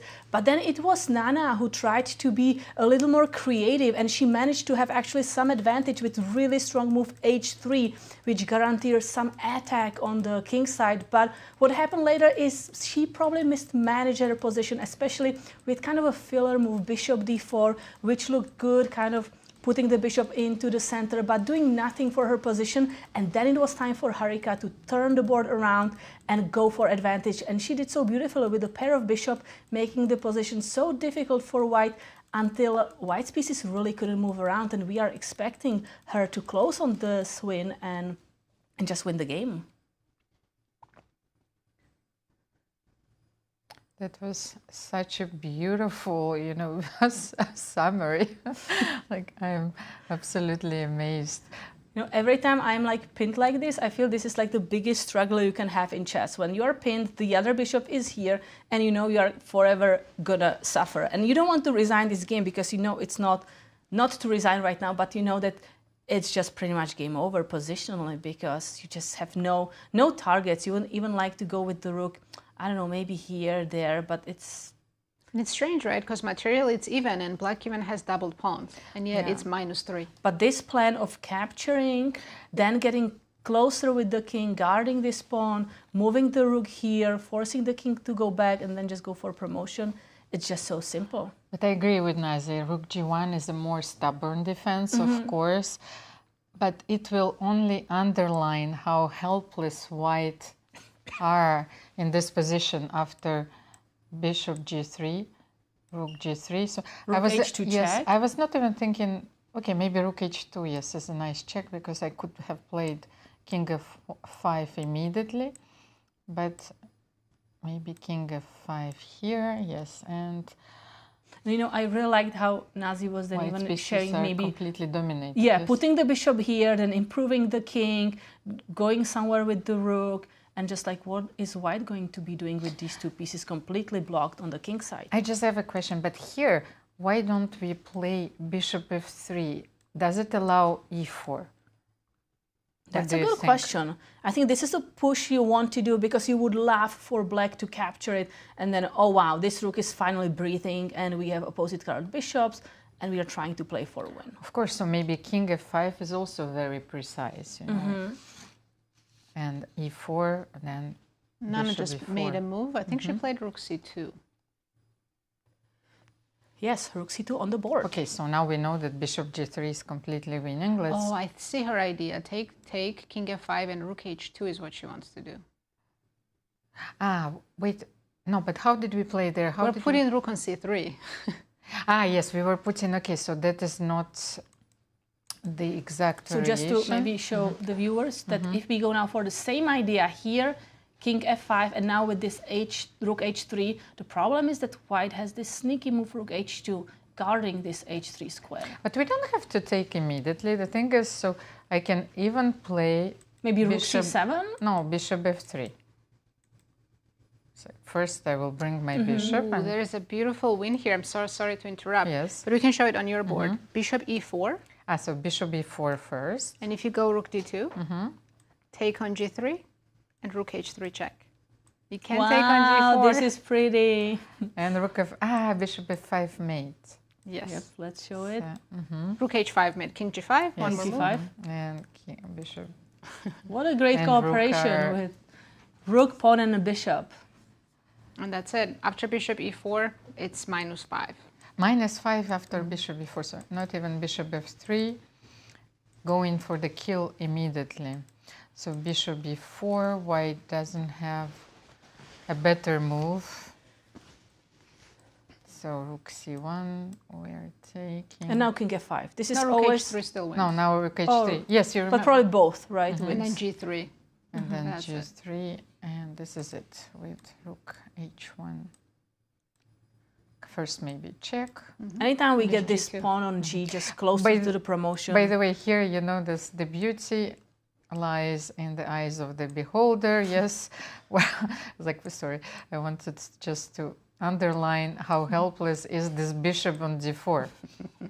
Yep, the only Hail Mary pass is to go here, hoping you recapture with the bishop, and then I survive. Well, you're still lost probably in this position. Yes. Probably, yes. But you just can capture with the king, and no one's stopping this pawn. Harika knows that she is winning. I can see it on her face. She's about to make a move.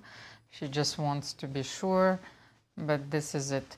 So we will have, for the moment, a two-way tie, and 2 games will be still in progress.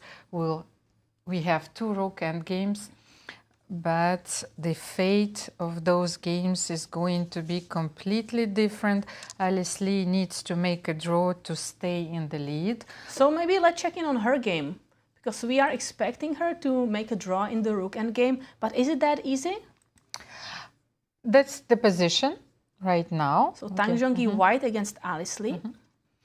So king g5 probably was the last move. No, king g5, and then rook b3. So how do we continue? Do we push h4? I was thinking about it. Because if we manage to trade these pawns, it's a dead draw. That's super easy. Everyone should know how to draw such an endgame. I'm But trying to understand, Katerina. So we cannot play probably rook a4 just to show it. Then maybe rook b5. and if you go king h4, now you can get actually checkmated with g3. That would be quite unfortunate. I was not hoping for that much, you know. I was looking at king, you know, g6, and then king f4, advancing.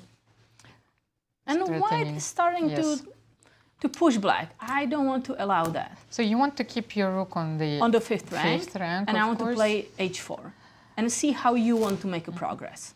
But if you play, let's say, rook c5, just leave the pawn on h5, what is happening here? How are you improving? Maybe your idea is actually... Why do you dislike my h4 move?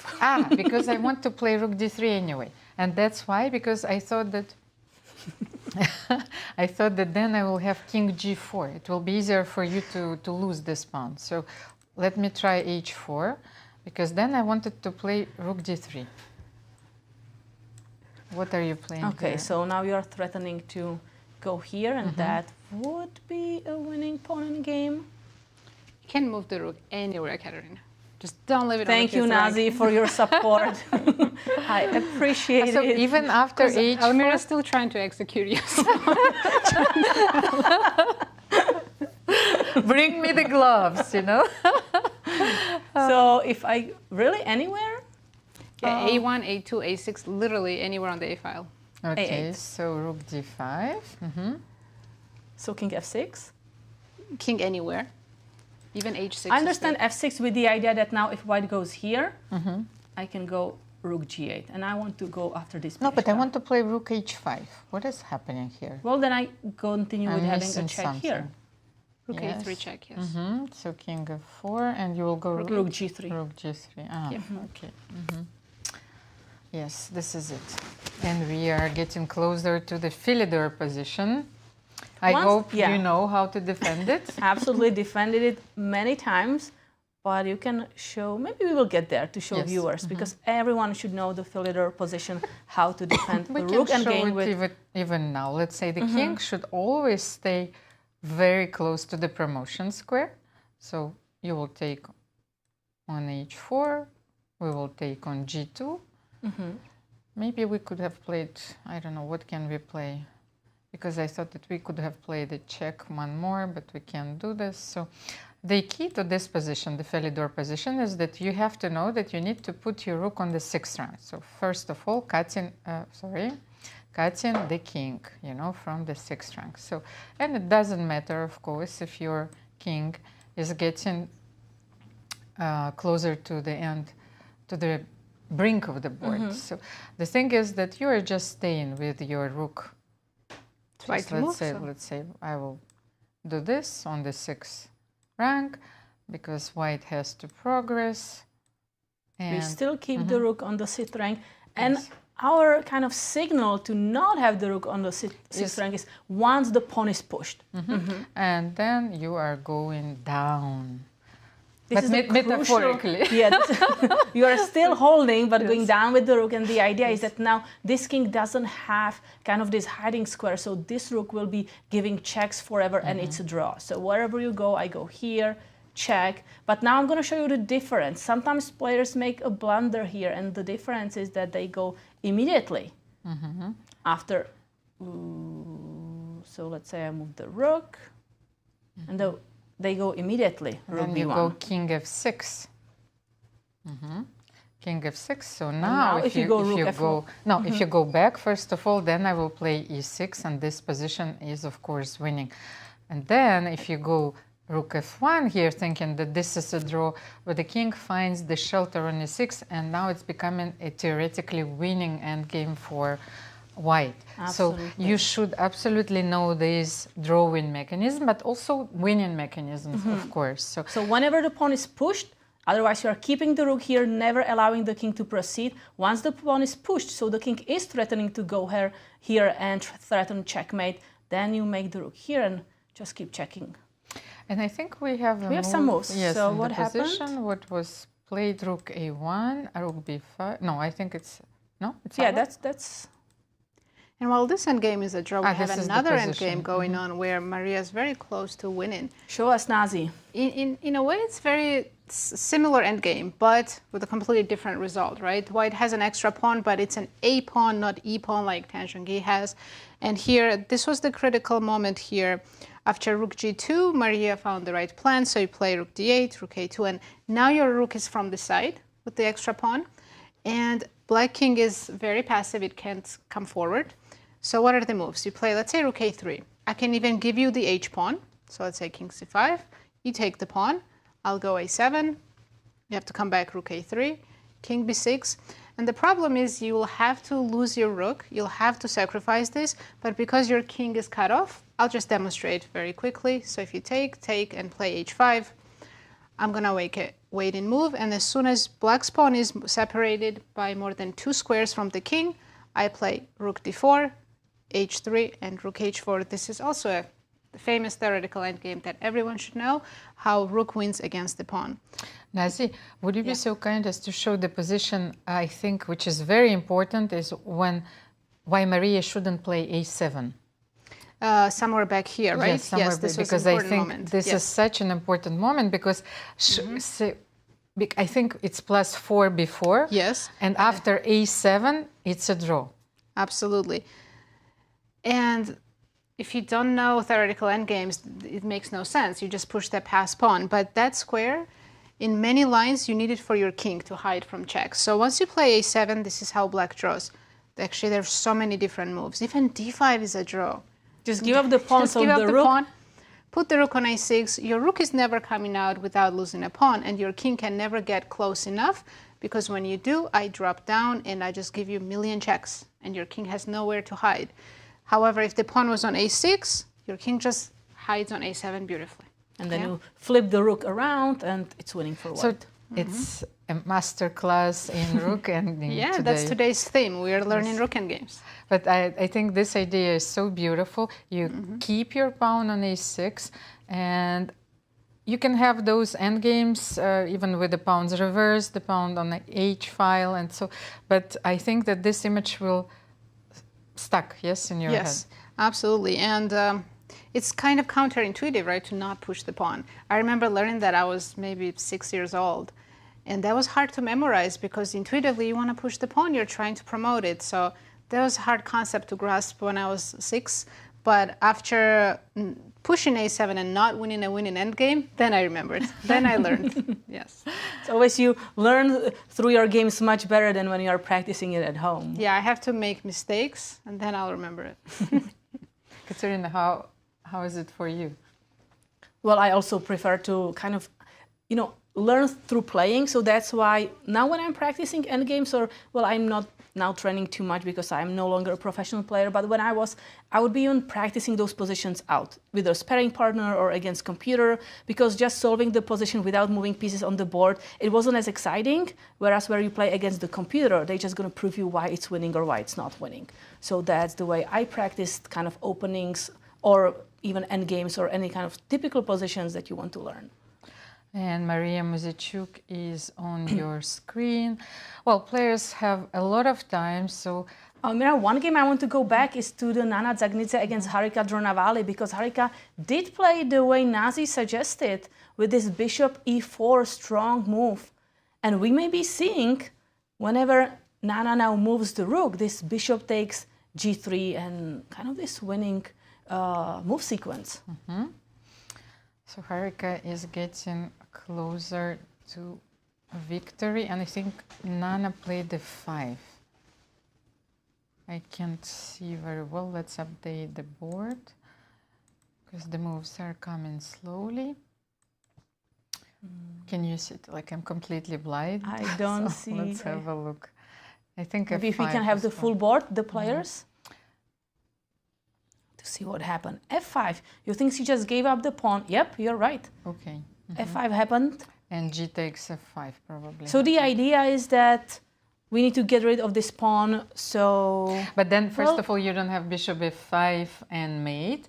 Then right. I still have a few squares for my king. Let's say king f4, king g5, just in case. True, but once I capture with the pawn, like this pawn is forever defended and I still have the same ideas, right? So how helpful it is to give up that pawn? Well, I don't know, because maybe you can take on g3, king f4, but then after g3, you know, your pawn is still supported by every piece.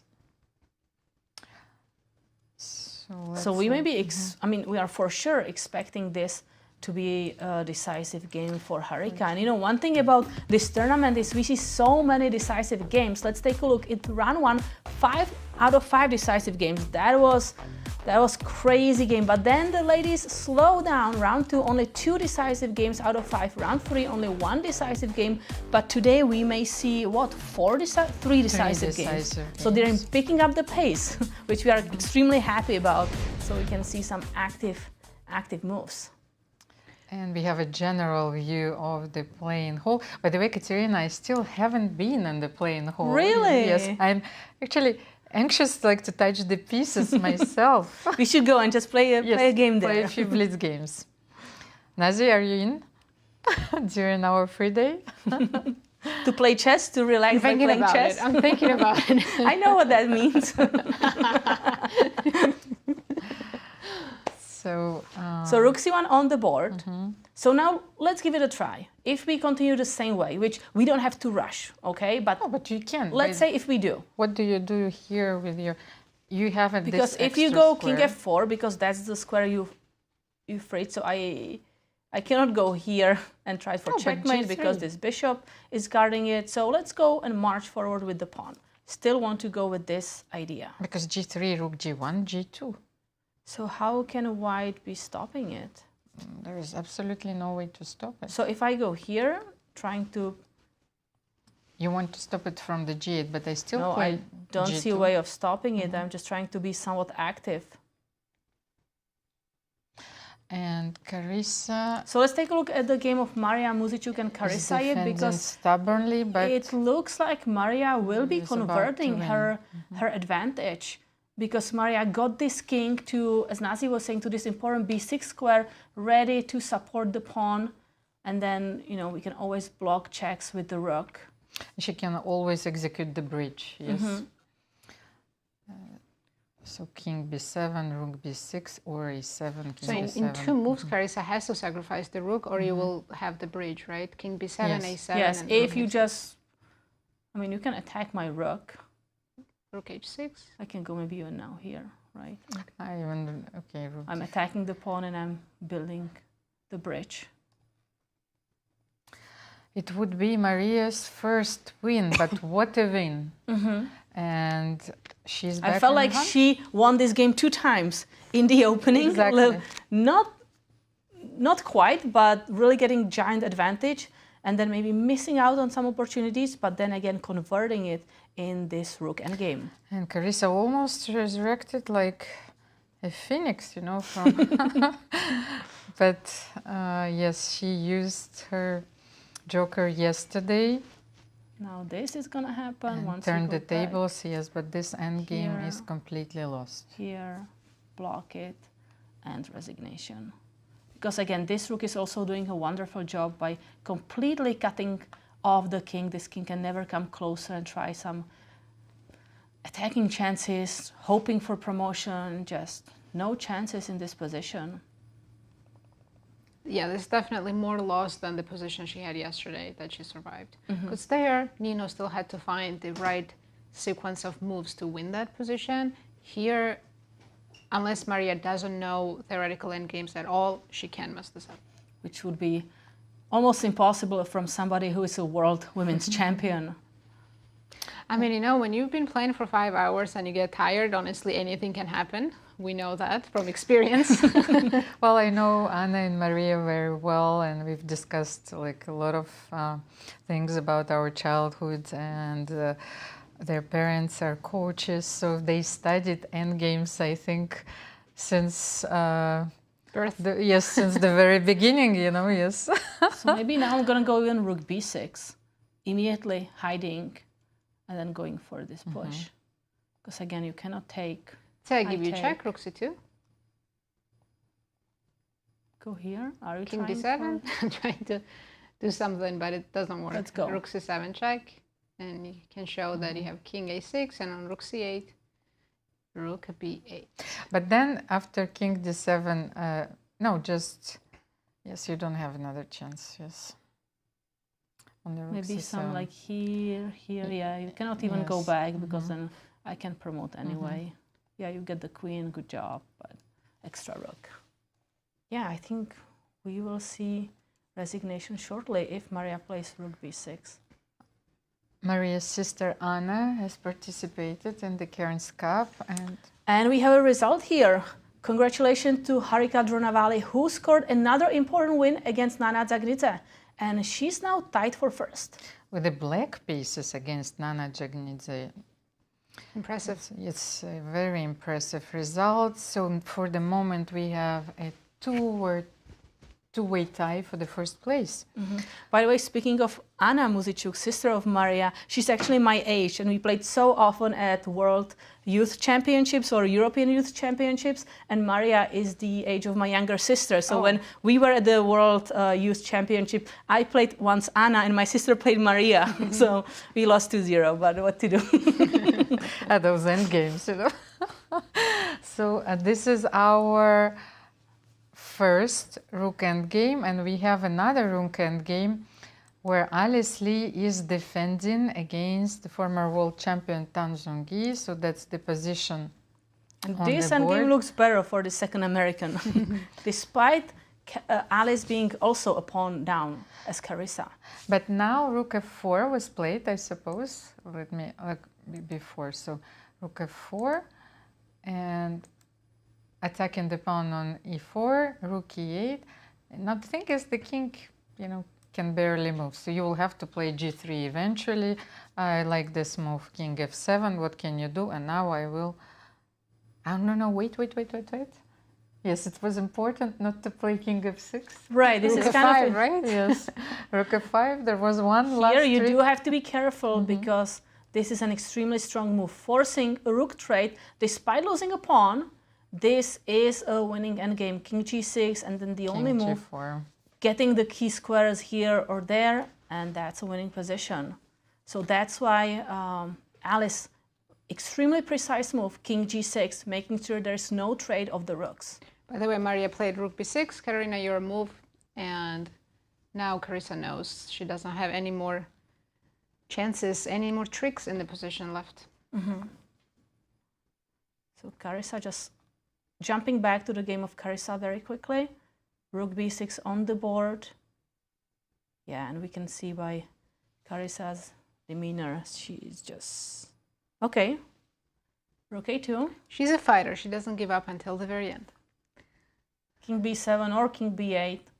Both moves supporting the push of a7, a8.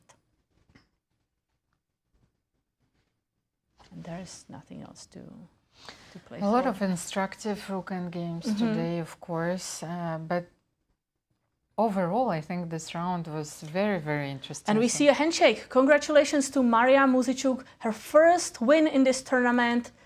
What a great technique in this rook end game.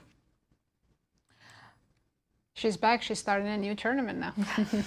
She needed a couple of days to get out of jet lag, and now we're seeing the former world champion that we know. And now everybody has to be worried because she started with a draw, today with a win, and now she wants to continue in that style. So last game, Tang Zhongyi against Alice Lee, rook endgame. And before that, Yasser with our winner. Yasser, over to you. Thank you, and indeed, I'm with the winner, Harika. Congratulations. Thank How do you. you feel? I feel definitely good. I think it's been little unclear position, so I'm glad that I could finish this off. Exactly. And a very big win against... Oops. I'm sorry. Let me do something. Thank you, Tyler.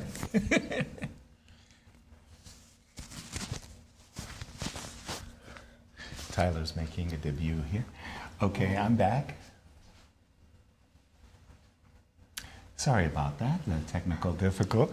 Harika, congratulations. How do you feel? Thank you. I mean, it's always, it feels good to win a game, so I'm glad that it finished well.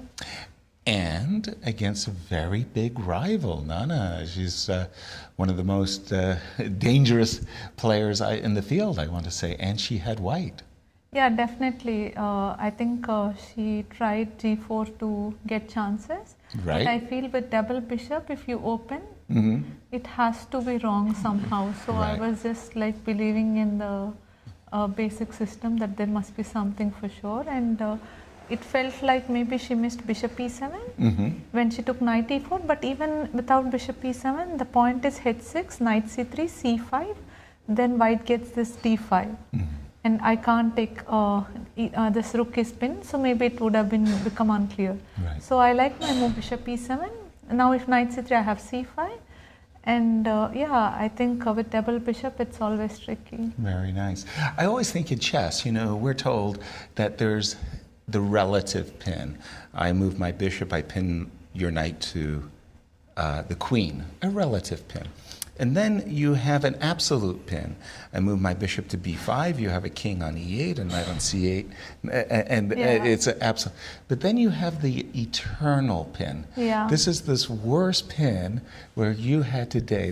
The king is on f2, the knight is on, and she can't get out. And you just have this terrible feeling of absolute helplessness, this eternal pin. Yeah, in the end, like, okay, even I didn't understand what's happening. She was about to play rook c7. I got excited a bit because rook c7, I have rook d4 and it would have been finished Immediately. So she immediately took it back and played rook c8. I was little like, upset. I was like, okay, I don't know if I will be able to convert or not. Rook c8, it felt like, okay, let's try. Right. So I just tried to play the simple most possible, and somewhere in the end this rook h7 bishop e4 trick was like really good. Yes. She couldn't do anything because this bishop g3 is easy to miss. Right. That you would take this, and that's how I think she had to play f5, or else it's just it's in such a cute mate. So if she played rook c8, bishop into g3, king g3, rook h3, king g4 she can't take, bishop goes bishop f5, king g5 and rook h5. h5 mate. Yeah, very, very nice. You're in first place. Yeah, I mean, it's long tournament to go. I don't think so much about the standings. I just try to give my best. Are you happy that you're tied with Humpy? Yeah, of course. It's always good to be in a good shape in tournament. So, yeah, but it's just not even half the tournament. It's like still 5 more games. I don't want to think much about the leaderboard and all. I just want to give my best every day. Well, keep playing like you did today, and I'm sure we're going to have a lot more interviews with you. Thank you, Harika, for joining us. Thank you. I hope so too. I hope so too. Back to you in studio. Thank you, Yasser. Let's have a look at the results. Right, we already have 4 games that finished. Alina Kashlinskaya drew against Nino Batsiashvili. Humpy Koneru won against Bibisara Assaubayeva. Mariya Muzychuk scored her first win of this tournament against Carissa. Nana Dzagnidze lost to Harika Dronavalli, who is also on a roll in this tournament. And last game that is still ongoing, it's Zhongyi against Alice Lee.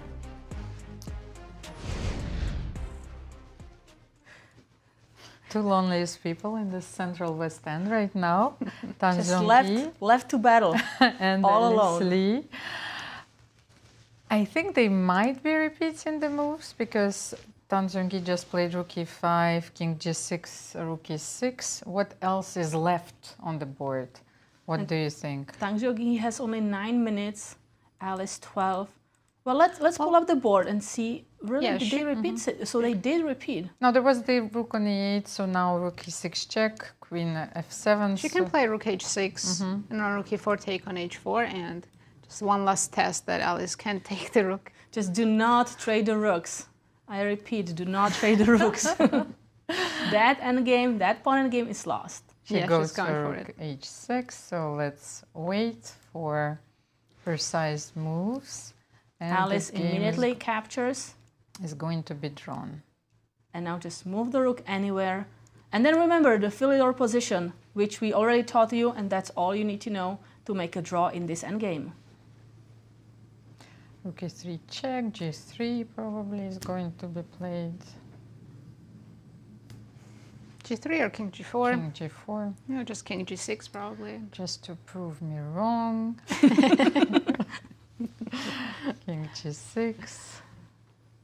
King F4.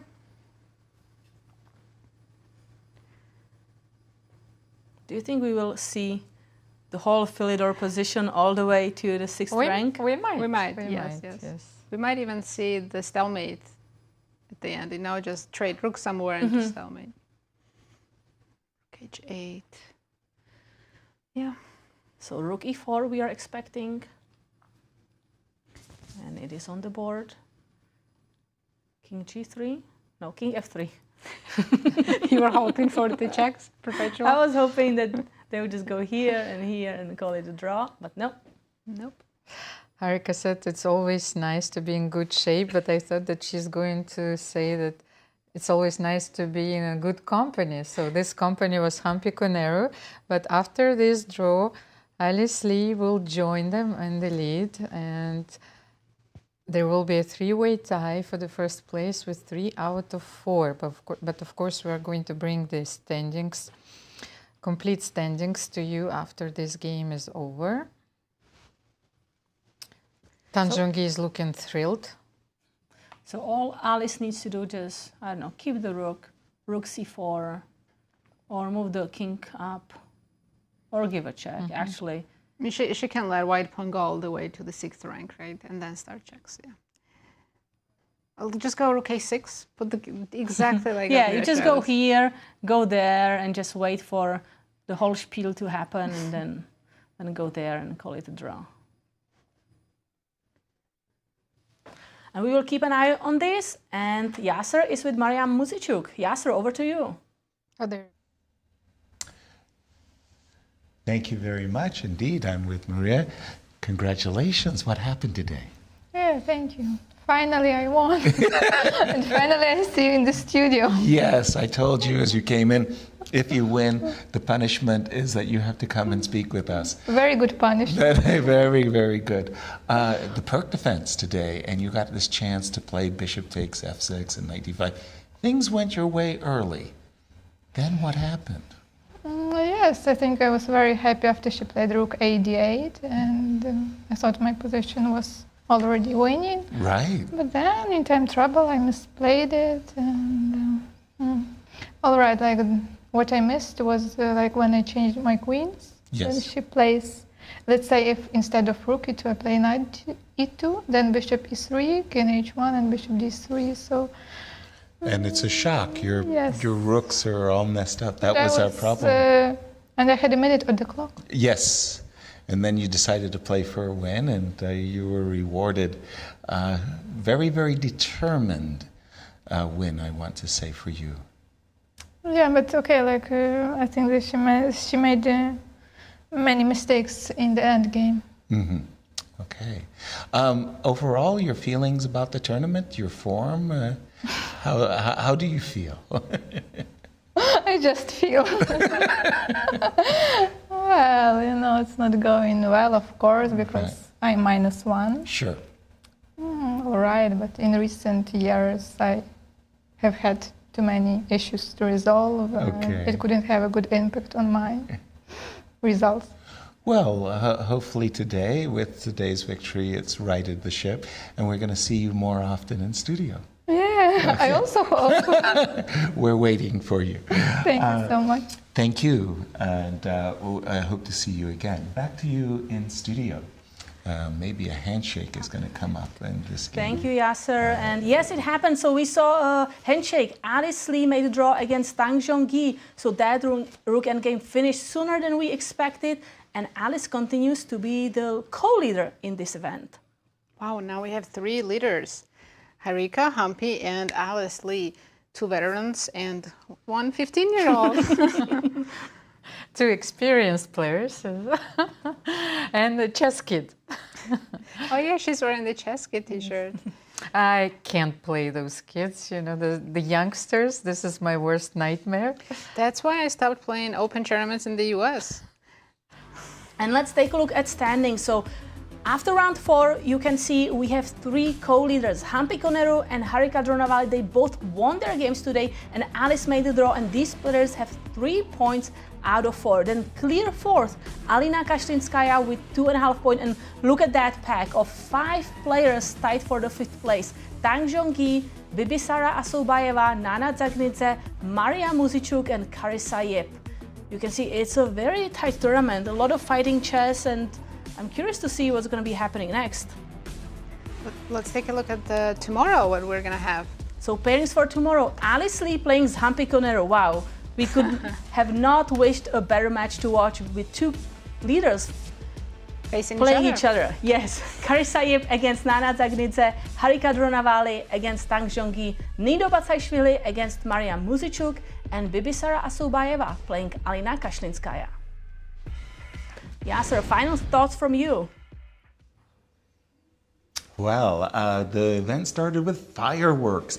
5 victories in round 1, 3 in round 2, 1 in round 3. Am I starting to see a trend? No. Today, the fireworks were back. 3 victories. And for one Alice Lee, a very, very relieved Alice Lee, she came into today's round leading the tournament, and she nearly lost her lead, but somehow she managed to hold the number 1 seed to a draw and a 3-way tie. Oh, looking forward to tomorrow and the rest of the tournament. Back to you in studio. Thank you, Yasser. And here we see the predictions. We don't have to see them for too long. Yes. So Alice Lee still doing very well. Koneru too. Carissa stumbling today, and Nino also needs to pick up the pace. Yasser, what do you say? Yeah, Carissa, I thought that she was going to be, catching a second win, but today Mariya played a really, really good game.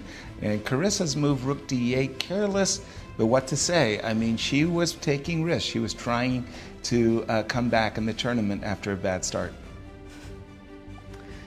Final thoughts. Nazi, what about you? What are your thoughts of this round? What can I add? Yasser summed it up so beautifully.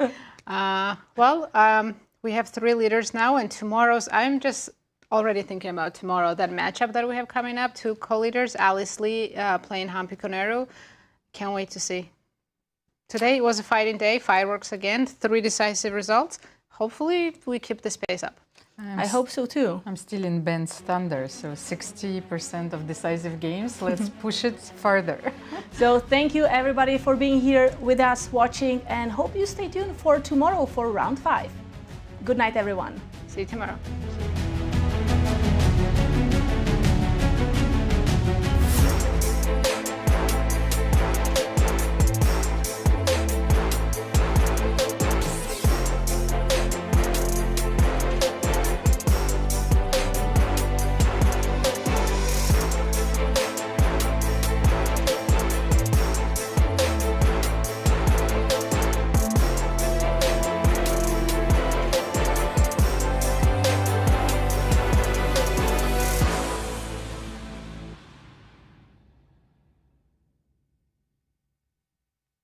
This has been a presentation of the St. Louis Chess Club. Any reproduction or distribution of this content without the express written consent of the St. Louis Chess Club is prohibited.